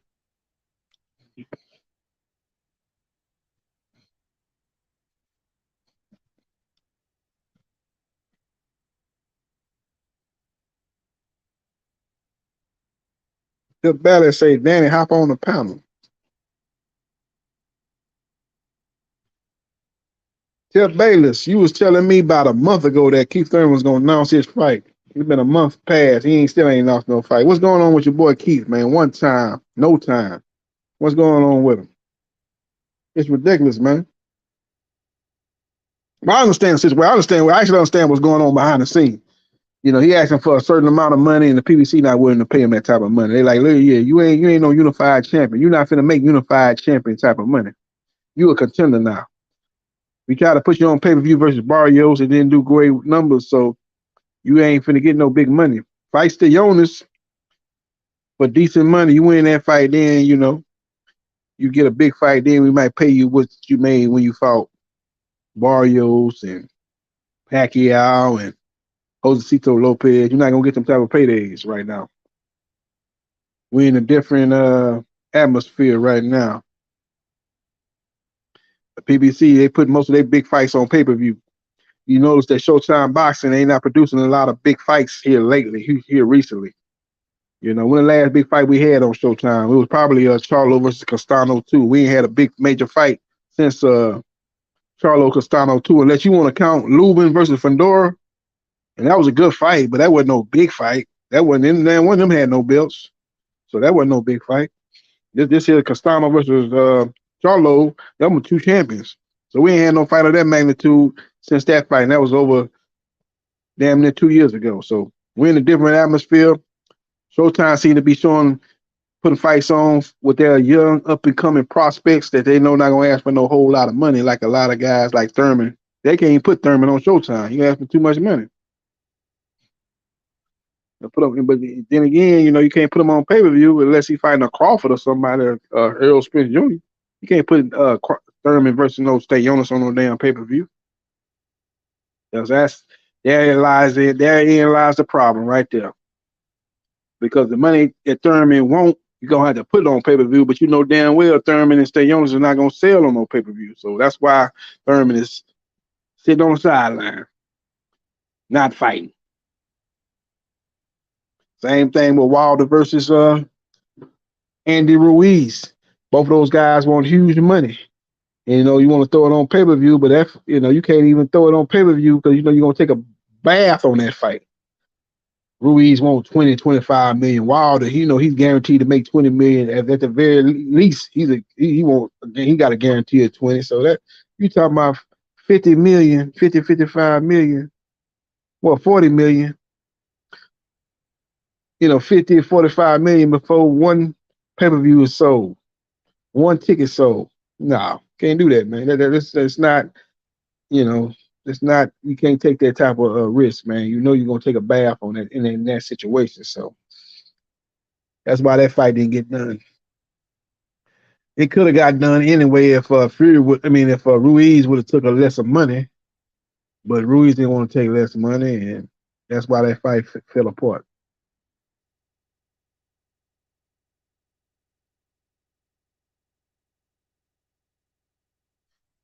Danny Medina said Thurman versus Conor Benn can't be pay-per-view. Thurman in that fight was being discussed before Conor Benn popped dirty. That fight was one of the fights being discussed, but actually it wasn't before Conor Benn popped dirty. Conor Benn and his team decided to go into the direction of fighting Chris Eubanks Jr., which was a mega fight over there in the UK. So they didn't decide not to pursue Thurman. And then after that he popped dirty. So that could be a big fight, man, but Conor Benn got to get his license. Right now, he don't have a license to fight in the UK.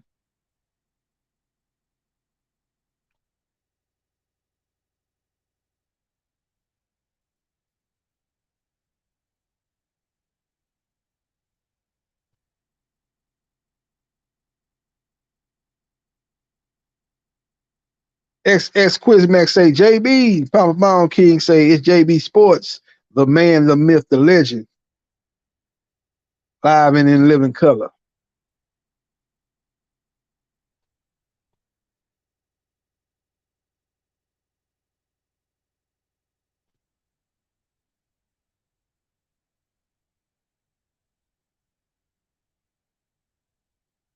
Wait, Q is JB? Nah, man. Q is Q. Q is Q, man. JB is JB. Man, he ain't me. I ain't him.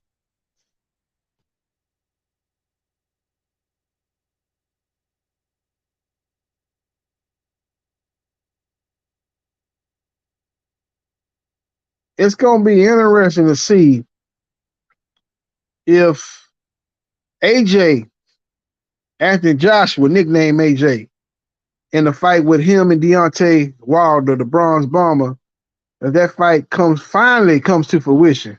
I have my doubts. I don't understand why the fight ain't been announced already. Only thing should have been the holdup was AJ getting through Hellenius. He got through Hellenius. Why has that fight not got announced? He fought Hellenius well over 2 weeks ago. Why has that fight not got announced? I heard Eddie Hearn come out the other day saying that it'll be 2 to 3 weeks before that fight get announced. Why is it taking 2 to 3 weeks? I thought Saudi Arabia was putting up the money for that fight. You hear Wilder coming out saying they got a 2-fight deal, one in Saudi Arabia and the second one in Africa. And you hear AJ coming out saying, yeah, the Saudis, they want to make this a heavyweight, all heavyweight card. Put Fury versus Usyk, and then we have AJ versus Wilder. You know, they were saying that before. And what ended up happening?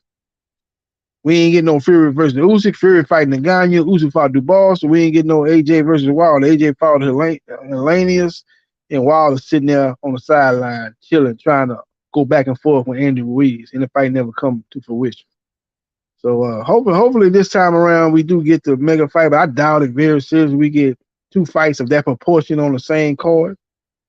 I think the better chance is we get Wilder versus AJ in Saudi Arabia, or we get Fury versus Usyk in the UK. They put that fight in one of them big soccer stadiums in the UK. I don't think we get both of them fights on the same night in Saudi Arabia. I thought they're very serious.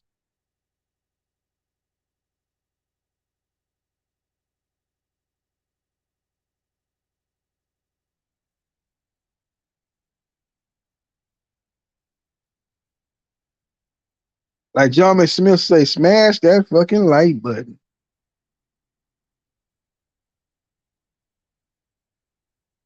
Yeah.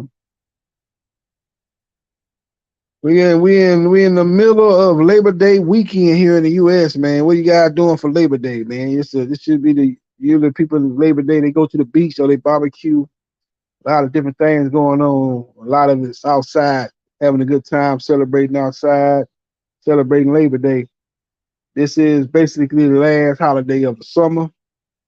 Once we get past Labor Day, we don't have the next holiday. We will be in the fall. That'll be what, Thanksgiving, or you want to call Halloween. The next holiday we got coming up would definitely be in the fall. So this is the last holiday of the summer, Labor Day. So, we'll see what everybody got in store for this. I'm just chilling, man. I worked all week. I'm just kind of chilling, man.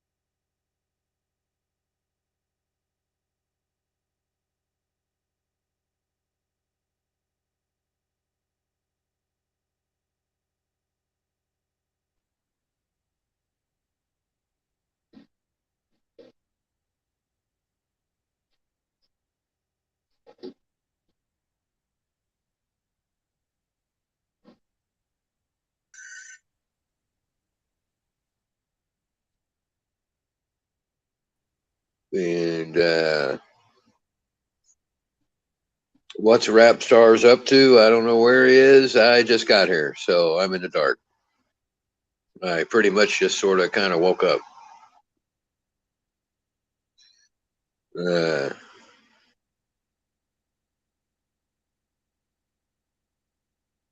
A weed shop. What do you mean, Lisa?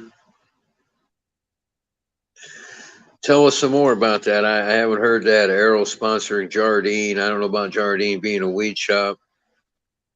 John Star Boxing Knowledge. Some people don't like that name. I don't know if I'm a legend, fellas. I don't know if I'm a legend. But thank you anyway, but I don't think I'm a legend. I think I'm more a myth. John Star Boxing Scientist.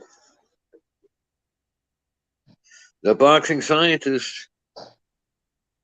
He's probably working. He's probably working, getting his beer buzz on.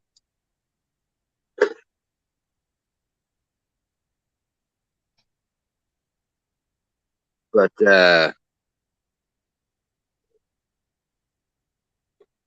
this ain't Labor Day weekend, is it? Maybe it is. I don't know. College football starts tomorrow, Saturday. I know that. Starts today.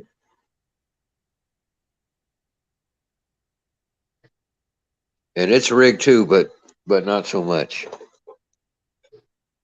College football's rigged too, but not so much. Jardine with a weed plant, the boxing voice, they sponsor them.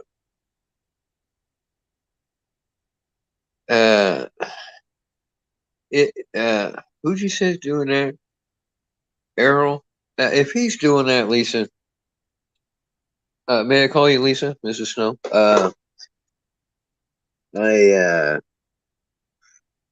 Then I just don't have any doubt that he was stoned out of his mind when he fought Bud. I mean, come on. I said, I think it was on here. I said one night that I've been smoking weed 40 plus years. And I know what a stoner looks like when they're stoned, man. Seen it a million times. Errol Spence was freaking high when he fought Bud Crawford. No doubt about it. None. He was ripped. It's like I said, when you smoke enough weed, it gets to the point where you don't even really smoke it to get high. You smoke it to feel normal. And I think that's what Errol did. I think he woke up that day and he was planning on not smoking any. Just like I always do. He's like, I got a fucking fight tonight. I can't be smoking any weed. So he didn't smoke any. But as the day wore on and the pressure mounted, he just fell into his own habits and he smoked weed, not because he wanted to be high and shit, just because he wanted to feel normal. He didn't feel right. Then as soon as he smoked some weed, then he felt right. He goes, yeah, now I feel all right. Now I can go. That's how it is with that shit, man. And you're not going to fight better on weed than without it. But, yeah, he shouldn't be you can't have habits like that, man, and be world class. Bud Crawford's not smoking weed all the time like that, I don't think. He might be, but I don't think so. I mean, he might smoke it sometimes, get drunk sometimes. That's sometimes. Errol's getting high every day. Okay, Errol's a daily user, trust me. Errol Spence smokes weed every fucking day.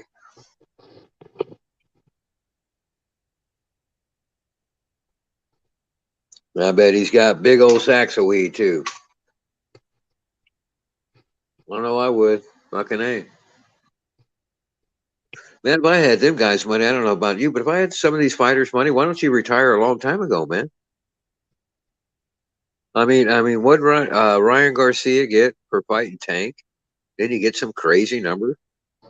And what, 24 years old? Why don't you just retire, man? I would never fight again, would you? What's the point? You hit the jackpot.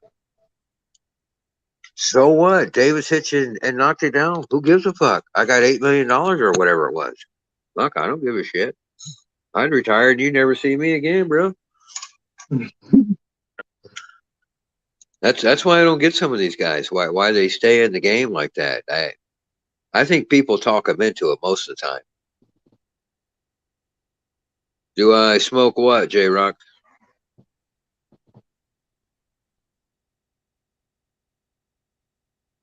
Smoke weed every day. Yeah, I smoke weed about every day. Yeah, my tone, I know about the always looking like that. I know. Yeah, I smoke weed every fucking day. I'm smoking weed right now, bro. Morning dew, 35%. Very nice. I must say.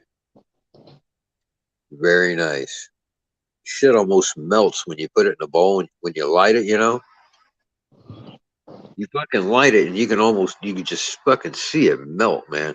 Almost like hash. It's good shit, man.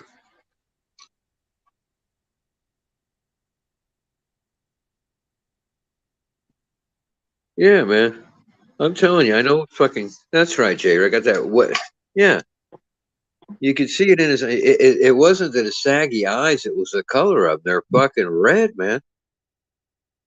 He's got red eyes. He's fucking stoned. Probably got a cotton mouth too, bro.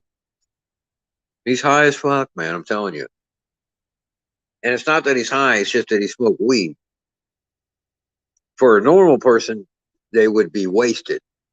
But he smokes a lot every day, and so like I said, he's just. If you ever seen a drunk and they sort of got to drink themselves sober in the morning, if you've ever known somebody that's an alcoholic, and they'll be kind of fucking weirdo in the morning, and they take a big swig off a bottle, and now they're fine.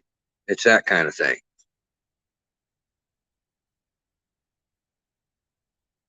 It's like you were supposed to take your pill and you didn't, so you did pill, right? Well, only it's not a pill, it's weed. Kind of thing. I ain't going to belabor the point. I think you guys get it. He was definitely stoned, and now he's got this. Now that everybody said all that shit, and he's said that, and now he's fucking. I'll just sign a deal with. I don't know. Look at the screenshot. Oh, he was wearing it then. That's after the fight, there, ain't it? You can't look at his eyes after the fight. You can look at him before the fight. You can look at. I'm talking about before the fight.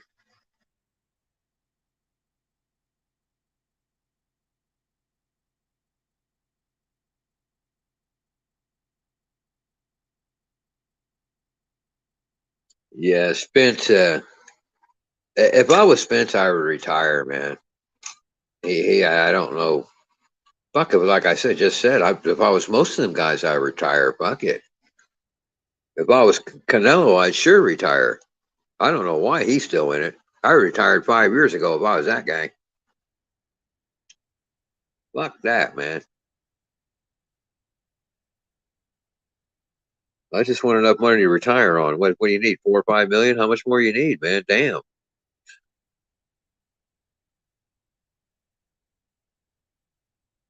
But hell, that's me. I don't know. You want to go get your fucking brains bashed in? Go get them bashed in. I don't give a flying fuck. But I wouldn't do it.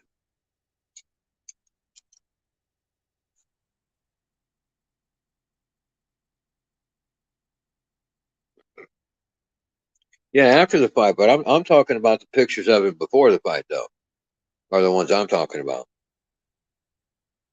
When he's in the corner and when he's at center ring.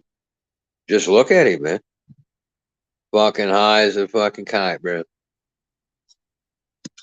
You know why? Because every day in the gym when he's sparring, he's high as a fucking kite. You think he goes in there sober, man? Fuck no. Fuck no. He smokes a big old blunt every day before he goes in the fucking gym and spars. Yes, he does. You by God, you must be crazy, man. If you think Errol Spence doesn't do that, then you never been around anybody that smokes weed, bro. But Errol Spence is a stoner, and every day when he goes to the gym, before they fucking put his gloves on, he smokes a joint. Probably 2 or 3. Fucking right he does. So that's why when he went to go fight, see, that's just what he's doing every day anyway. Is he smoking joints and strapping on the gloves and hitting a heavy bag or hitting a sparring partner? So when that fight night came, it's just like any other day, man. He just smoked a joint like he always does. That's how that rolls, man. Anybody that smokes weed knows what I'm talking about. That's how that rolls. You smoking weed for 3 months during training camp every fucking day. So when fight came, why would you not smoke it on fight night? It'd fuck you all up. And I'm pretty sure, I'll bet you anything he tried to. He tried to say, fuck it, I can't be smoking weed on fight night. But then he couldn't make it. And he had to smoke some.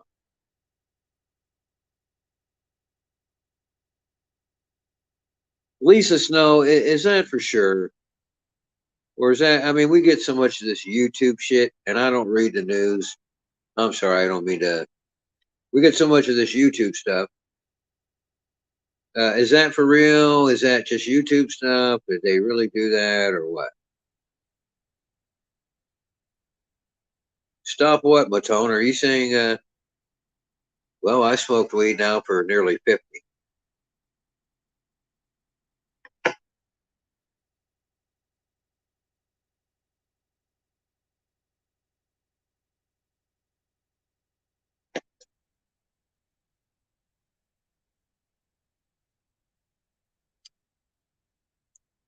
It's his job. Okay, Alonzo.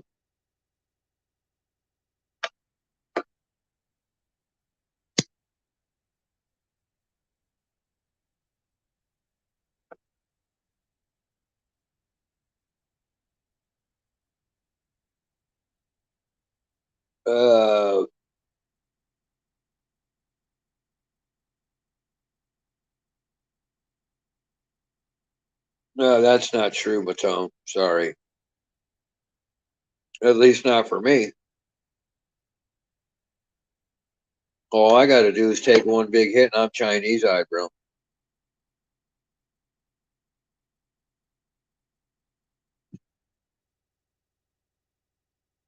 Yeah, the side effects of weed are side effects of weed, bro. They don't go away just because you use it all the time.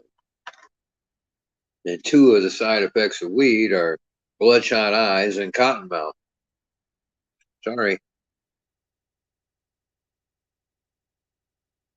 Yeah, he does. At least he sure does. I'd retire. A lot of these guys would. Jake Paul, yeah. Fuck, man. Jake Paul.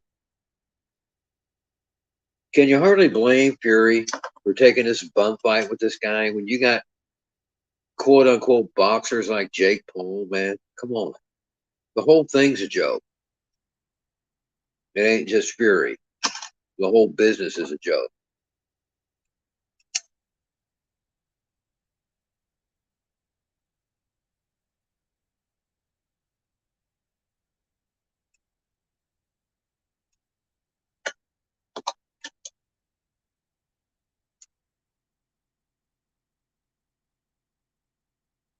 Yep.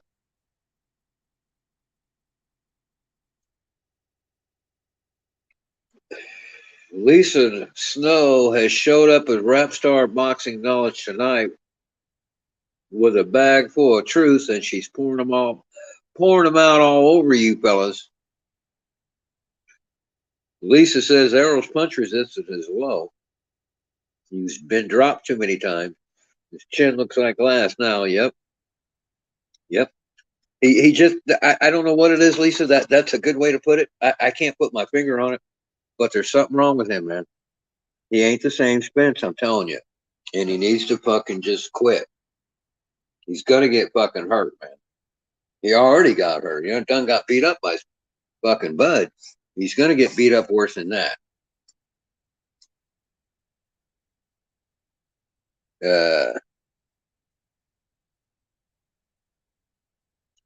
That Spence gets on snack, it's over for him, says J Rock.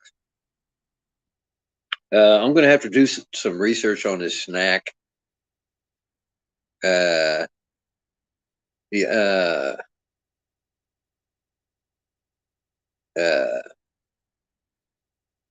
Well, you've been growing bug for the last 9 years. I know what I'm talking about. Well, that's good for you. Take a hit of weed, I'll be able to tell it. Yeah, bro. J Rocks, I remember Lisa cooked me, bro. Why you gotta remind me, bro? Called her out, man, and she fucking. Not only me, she put the whole chat in her place, bro. Yeah, right, Lisa.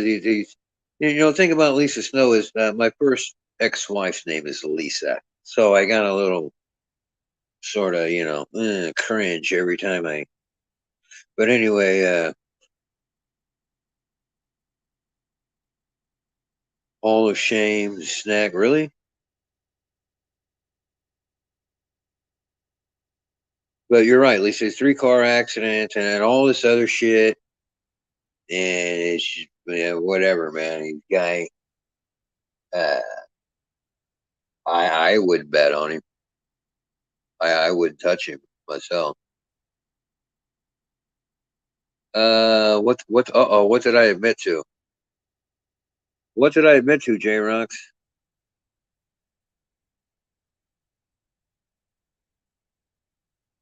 Oh, about Lisa. Yeah. Oh, that's funny, dude. That's legendary. I called her out. She came up on the panel, and I fucking yeah. J Rocks is my understanding that you can buy snack products, right? I mean, they're available to the public. Isn't that right?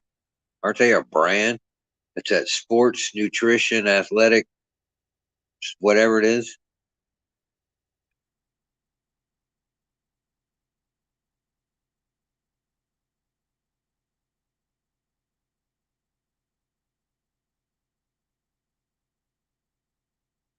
But I don't know about that. I know a little bit about. I used to work with a guy, and he was sort of like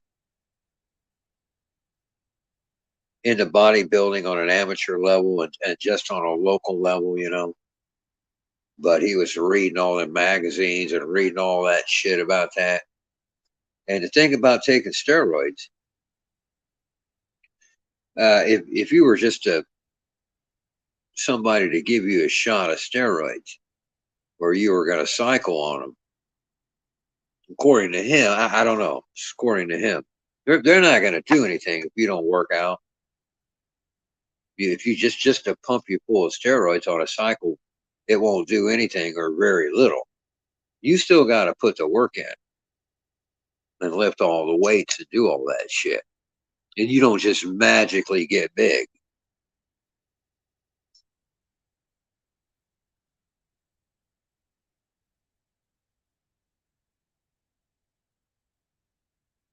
Yeah, Lisa. See if I didn't know if it's something that's because there's two ways you can get. There's only two ways that I know of that you could, at least legally anyway, obtain drugs in the U.S. and that's either over the counter or by prescription. And I didn't know if he has a legal product that he sells and maybe hides behind and double deals some dirty stuff, behind the scenes. I don't know anything about that. I'm going to have to maybe Rapstar or somebody do a show on snack because I figure if I don't know about it, probably other people don't know as well, and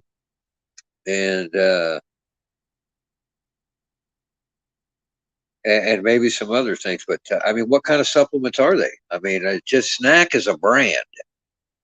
So what is it that they're taking? If you're just taking creatine and protein and amino acids and that kind of thing, well, you can get that anywhere. But if you're taking this other sophisticated stuff,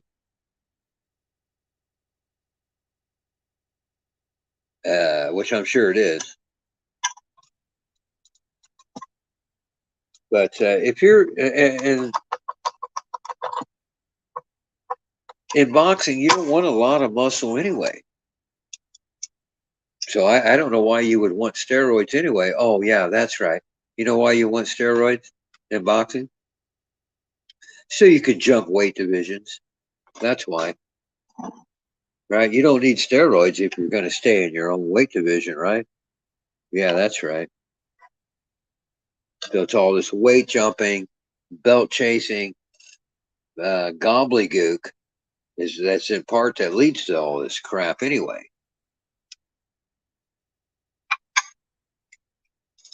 Stuff I hate about modern boxing. I can't stand all these divisions and this weight jumping stuff. But now you got fighters that are moving down. I never heard of such a thing. This is a first for me. When you have a fighter move down in weight, I never heard of such a thing. How do you move down in weight? You moved up because you couldn't make weight, and so now you've been at a higher weight division. Now you're going to move back down. What the fuck is that? I don't know, man. You have to find some fucking genius to explain that, because I'll never understand. Well, I know what it is. I know it's a crock of shit, but that's ridiculous. When fucking Larry Holmes, where's my smokes at, bro? Where's my smokes at, bro?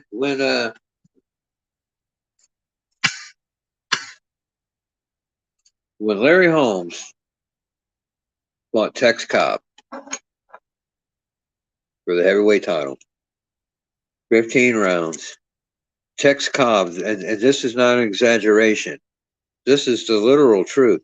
Tex Cobb did not win one round. He lost 15-0 against Larry Holmes. And Howard Cosell was calling the fight ringside, and he was disgusted by it. And that's when he retired from boxing. And I forgot what my point was going to be about all that because I couldn't find my cigarette. But I had a point. That's why I brought up the Holmes Cobb thing. And why Cosell fucking retired. Because he said it was a disgrace.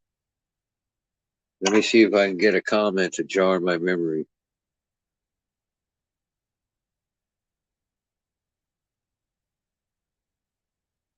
Snacksy said if you're not cheating, you're not winning. Yeah. Yeah, I know it's not GNC shit, but I mean, come on, what?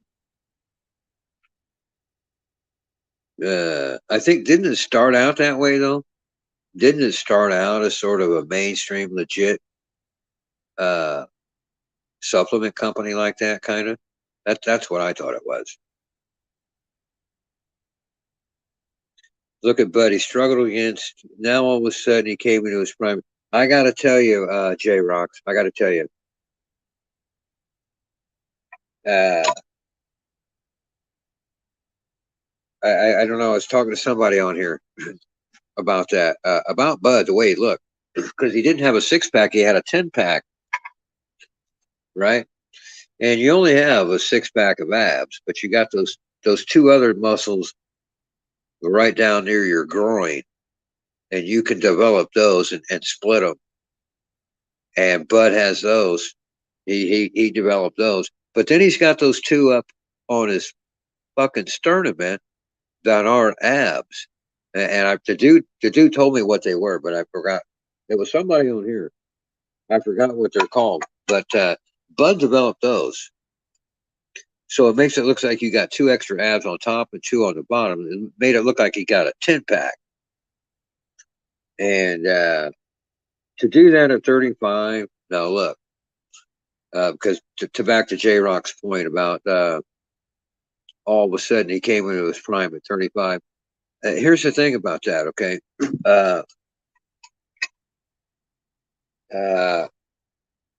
Well, a lot of people want to argue about what prime of life is and all that.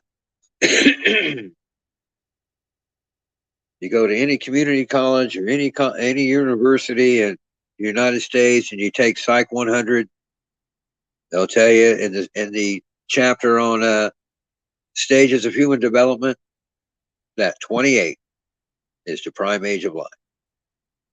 I don't care what some fucknuts on YouTube that says he's seen a boxer fight, whatever.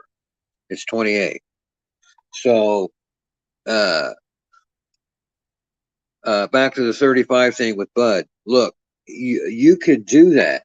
I mean, you can. I mean, come on, man. Just as a, like I said, I worked with a guy that was in bodybuilding. We used to look at this guy. I can look at bodybuilders and tell if one has more body fat than the other. We used to look at the shit that closely. So you look at a guy like Bud, and he's got low body fat. He's probably got 5% body fat, I'd say. And at least when he fought Errol, talking about when he fought Errol. And to do that, it doesn't take supplements to do that. It takes a strict diet, though, is what I'm getting at. To look the way Bud did, he didn't look overly big. He didn't look puffy. He didn't look like a fucking bodybuilder. He just looked ripped, man.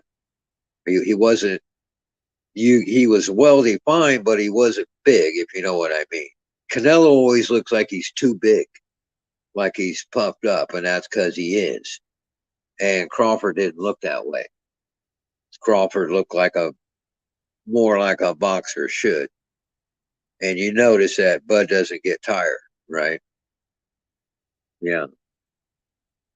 That's another reason Bud looks the way he does, because he does his running. Unlike somebody like Canelo, who doesn't like to run. I got a bad knee.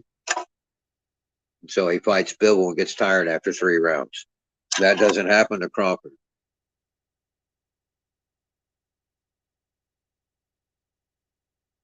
And yeah, get the likes up, guys. Shout out to Pound for Pound King. Shout out to Pound for Pound King with the big $2.99 super chat. He says, let's get the likes up, guys. Let's get them up, up, up, up, up. If you're listening to Rap Star Boxing Knowledge, shout out once again to the Pound for Pound King and the big $2.99 super chat. That'll get the Rap Star a pint. That should get him a pint. Or some chips, maybe. Maybe he'll just get some chips with that. And he'll buy his own pint. Or somebody else buy him a pint. There we go. There we go. Pound for Pound King with the big super $2.99 super sticker. Now Rap Star's got a pint to go with his chips. All right, Pound for Pound King. No one just wants a pint. No one just wants a chips. Now Rap Star's got both.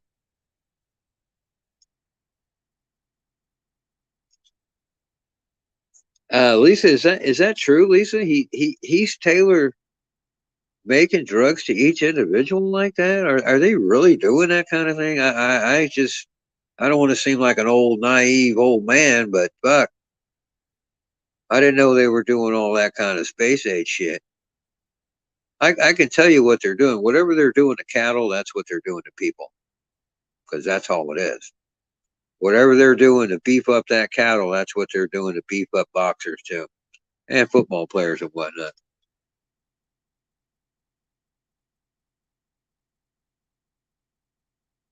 But so well.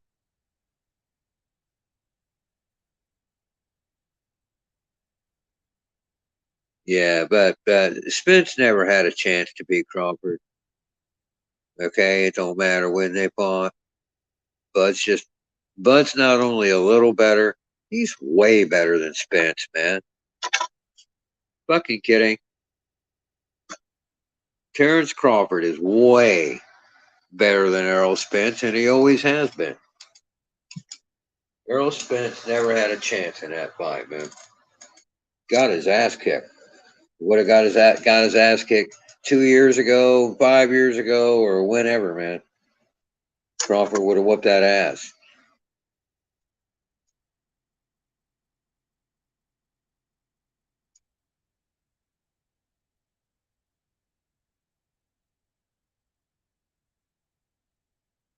Welcome back, Medina. Salute the boxing scientist.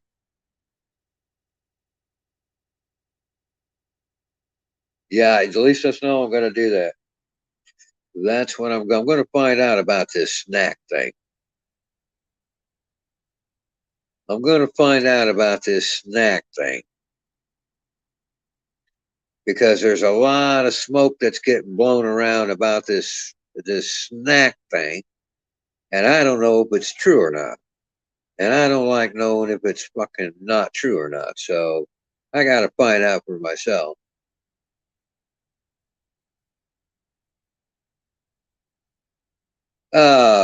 Rap star boxing knowledge. If you're within earshot, brother, the boxing scientist here wants a link, bro. I think Danny dropped a link. Si. Danny, oh, you said you're backstage. He's already backstage, I guess. Wait a minute, let me look. I can't read. I'm a little buzzed up. Yeah, he's backstage. The boxing scientist is backstage, Rap, if you're listening. Yeah, I want to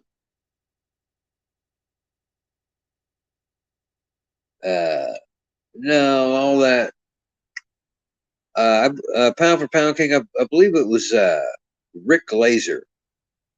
It was Rick Glazer on this very program, Rap Star Boxing Knowledge. Smash that like button. Smash that like button, subscribe, and support the channel. I believe it was Rick Glazer on this very channel that laid out how the money went to make that Spence Crawford fight happen. And I don't remember exactly what triggered the chain events to get that fight signed, but Rick knows it and Rapstar knows. I forget what it was. But there was something that happened there with the money flow. There wasn't all this stalling and all this shit. There wasn't any money to satisfy both sides, not enough money to satisfy both sides. And then I forget what fight happened, that there was a fight happen. And then that's what, I forget what happened. I'm not going to say because I'll be wrong. But Rick stated it on here where that money came from to make that, to finally make that Spence Crawford fight, and why it was, that money was there when it was, and why it wasn't there previous. It's not stalling or any of that other stuff. That's all Spence and Crawford fanboy horseshit.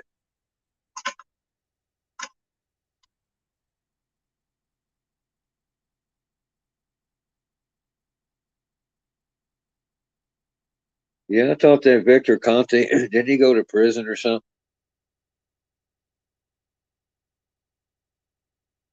I just don't know.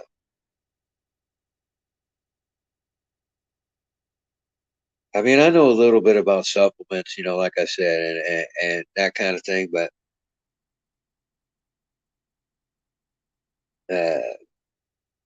you still got to put, I think maybe the big thing is recovery. Maybe that's it. Or maybe there's a thing where, right, because your muscles tire because there's a buildup of lactic acid and your body can't get rid of it quick enough. And so, like, when you work a muscle and you feel it get tired because the lactic acid's building up in there. And so maybe he's got some kind of drug he's putting in there, like a fucking antacid or something. And he's fucking neutralizing that acid so your muscle doesn't get tired. I don't know. Fuck if I know. I'm just talking out my ass here. I have no fucking idea what this clown's doing. But I know how muscles tire, and that's from lactic acid buildup, quite simply.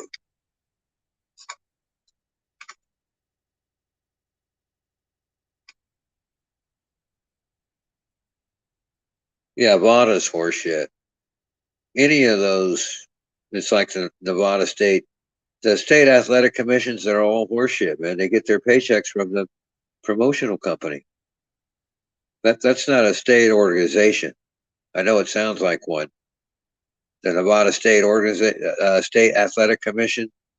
It sounds like the fucking driver's state Secretary of State's driver's license facility or something, right? No, that's a fancy title. That's a promo company gave that fucking thing.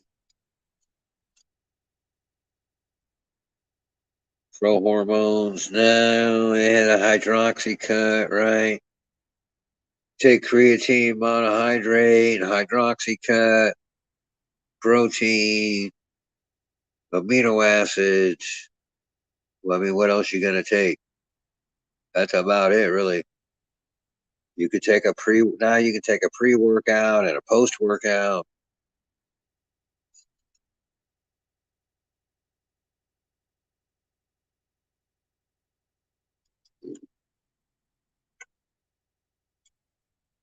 See, it's not cheating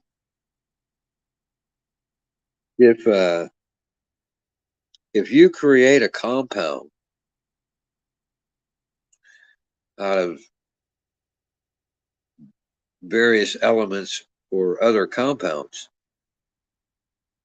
because the laws have to be very specific as to what substances are banned and what. So you can't just have a general term. It has to be very specific.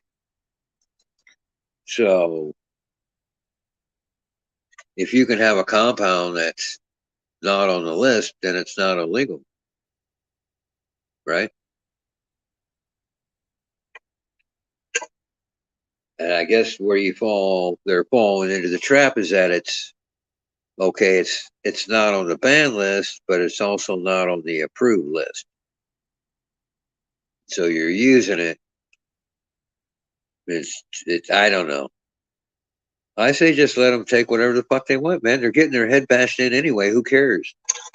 What you trying to protect their liver or something from steroids, or their testes shrinking up and the guys get fucking clocked in the head? Give me a break, man.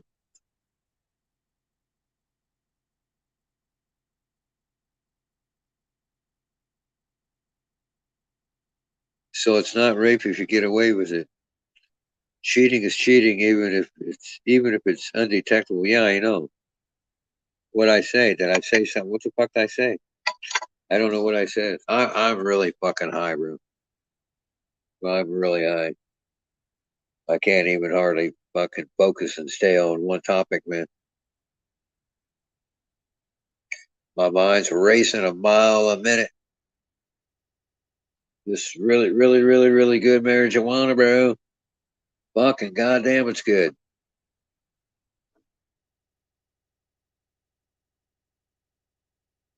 But no, it's not. What I'm saying is you have to have a list of banned substances that boxing says these are banned. And then you have another list, say, okay, these are approved. And if I have a compound here, if I'm a chemist and I create a compound that's beneficial to an athlete and it's not on either list, then that's the gray area.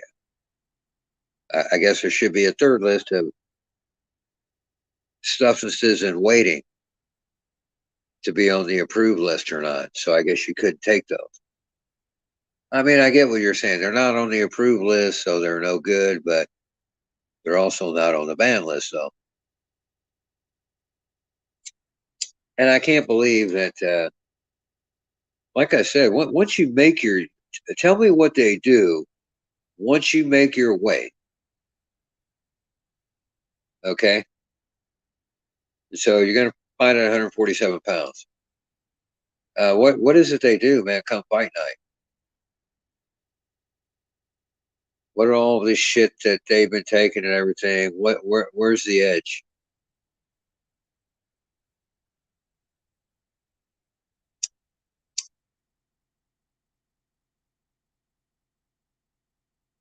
I don't know that there is one. There must be some, but I don't know what it is.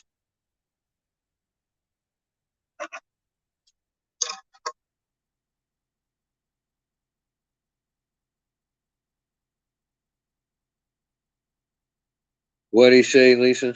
I don't even know what I said. I forgot. That's how high I am. Ha! I shouldn't even be up here, man. I shouldn't even be up here, but Rap wasn't around, so I said, fuck it. But shit, I can't remember I can't remember what I said 10 seconds ago.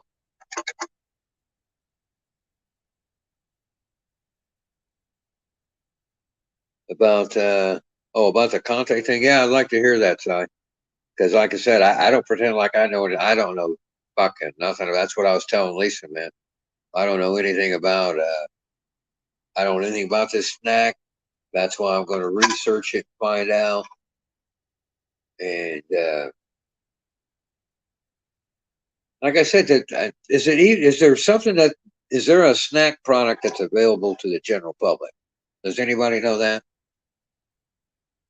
Or is this all like medicinal kind of thing? What stream did you save, J Rocks? Yeah. Yeah, I knew he was banned from. I think he's banned from coming into the United States even. I think he's an Irish guy, and I think he's banned from coming to the U.S. Haney's on the snack team, so he cheated versus Loma. This is Matone 509 says that Haney's on the snack program. Oh, I'm sorry, Haney's on the snack team, so he cheated versus Loma. If he wasn't on snack, Loma would have destroyed Haney. I've never seen Loma destroy anybody, have you? Let's see. Here's an excellent point. Here's an excellent point that we were talking about at another time. But Pound for Pound King says it's like that for those fake cannabis packets they sell in shops. They just keep changing one molecule every time they work it out. That's what I'm saying, Pound for Pound King. Thank you, sir. Thank you for understanding what I'm saying. Instead of being like my tone here, that apparently doesn't get it, see? And that's what they're doing. I'm sorry, maybe it was Boxing Scientist that kind of made a sarcastic comment that, whatever. But exactly. See, when you change that molecule, that's all Conte has to do. Or come up with some other compound. Now it's not on the ban list. It's not on the ban list. Guess what? It's not banned. And so that's just how it's gonna go. And they've been doing that with that fake weed, and I had some of it once. They used to sell it as incense. They call it incense. Came in like a little gram pack. Fuck, you never knew what you were getting with that stuff. Holy shit. But the point is, what's the matter? Oh, okay. You can hear me? Yeah. Okay, cool, man. Okay, John. So you were saying about the supplements that are available to the public. Yeah, some of them are, but see, like the real shit, the steroids and shit, he gives that to the athletes, man. He gives that to them, and in return, they have to wear his. They have to promote his brand. They have to just wear these snack shirts. He gives it to them for free, bro. And okay, so he's got a legit brand, Snack. Yeah. That's why they're wearing his shirt. It's got his logo on there. So there are legit products from Snack that a person can buy. Right, like vitamins and shit like that. Sure. But the thing is, he knows how to mask steroids. He has a formula to mask it, and he even works with athletes to he gets like their stats, like their body fat. He checks how much body fat they have, so he knows how to like cycle. He comes up with a program for every like specifically for every fucking athlete, bro. He gives them a calendar and marks the days where they have to take what supplement and exactly how much of it, and that way they can pass the testing, the VADA testing, because he has a partnership with VADA, so he knows how they work. See? More corruption then, yeah. But Yeah. then ultimately what's the benefit for the fighter? Is it just to gain weight to change divisions? Or is there an advantage inside the ring? It's I mean, he has different shit for different purposes. Like if they want to stay at the same division, he can help them, cut weight and keep the muscle. If they want to gain more muscle and move up in weight, he could do that too. This guy knows all that shit, bro. Yeah, that's. You got to watch that documentary. Yeah, who produced that? It's on Netflix. I can only explain so much, but like if you watch it, it goes into all those details, man. Guys like Barry Bonds, remember him?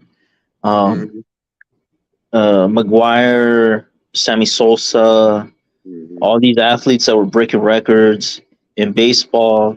They all got caught. They were all using his products. Olympic athletes were using his products, man. But those are you sure those guys, Sosa, McGuire, and Bonds, were using Vic Conte products? Yeah, they were back in the 90s, bro. Yeah, I'm familiar with that whole scene when all that happened. I was watching a lot of baseball in those days. Yeah, the way he got busted was because the IRS started investigating him, and they started going through the trash through the dumpster in his laboratory, and they found all kinds of like evidence, bro. Well, I know for I remember when Sammy Sosa came up with the Cubs, and he's like a Dominican dude, I think, and he was an outfielder, and he wasn't big at all, man, and was in just like a talk about blowing up, man. That dude just blew up, and he got fucking huge, man. And McGuire was already a big dude, but he got even fucking bigger, man. Yeah, human growth hormones. He knows how to administer that as well.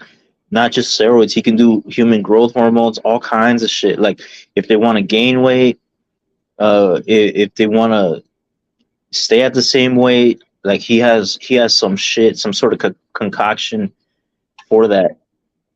Well, I don't know what he worked on Sosa, man, but that fucking guy, that would have been what, the mid 90s. And God, he hit like, I don't know, I think McGuire hit 74 home runs that year, and I think Sammy hit like 68 or something. I forget what it was. They broke both Babe Ruth's record though. Yeah, all of them broke records. And then Barry Bonds,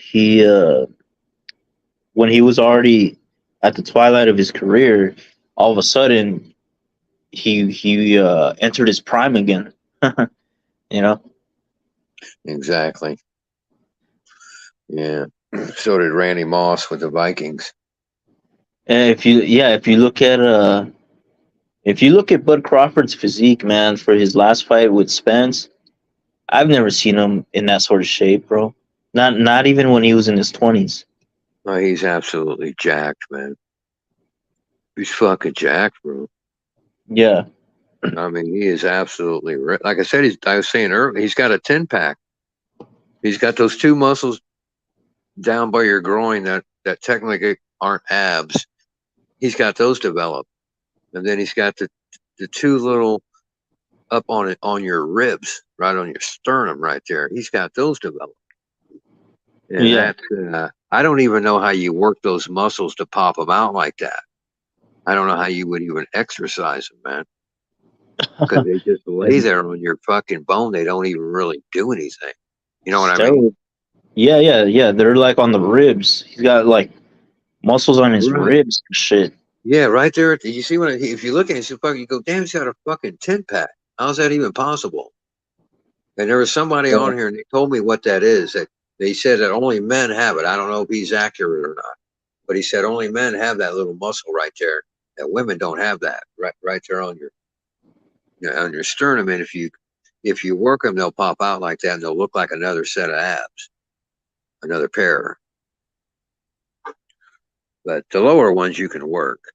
I've seen guys, you'll see bodybuilders split those all the time. But the top one, I don't remember ever seeing that. That blew my mind. Yeah, he So wasn't in that sort of shape in his 20s, bro. Like, come on. no. Mm-mm. And then to pop out like that at 35, I mean, yeah, I'm always throwing up a red flag. And that's part of where this stuff comes in, is to extend your effective, physical capability. That's part of it. That's why, this is why he's willing to go all the way up to 168 and fight Canelo, because he's like, shit, on the snack, I can do anything. I can take human growth hormones and go jump all these divisions and fight Canelo, you know? Yeah, that's not gonna happen. It might. No, that's all. You got a lot of people asking for that fight, so it might happen, man. Yeah, but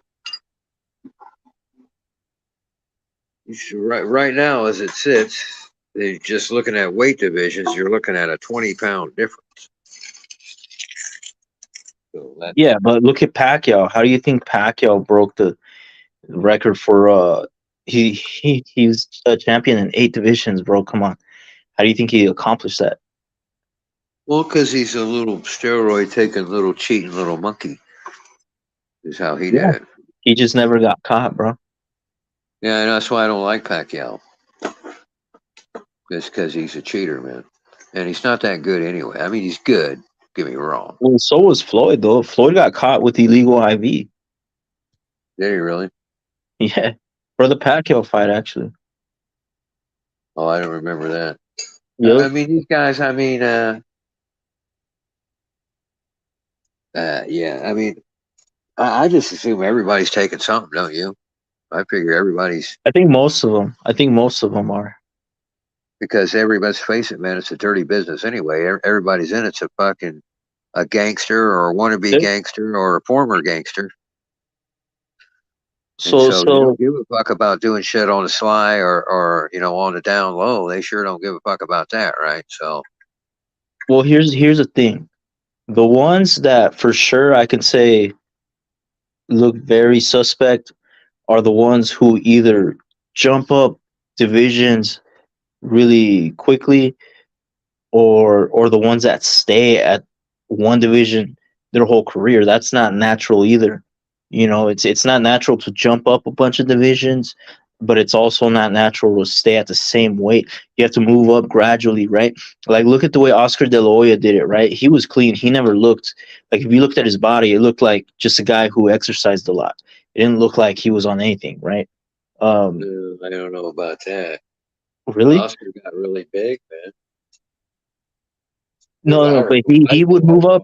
He would move up. If you look at his record, if you look up his record online, he would move up a division every 2 years. Like that, to me, that's reasonable. That's normal. That's doable. You don't need HGH to do that. Every 2 years, you're gonna gain 5 pounds. 5 pounds. Like every division's what, 5-7 pounds at most. So that's natural. You're gonna. So that's how he was able to become a 6th division champion, and he did it. If you look at his the way he would move is every 2 years he would move up a division. But then you look at Pacquiao, he moved up 5 divisions in 2 years, bro, and he was already in his 30s when he did that. I was like, what the fuck? So before that, he was only a 3 division champion, and then when he's in his 30s, he adds another 5 fucking divisions. Like, you're not growing in your fucking 30s that much, you know. You gotta look. You gotta look at the pattern. You gotta look at how sporadic, you know, that shit was, man. If you're gradually moving up divisions, okay, that's normal. But if you just all of a sudden conquer all these divisions in fucking 2 years, that's fucking something's very suspicious about that, man. Hey, pound for pound king, you said Floyd took 750 milliliters of what? Of what exactly? More than enough to mask whatever he took. Oh, the IV. Yeah, he used the illegal IV. The IV you were talking about. Yeah. And then he said it's more than enough to mask whatever he took. Why do you think they also waited 3 weeks after factory finder to make it public? Yeah. Oh, I know, man. I mean, I know all the shenanigans and fuck. I just wasn't aware of that particular incident, but Oh, they they try to sweep that under the rug, bro, because that was like the mega fight, right? That was supposed to be the fight of the century, and it was such a letdown. And if you look at Floyd's physique for that fight, he was damn near 40 for that fight, and he looked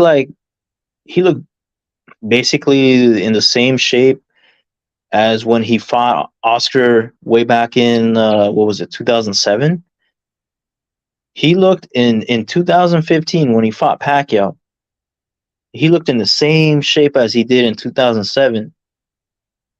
But if you look at his fight before that, he didn't look like that. He wasn't in that shape.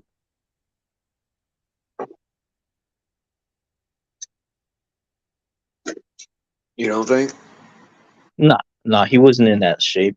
When I saw his physique, I was like, man, this guy's on something. And this was before I had heard that he got caught using illegal IVs. I just looked at his physique. I was like, man, this guy looks that's the same shape he looked in when he was 30 years old, and he fought Oscar when he was 30 years old in his prime. Hey, here's the point pound for pound king makes it. Hey, he tells Lisa, hey, how many other guys like Conte are out there that we don't know about? Exactly. Yeah. It ain't just like he's the only guy, right? That's true. He's taking all the heat, but Yeah. there's other guys. Come on. He's just the more famous, notorious one. But you know, there's another, the guy who's working with Benavides. What's his fucking name? Fuck. Oh, fuck, I had it. I forgot his name. But the guy who's working with him now, that guy is just as bad, bro. If not worse than Conte. It's just he's not as famous as Conte because Conte's been doing it longer. You know, but there's other guys like there's Alex Ariza. Remember him? He was working with 1,000 of these guys. He was working with Pacquiao back when he was under him and Freddie Roach were working with Pacquiao. And even Freddie Roach and Amir Khan. I'm back. Yeah, and Amir Khan, yep. How's it going, Rap? Oh, good, man. Keep cooking, bro. I'm just... Hey, yo, John, what's going on, John? I'm fine. How are you, Rap? Man, I'm doing good, man. Thanks for keeping the show alive, bro. I was just catching up with my work online. Yeah, you've been having a lot of fun over here chopping it up with the side. All right, bro. You guys keep it cooking. But, yeah, there's a lot of people, just like whoever made that comment, worse than Victor Conte. We only know about the people that's been caught. But the people that ain't been caught, there's a lot of them, and the doctors probably, which are working with the athletes. Exactly. Yeah, that's the other thing, these doctors. When was the last time a doctor got busted for some of this stuff? There's got to be some doctors involved in this somewhere, you know. Because a chemist is one thing. He knows chemists, but you got to have a doctor to know the anatomy and the physiology, though. Well, yeah, Conte had a whole team with him. Like the documentary goes into all of that. But yeah, bro, like you were saying, like there's people that are just as bad, if not worse. They just haven't got caught. It's kind of like, okay, we all heard of El Chapo, big cartel guy, right? because he got caught. But there's cartel leaders that are in the shadows that are doing way worse crimes than him right now in Mexico, bro. It's the same shit, right? It's like, so like there's this guy, Alex Ariza, who was working with Pacquiao, and he would give him these drinks, these beverages, these mystery beverages, bro. He was Pacquiao's nutritionist at the time, and Freddie Roach has gone on record. I can't find that fucking interview he did, but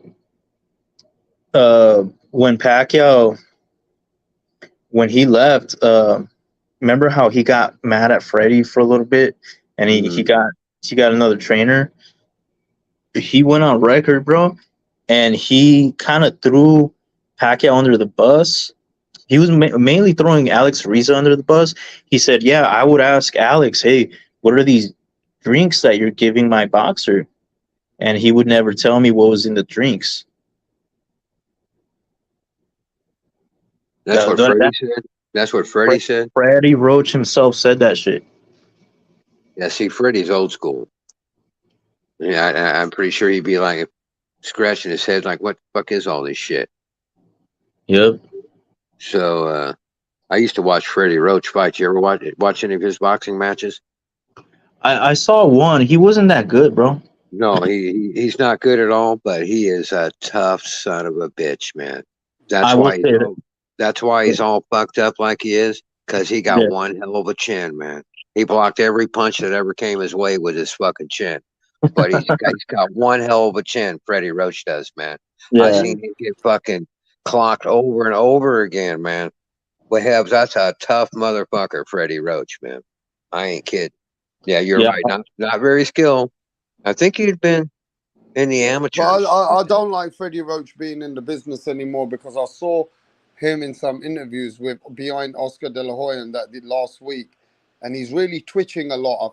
I feel bad for him, because we all know that he's suffering from Parkinson's.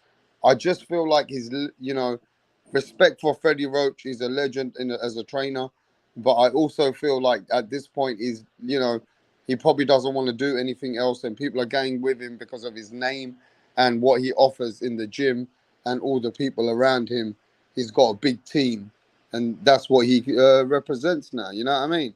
Wild card, isn't it? Wild card gym.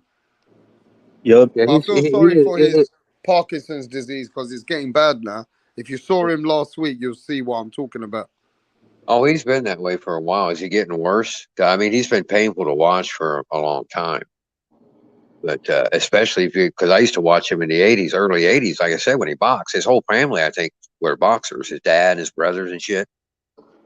But he's one of the toughest guys you'll ever see, man, Freddie Roach.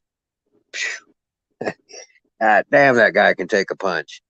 But you're right, Rap. He's really, they say it's Parkinson's, but whatever it is, it's the effects of boxing. It's all those punches he took. Yeah, that wild card gym is out here in LA. Oh, is it? And he would fight all the time. He was on TV all the time fighting, man. He took a lot of beatings.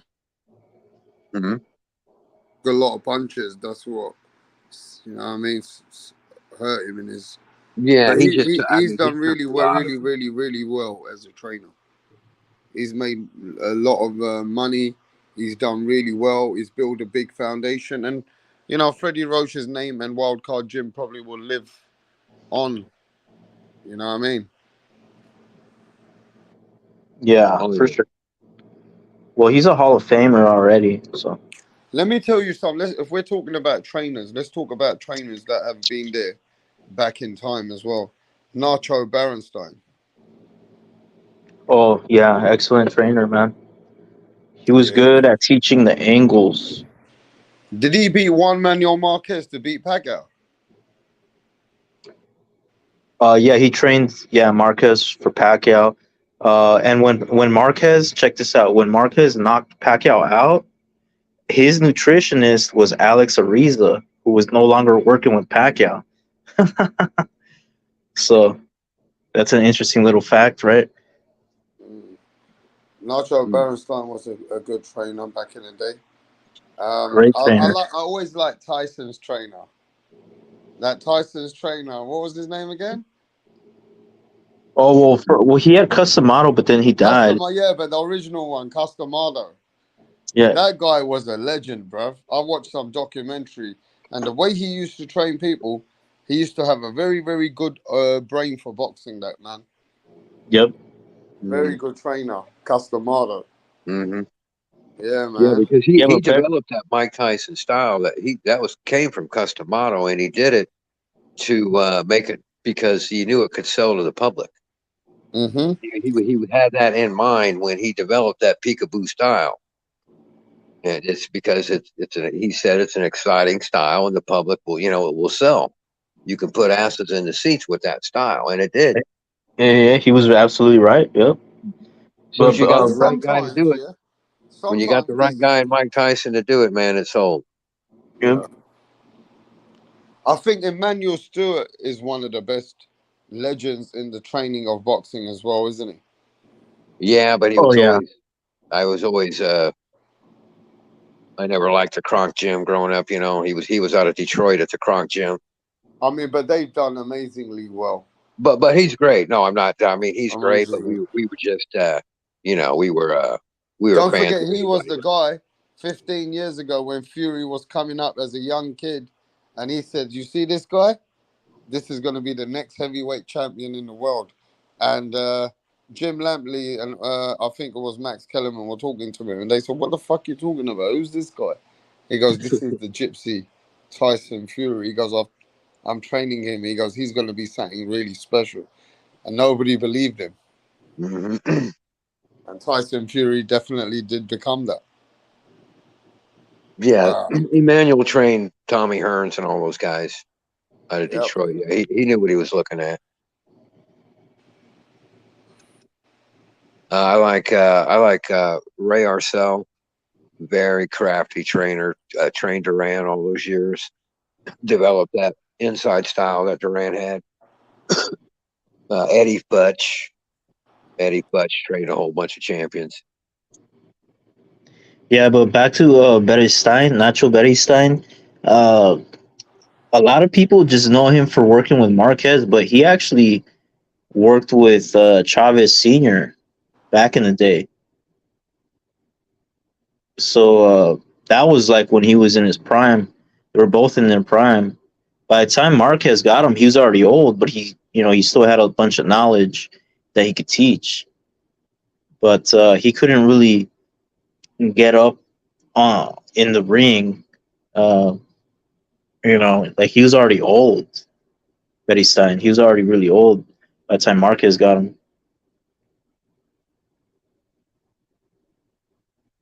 Pound Yeah, for man. Pound King says, if you're a total 100% clean athlete, why would you have these guys in your camp who are well known in the industry as cheats? Right. That's right. There you go. If you ain't cheating, then why you got these cheaters in your camp, right? Like who? Well, I don't know who he's talking about, but why would you have maybe he could be more specific, but I get the idea. Is that some of these like if Haney's promoting snack, why would you do that if you're not? I think is what he's saying. Isn't that what you're saying, pound for pound? Yeah, Haney was in that documentary towards the end too. Yeah, if you're not cheating, then why do you got Vic Conte around you, right? Right. I think that's what pound for pound means. So they have the guy around it who's a known cheat, but then they say they're not cheating. And so why put yourself in that situation if you're not cheating? Just don't have the guy around you. Yeah, I see. Okay. Right. So obviously you're fucking cheating, right? Or you wouldn't have the fucking cheater around you and while you're standing there saying you're not cheating. Oh, look at he says Bill Haney says they are trying to give Conte a second chance to redeem himself. Oh, they're so nice. Is that why they're doing it? Wow, they're so nice. What are they doing? They're giving Conte a second chance, bro, to redeem himself. look at Pound for Pound King's comment. All right, ladies and gentlemen, it's what you've all been waiting for. The show has arrived. The man of the hour. Here I am, Tip Bayless, taking over live on Rapstar Boxing. You are now tuned into Amateur Hour with your host, Tip Bayless, and his guest. Who do we have on the panel? Who is Tip Bayless? Who? Who the fuck is this clown?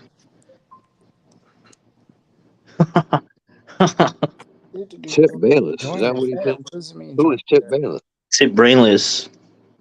Oh, Trip Brainless. Yeah. I have heard of him. No, what's up, man? What's on your mind? All right, boys, let's get down to it. Let's get down to the nitty gritty. Liam Smith versus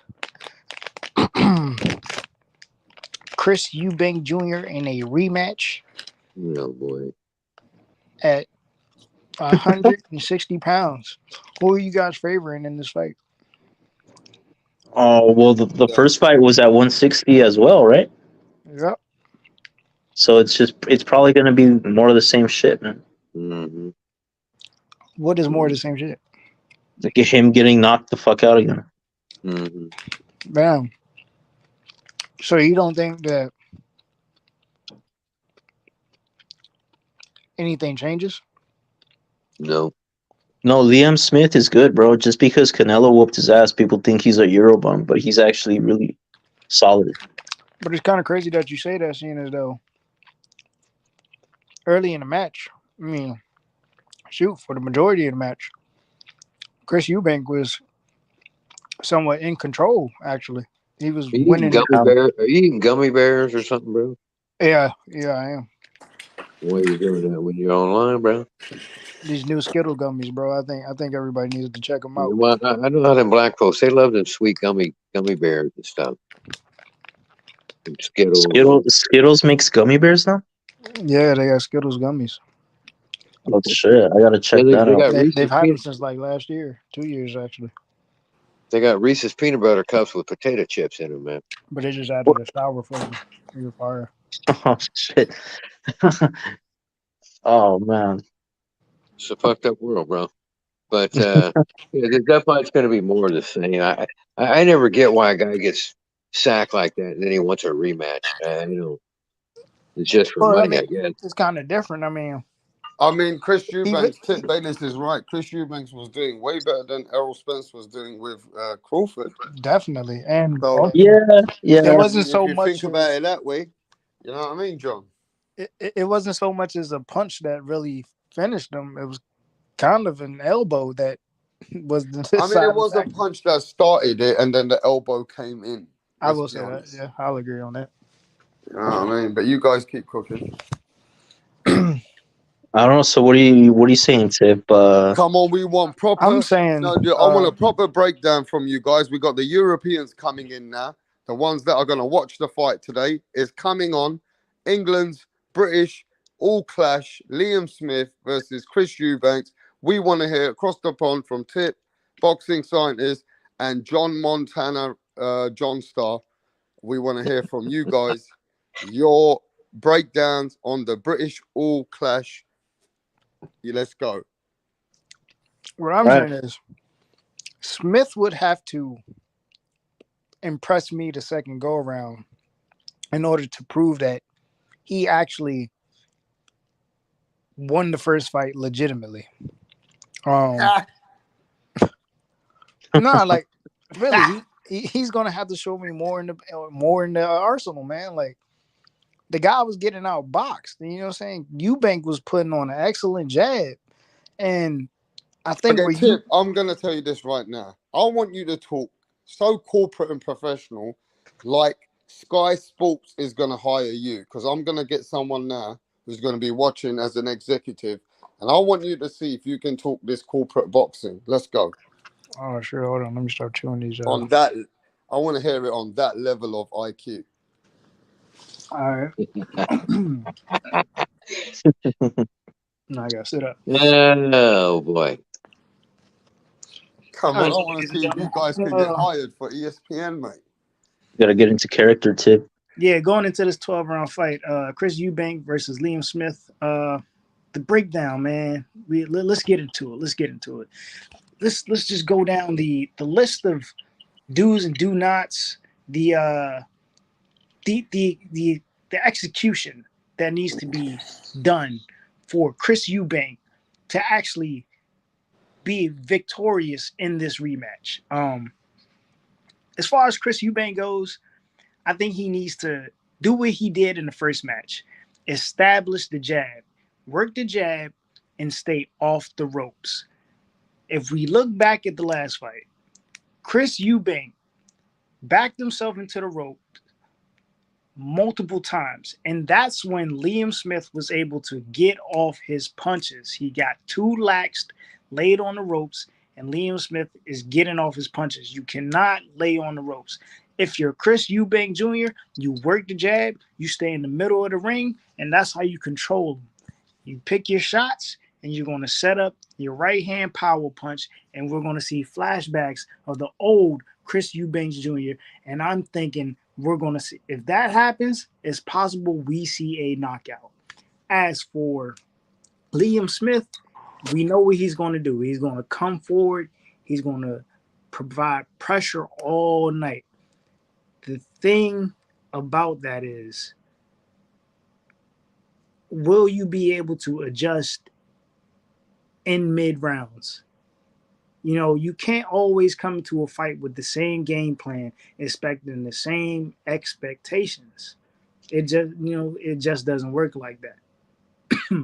So we know Chris Eubank changed his trainer. He left Roy Jones Jr.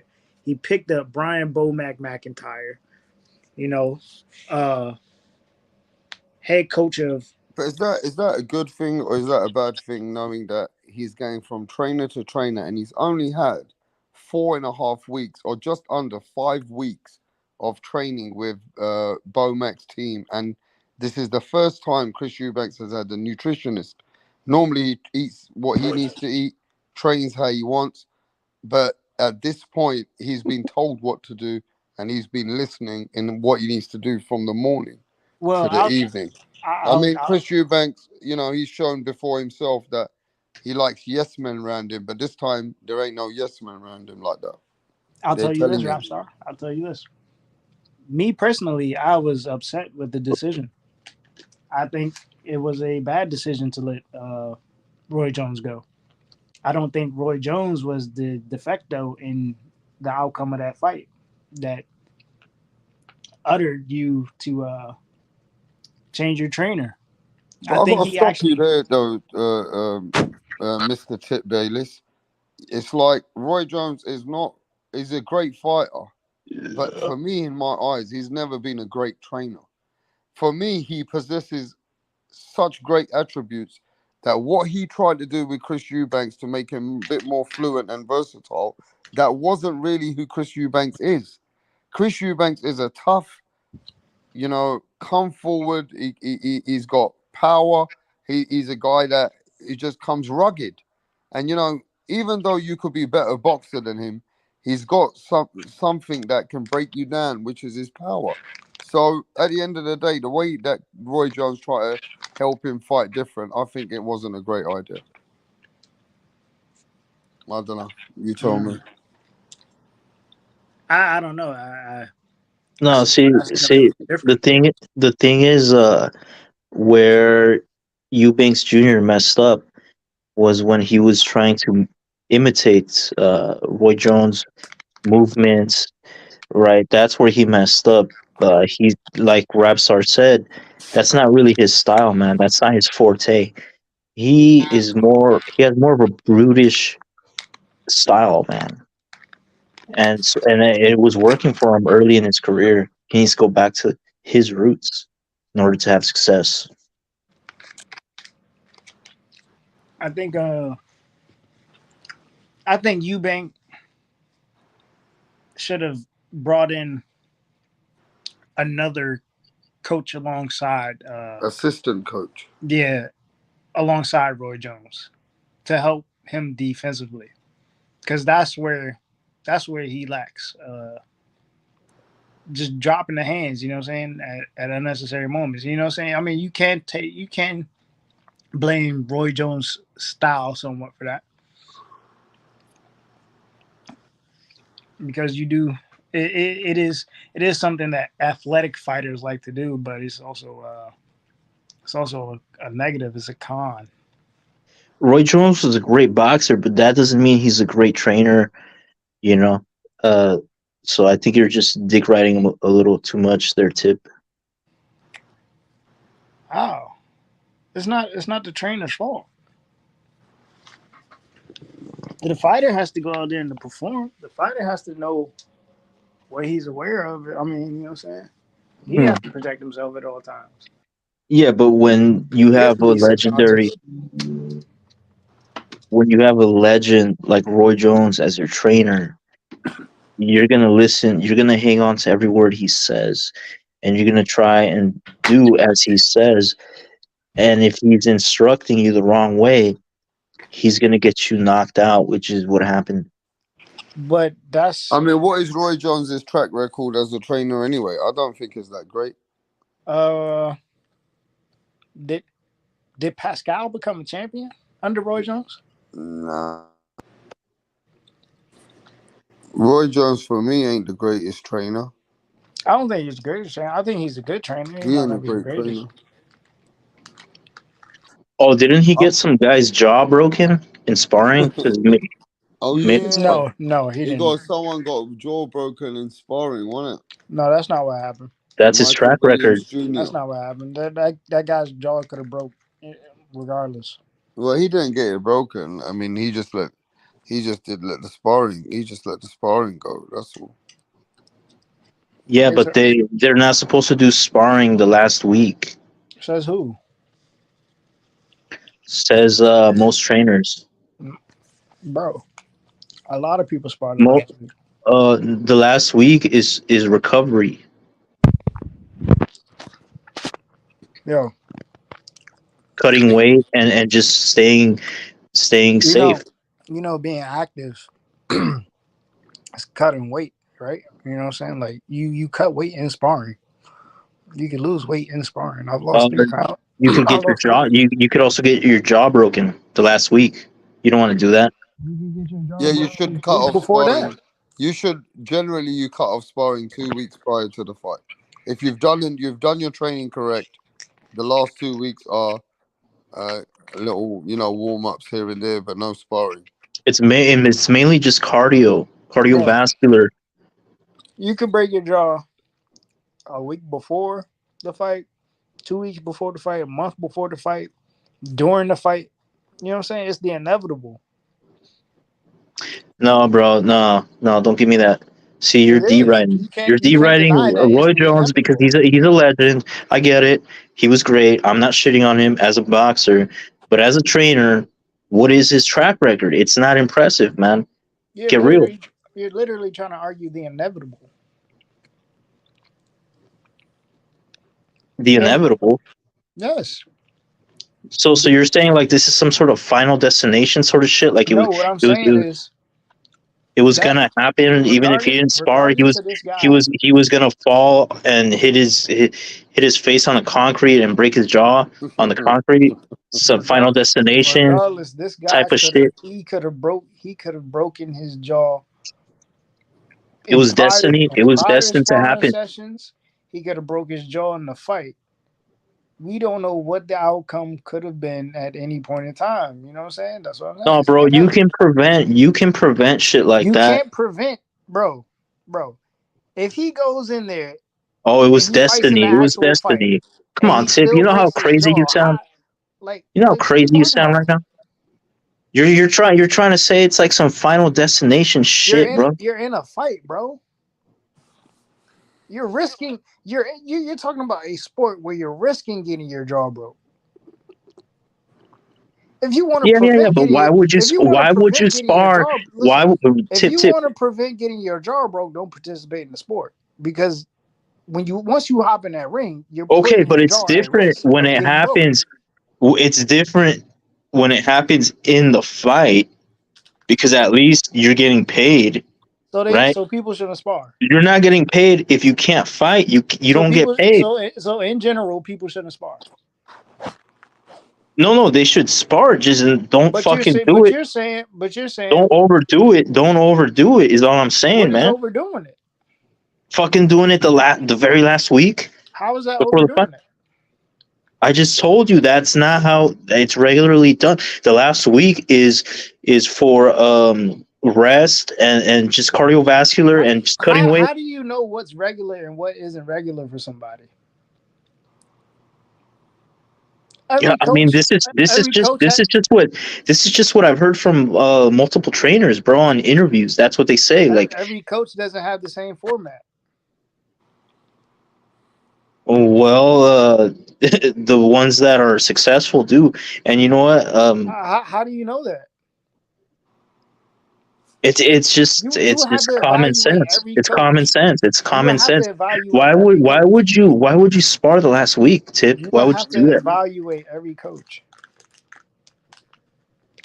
Why would you be like, get in there and give me some good sparring, and then boom, and then your guy gets hurt to the Maybe body, they or want to keep their wind up. You know what I'm saying? Some people there's function. there's other ways to keep your weight down, bro. I'm not saying weight. I'm saying wind. You could go ride a bicycle, like you could. There's so many. You could go jogging. I'm saying people perform different.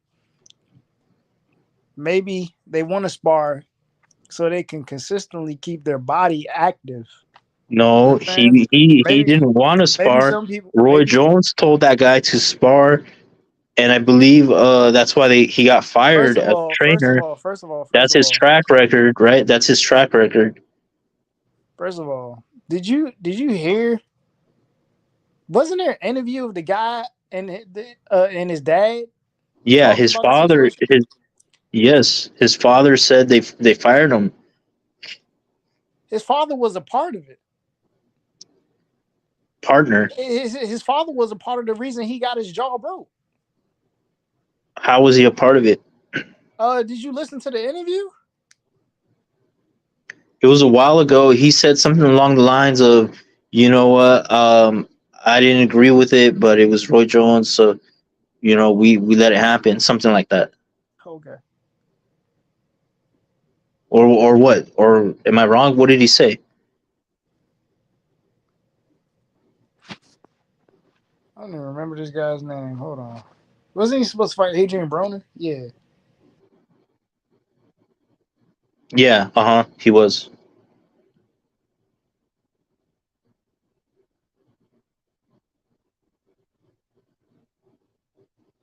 And they fired him, bro.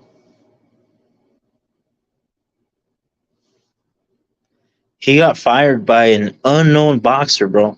A guy who we don't even remember his fucking name. You're Googling that shit right now as we speak. But you want to praise Roy Jones as some sort of great boxer.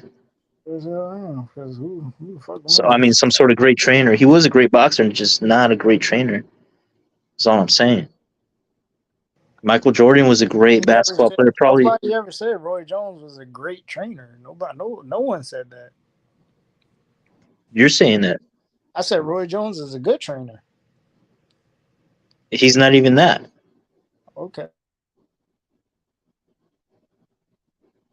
He's not even that. And that's why he has to keep boxing, because that's the only thing he's good at.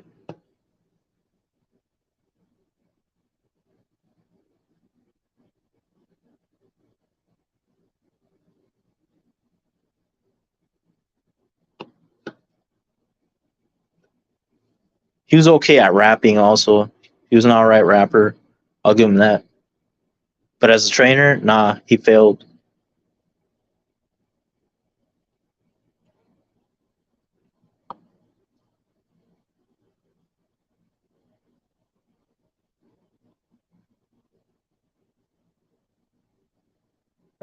Okay, look what Pound for Pound King is saying. Does that ring a bell? Man only has one loss under Roy Jones. Look at that comment from Pound for Pound King. Does that ring a bell?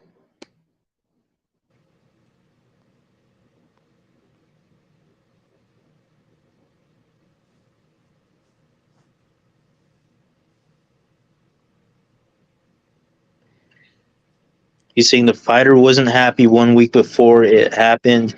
He called his dad to come pick him up, but his dad told him to stay, give him a chance. Then that's when it happened.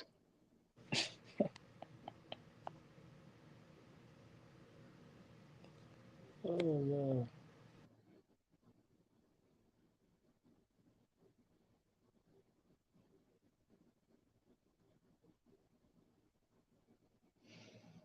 That's what I remember.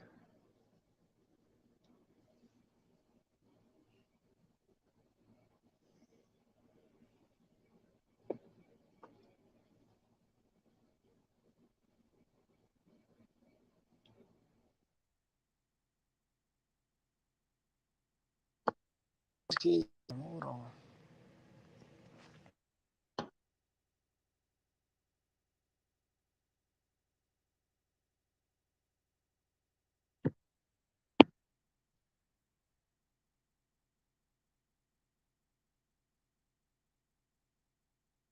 Junior, here we go.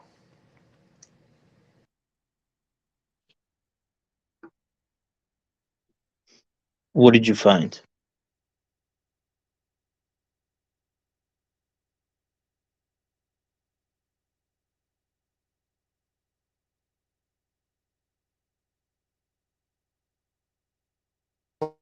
Articles, right?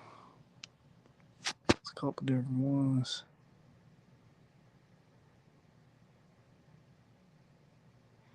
Yeah, no, I recall the dad being on YouTube, but his dad got caught in he got caught with some verbiage where he kind of like, damn, hold on, I have to find it, bro. I have to find the interview. I don't remember if it was on the Boxing Voice. It was somebody's channel, bro. Like,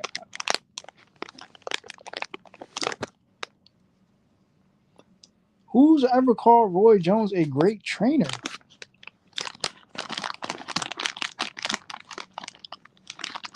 Well, you're hyping him up like he's a great trainer. That's why people are saying this. Because you're insinuating it. I've never insinuated Roy Jones is a great trainer. Yeah, you said he shouldn't have never got rid of him. I don't understand his purpose of getting rid of Roy Jones. What was his purpose? That's why I was mad. To get a better trainer, obviously. To get a better trainer. Okay, what can these other trainers help you do different? Like not get you knocked out. Tell me, what can they help you do different? They can help you not get knocked out, bro. So how do you do that? By fucking telling them stop trying to fight like Roy Jones. Stop trying to fight like Roy Jones and fucking fight the way you were built to fight. You're not built like Roy Jones. How was he built to fight? He has more of a brutish. How was he built to fight? Because he couldn't come he couldn't come forward.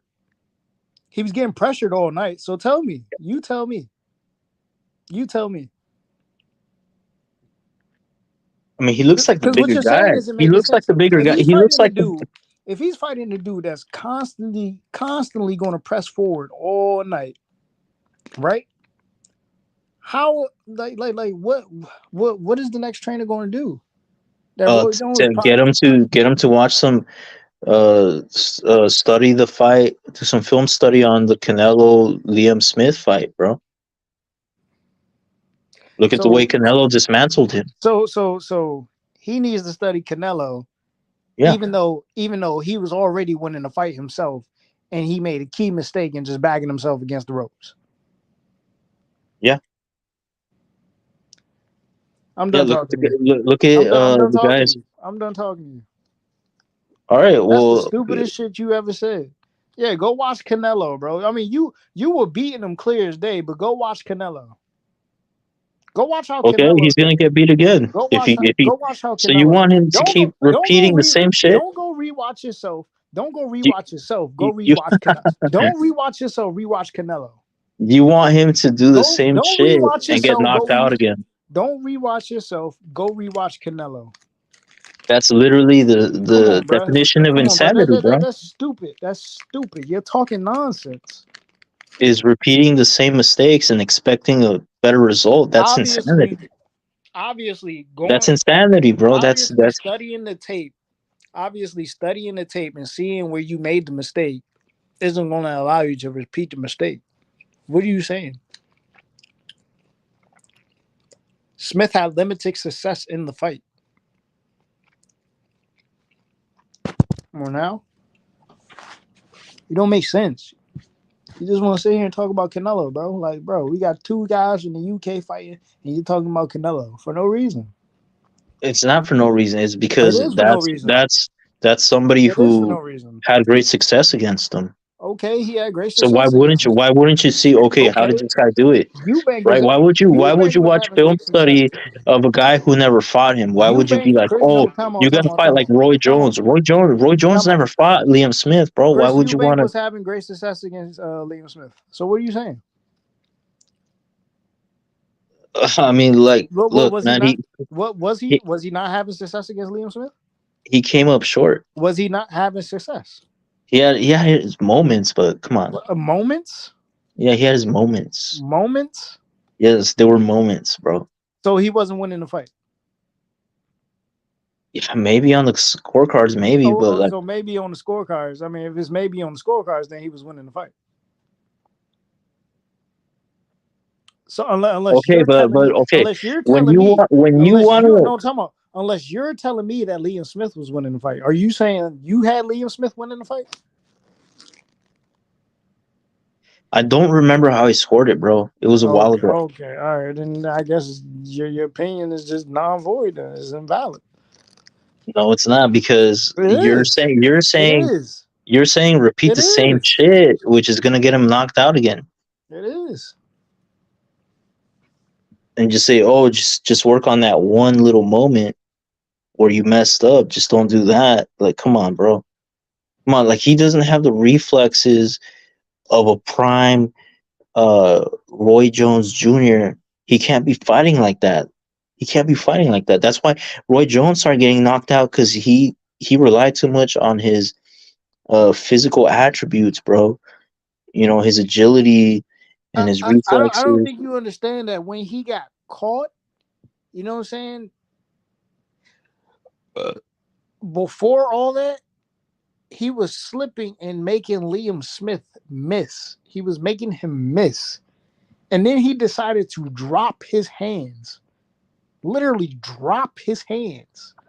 That's why he got fucked up.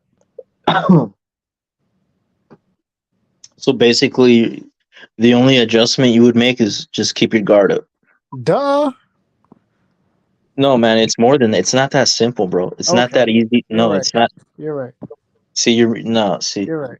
If it was that simple, no. So tell me. Do you expect him to go into that fight and look like Gabriel Rosado against Beck? No. Look, because I mean that's what Beck did. Beck made sure he game planned and didn't allow Rosado to look for that one punch, and he fucked Rosado up in the rematch after getting knocked out. Yeah, but that's different. Look, it's not different. What is different? It is. They both got knocked out. One punch. Yeah, because this guy's trying to fight like Roy Jones too much, bro. That's how. Oh, here we go, bro. Yeah, and he needs to go back to his roots, man. Okay. Duke it out with this guy. He's bigger. He's the bigger, stronger. He's the bigger, stronger guy. He's the bigger, stronger guy. He should be back. He should be backing up Liam Smith. He should be the one backing up Liam Smith, bro. This is where you don't make sense. you look at that picture. Look at that fucking picture. You would be a terrible coach. You just said go back to your old style and go into a boxing match and fight this guy. The guy that just knocked you out, you need to go in there, fight him. Yes. Yes, Go fight the guy that just knocked you out. exactly, Okay. exactly. Okay. Yeah, look at that picture. Who looks bigger to you? Okay. Who looks bigger and stronger to you, bro? Why is this guy getting backed up by Liam Smith, bro? That doesn't make any sense. You're the bigger, stronger guy. You should be bullying him. He should be the one fucking against the ropes, right? Not you. You think boxing works like that? You can make it work like that, yeah. I'm just saying. You think it works like that? Yeah, it can. Why not? I mean, Chris Eubank Jr. has power. Okay. This So Chris Eubank. why is he backing up? Why is he backing up? Does Chris Eubank Jr. present a style where he could just walk a guy down? Yeah, he's done it many times. He's done it many times. Okay. But he just walked him down. Yeah. All right. Yeah, that's his when he was in his prime, that was his bread and butter, bro. He was a pressure boxer. Not this fucking Roy Jones style where he's trying to finesse and be all flashy. That's how you get knocked out, man. Trying to be something you're not. See, if you were his trainer, you would get him killed. You would get him comatose, Tip. You're speaking as if. Thank God. Thank God you're not a trainer. Thank God you're not a trainer, Tip. You wouldn't be a trainer. You would be a terrible trainer. You just told the guy to go in there and fight the guy that just knocked him out. Fight fire with fire. Fight fire with fire, man. Okay. That's what he's got to do. And when he gets clipped in an exchange, you're going to look stupid. He's got to dig deep. Find his nuts. Stop fighting like a little bitch. This is why Mexicans lose all their fights. Because you know what I'm saying? You sound muffled, bro. You sound muffled. This is why Mexicans lose the majority of their fights. Oh, here we go with the racist shit. It's not racist. We go the racist shit. It's not racist. What is racist about it? That's a style they present. Okay, so Liam Smith, Liam Smith fights like a Mexican, right? Liam Smith fights like a Mexican, right? Liam Smith fought like a Mexican, and Eubank fought like a slave, right? So that's why he got knocked out. You're looking for a Mexican style fight. You're looking for a brawl. That shit doesn't work. That shit doesn't work. You're not looking for a boxing match. You're looking for a brawl. That shit only works when you have your reflexes and you can dodge. You can bob. You can bob and weave and dodge punches. Eubank didn't have the reflexes. Eubank didn't have the reflexes. You're right. At his age, no, not anymore. Right. No, he can't get away with that shit anymore. He didn't. He wasn't getting away with it at all. You're right. Get away with it in the early rounds, but look, you're gonna get tired. That style requires a lot of energy. So he was getting away with it until he ran out of energy. Yes, but he got away with it. Until he ran out of energy. Yes, but he got away with it. Until he ran out of energy. Yes, but he got away with it. Correct. Until he ran out of energy. Yes. Did he or did he not get away with it? I just said yes, bitch. Okay then. Until he didn't. He got away with it until he didn't. It's not until he didn't. He got away. Yeah, what do you mean? Did he? You're acting like he didn't get caught. What are you talking about? What are you talking about? Why are you just overlooking that? Like, you're acting like he won the fucking fight, Tip. He got knocked the fuck out. He got hit with a punch he didn't see. Why? Because his reflexes aren't there like that for that sort of style. And you're trying to force him to fight a style that doesn't suit him. What are we talking about? If you can see the punch, your reflexes are enacted. If you can't see the punch, your reflexes but if you're tired, if you're tired, you're pretty much a punching bag, and that style requires a lot of energy expenditure. And so, look, that's what happened, Tip. He got tired and he got caught. That's why he couldn't even keep his hands up. He was so tired. I think he got caught with a punch, and then he got elbowed. Or you're gonna say, oh, he was just being cocky. He was just showboating. He No, got dude, caught with a punch, and dude, he then was tired. the follow up was an elbow. He got elbowed after the punch. Are you forgetting that? Are you forgetting he got elbowed after the punch? Okay, so shit happens. Right, shit So what? happens. So what? So what? He wouldn't have got hit with the elbow if he wasn't already hurt.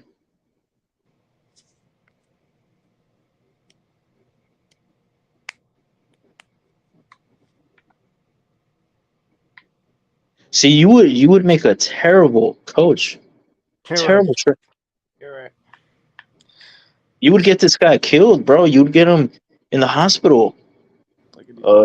You would end up like a vegetable, man. This dude, you It's want a him to go, serious.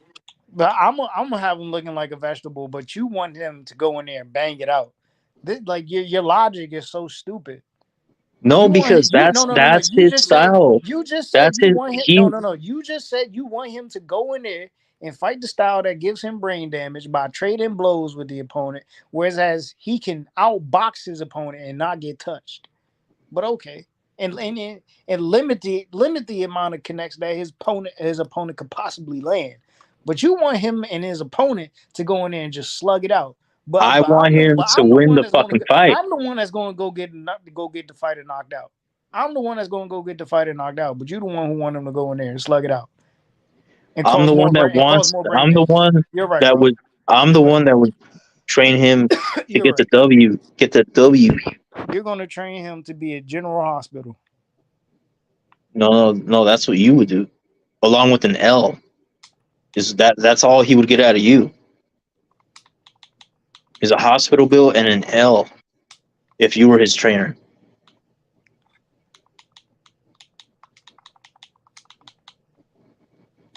Look at I think you're not familiar with Chris Eubank Jr.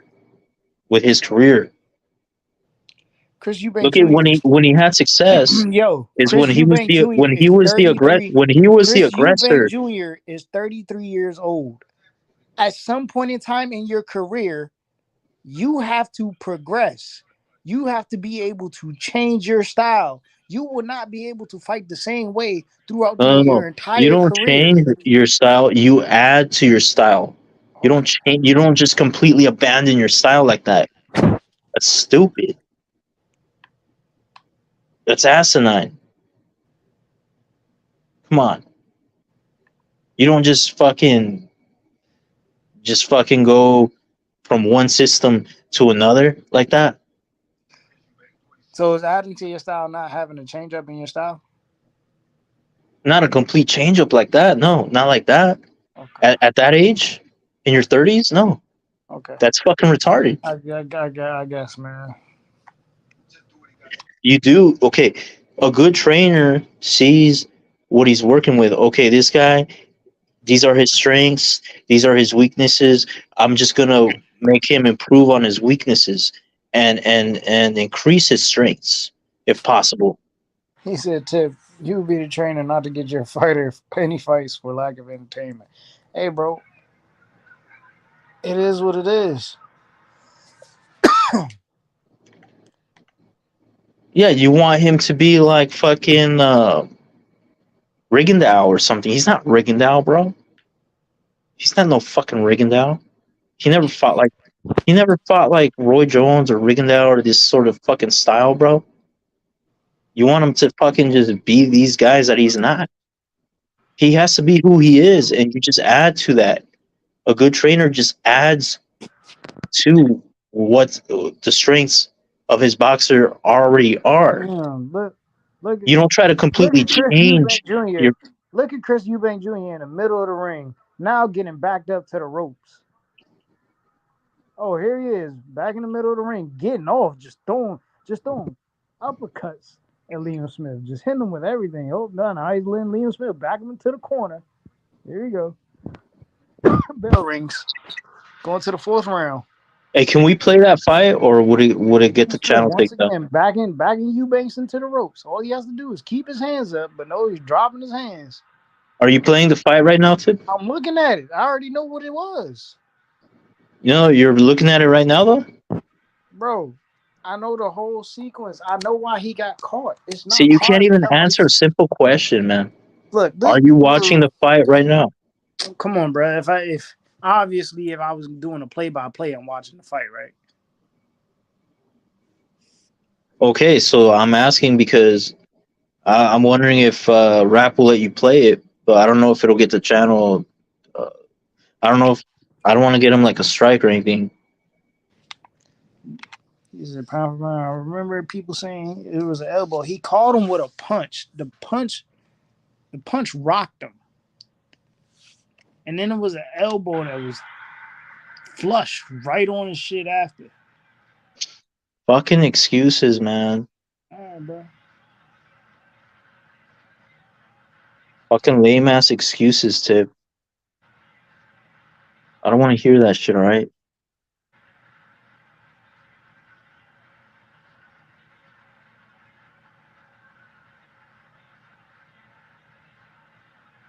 Look at Chris Eubank Jr.'s physique, bro.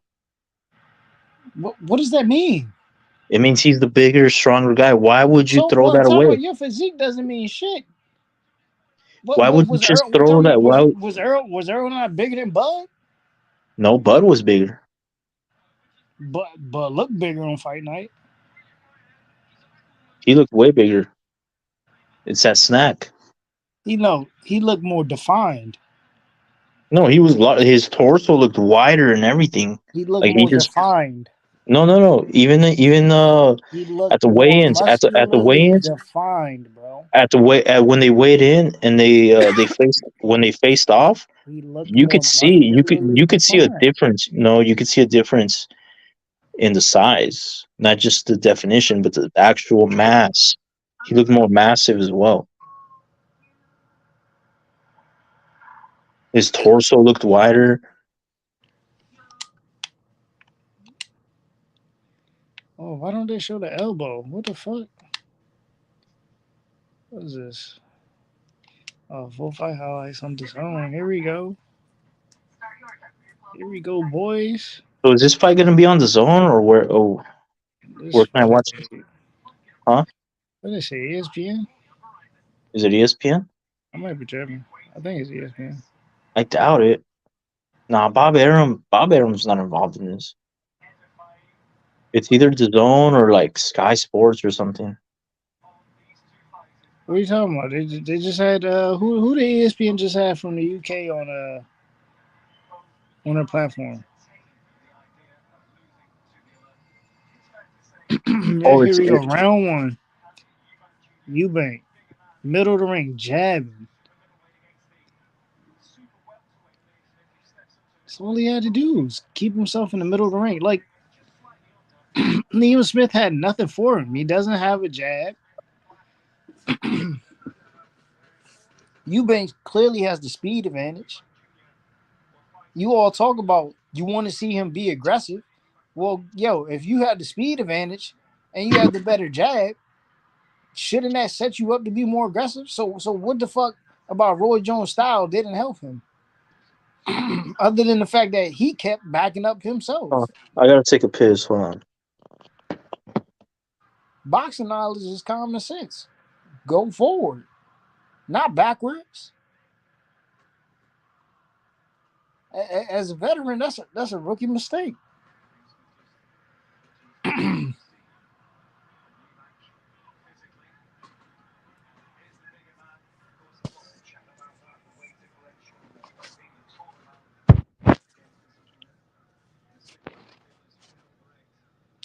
Get in, get out.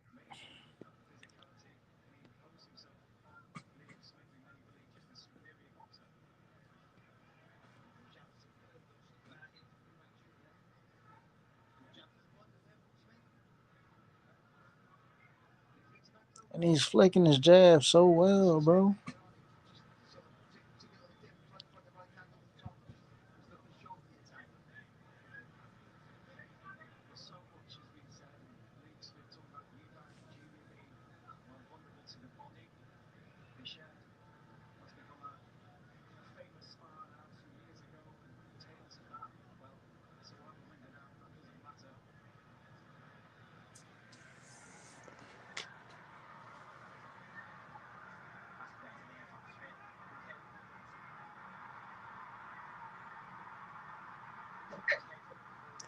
Bro, it was like round 4 in that fight, bro, where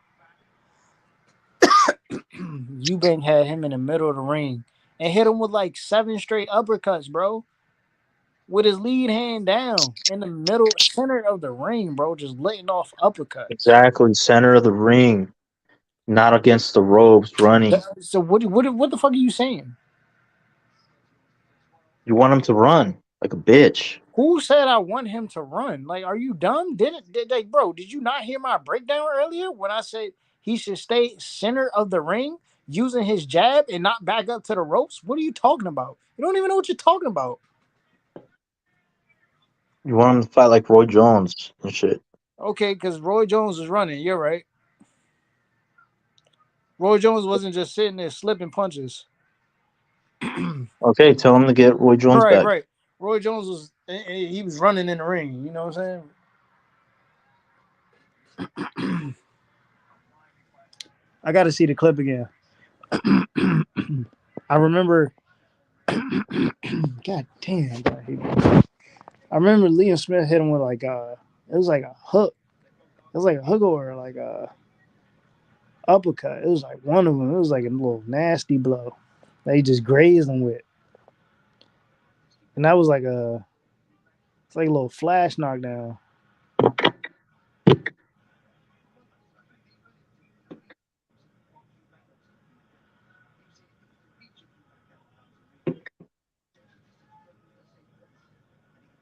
He said the elbow was on the gloves. No, it wasn't, bro.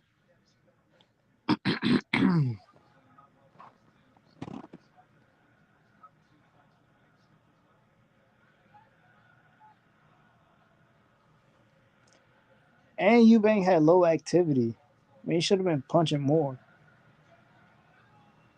This dude's not even punching at you, and you just sitting there, like, not letting your hands go. It's another reason you were getting walked down.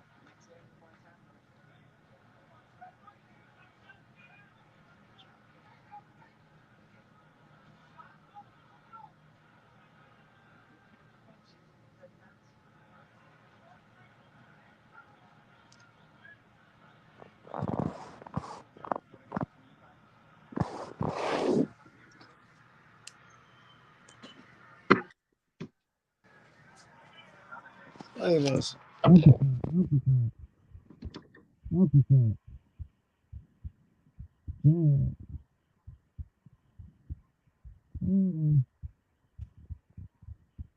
Another uppercut.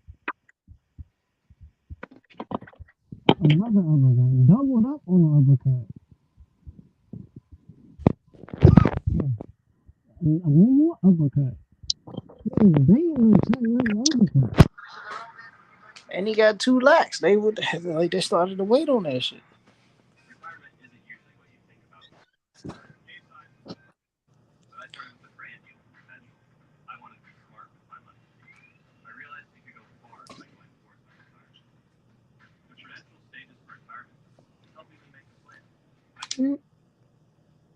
Oh damn! What the fuck? Blow.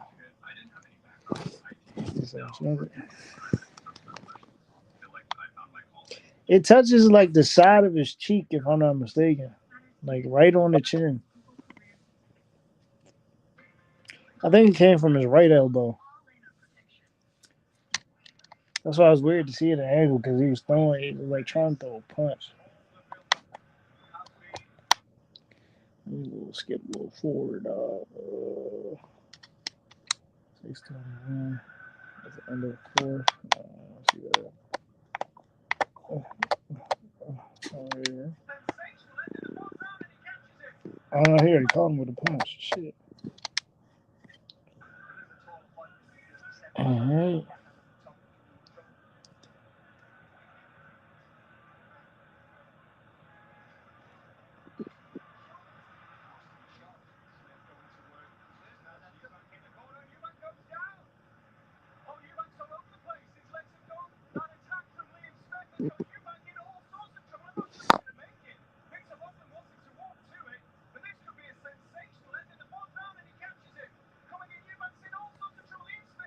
If I was Eubank, I would have took a knee.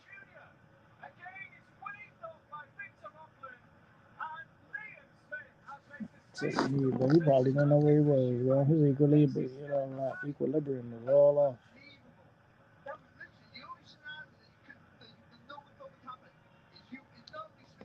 Let's see this shit again. I say shut it down replay, bro. There we go. All right, the left hand uppercut. He was still aware of where he was when he took the uppercut. Yep, there it is. Okay, here we go. All right.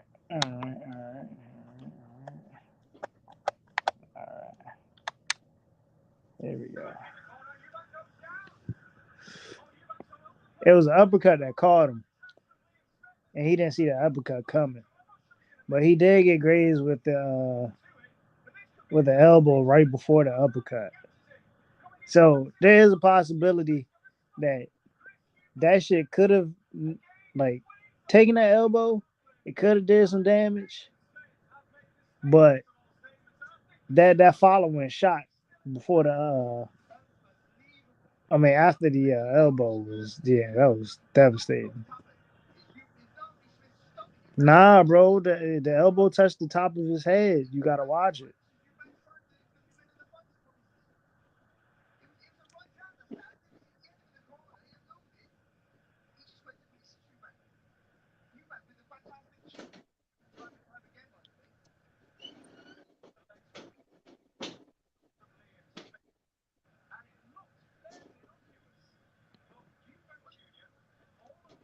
I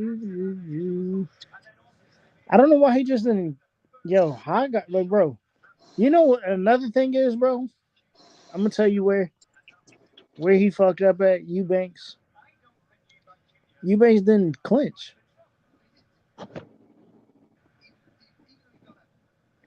You left yourself open, and you know what I'm saying. You ain't even try to close in the distance to, you know what I'm saying, tie the man up. Like, bro.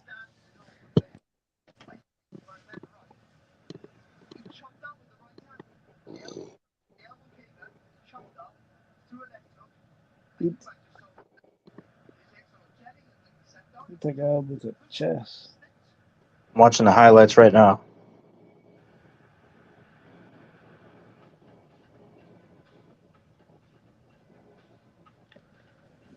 Oh, man.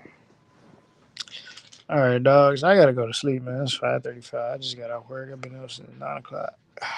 It's your bedtime, child. It's your bedtime. Child. I'm on a full 20 hours. Being up.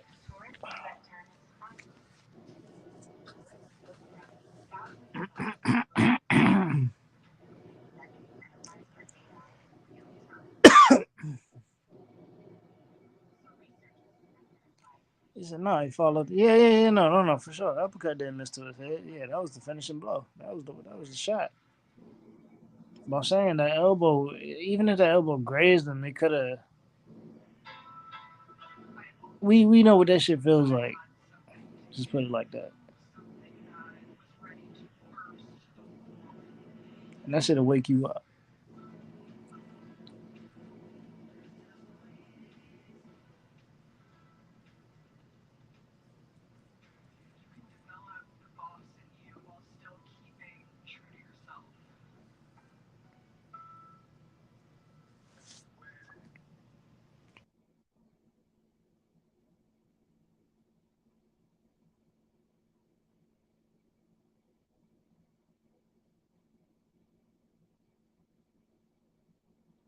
So you think EUBANK is gonna win the rematch?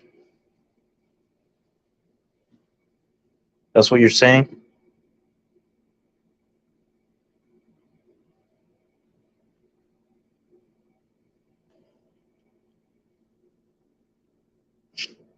Is that what you're saying?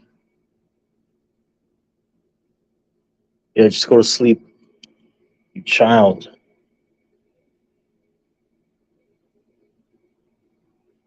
Yeah, this fucking idiot.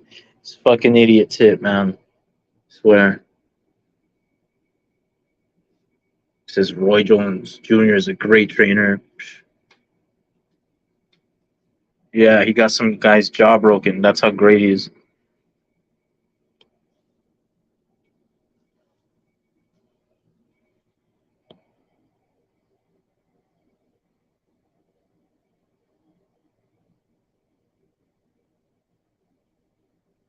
Yeah, see, I'm watching these highlights. He's backing up too much.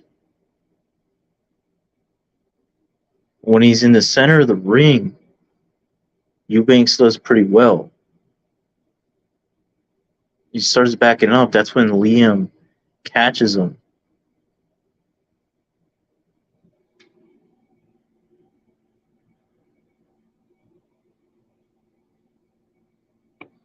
Smash that like button, everyone.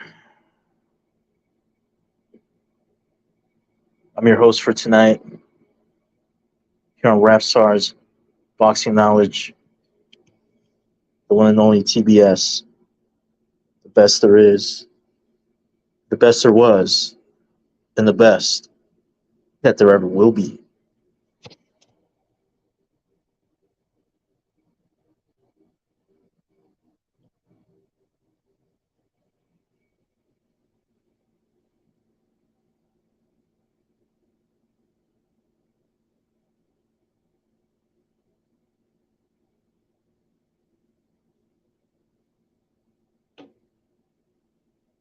Yeah, I'm watching these highlights right now.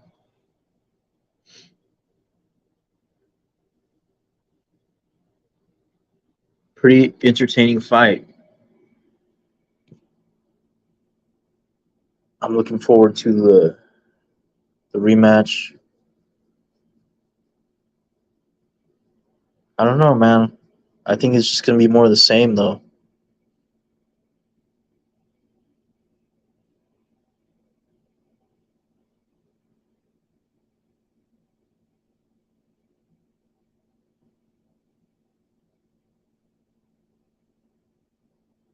I think Liam Smith is just hard to beat. He only loses to Mexicans. He only lost to Canelo and Jaime Munguia, right?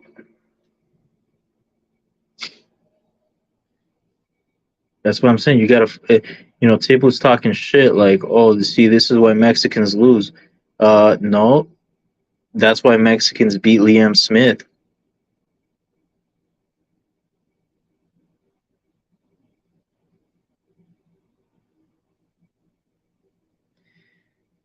If I hit the link, I think it'll take me off of the panel, and I don't know if I could get back on because I think Rap is asleep, bro.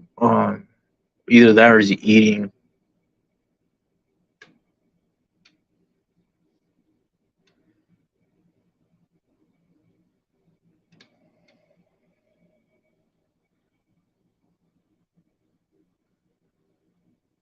But yeah, man, you you gotta fight fire with fire. I'm telling you, man. I'm telling you, this guy Tip, he thinks he knows boxing.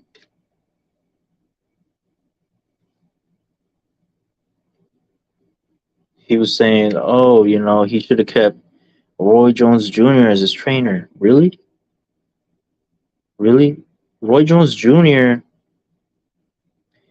he wasn't exactly fundamentally sound. He relied a lot on his athletic abilities, his reflexes, his God given attributes, right? As he aged, he couldn't rely on that anymore. That's why he started getting knocked out. So how is he going to train you?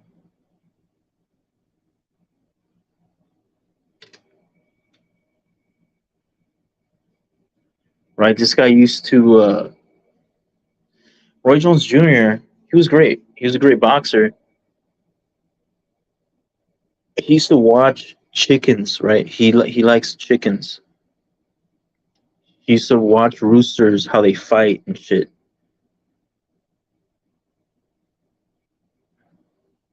And he would do shit like that in the ring, right? He would extend his arms out like he was about to take flight, like some sort of rooster. He would showboat a lot. And he got away with it because he was quick enough, athletic enough, right? To where he could get away with it.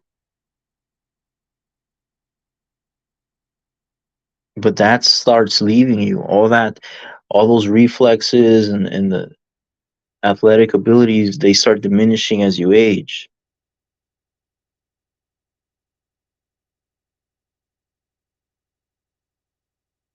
That's why he beat Hopkins the first time they fought, but Hopkins beat him in the rematch because Hopkins had a style that aged well.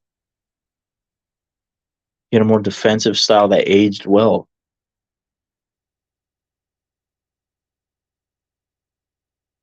So yeah, Tip doesn't know what the fuck he's talking about, as usual.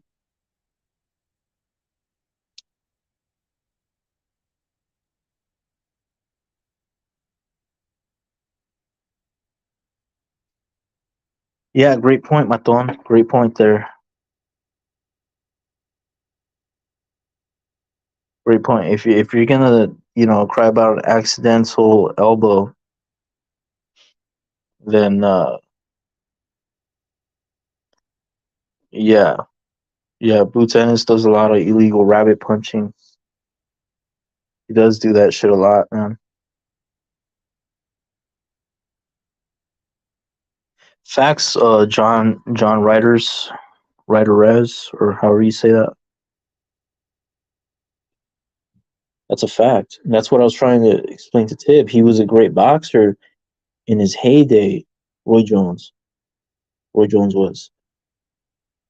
But he failed as a trainer. He was mediocre as a rapper, great as a boxer, but sucked ass as a trainer, man.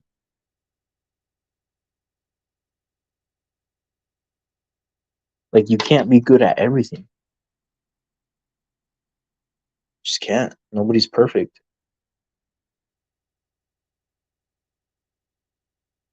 Not even me, believe it or not.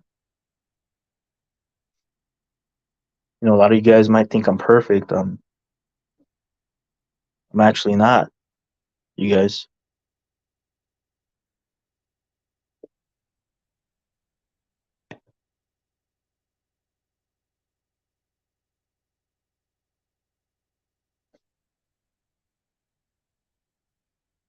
Yeah, Antonio Tarver, see, yeah, he did. He knocked his ass out, man. Once he started getting knocked out, that was it. Like, everyone just started knocking him out because the athleticism he had in his youth wasn't there, or at least it wasn't as good as it was, right? He lost the step. That's what I'm trying to say. He lost the step. And that's all it takes sometimes, man. These punches that he would avoid by inches while staying in the pocket and being able to come back with a counter, those punches that used to miss him by inches now were connecting.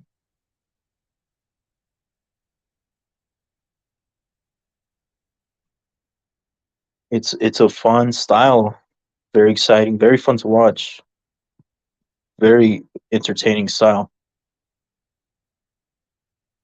It's a very dangerous style.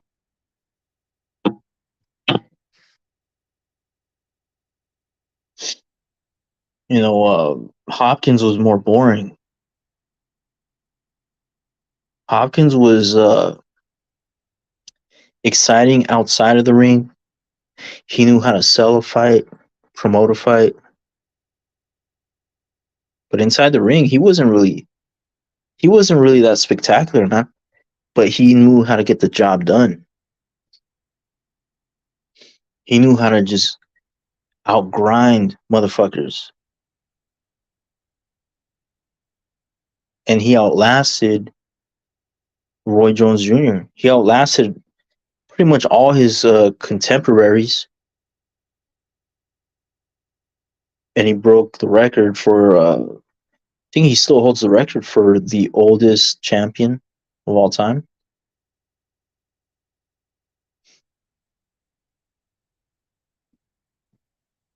Well, I mean, yeah, it's a matter of opinion. Chappelle Hanan or Hannon.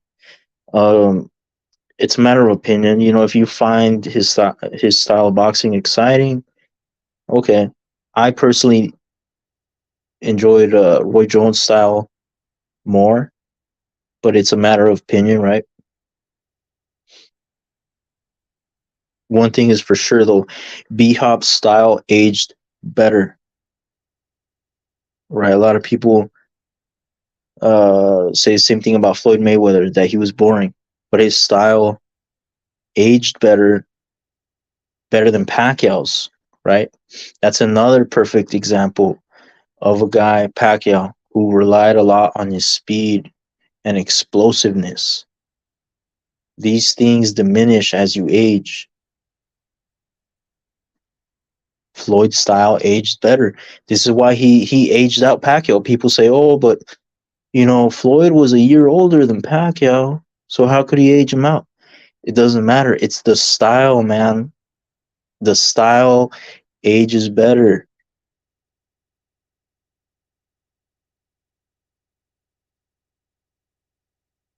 Calzaghe, bro. Oh, Calzaghe,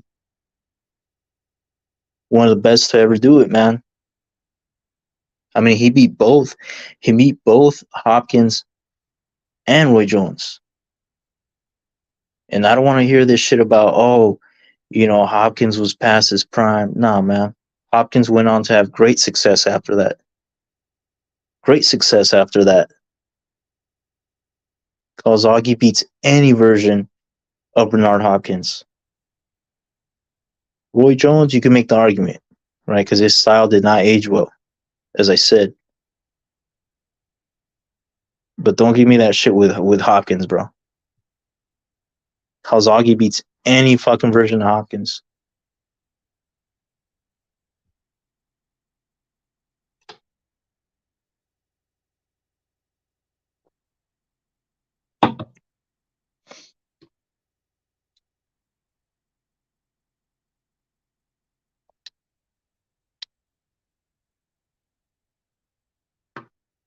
Calzaghe had it all, man. He had it all. Speed, uh, gas tank, man. His output, his punch output was out of this fucking world. It's hard to beat a guy like that. It's hard to beat a guy who beats you to the punch and is ready to throw another punch behind it. It's hard to deal with that.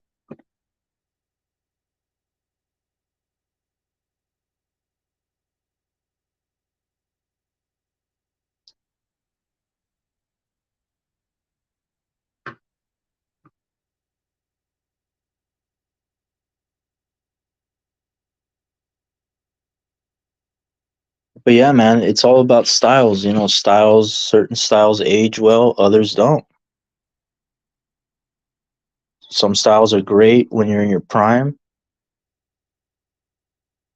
but they won't last. Can't keep certain styles. Uh, you know, like styles that require a lot of energy and reflexes. And they don't age. They just don't age well, man.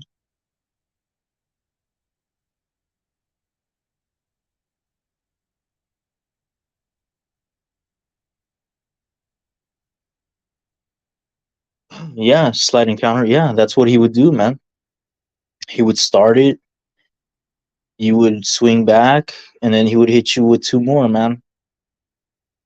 It's just his hand speed and his gas tank, man. It was just hard to deal with. He would just outwill people. What he wasn't the most fundamentally sound, but he just I don't know. He was like a cat. He was almost like a cat. or like a tiger, you know, just so quick. And at his size, you know, at his size, even the jab would be pretty stiff.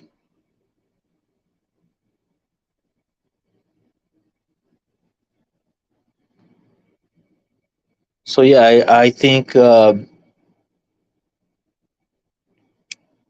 Liam Smith is gonna fuck this guy up again, man. He's gonna fuck him up again.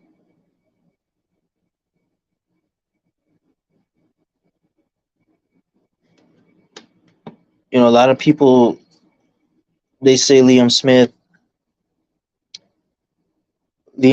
is a Euro bum just because Canelo fought him, right? Anyone Canelo fights is labeled as a bum. But think about it. Liam Smith is a solid boxer, man. He's a very solid pressure fighter. Yeah, Munguia beat him. He couldn't finish him, but he did drop him. But yeah, he's only lost to Mexican.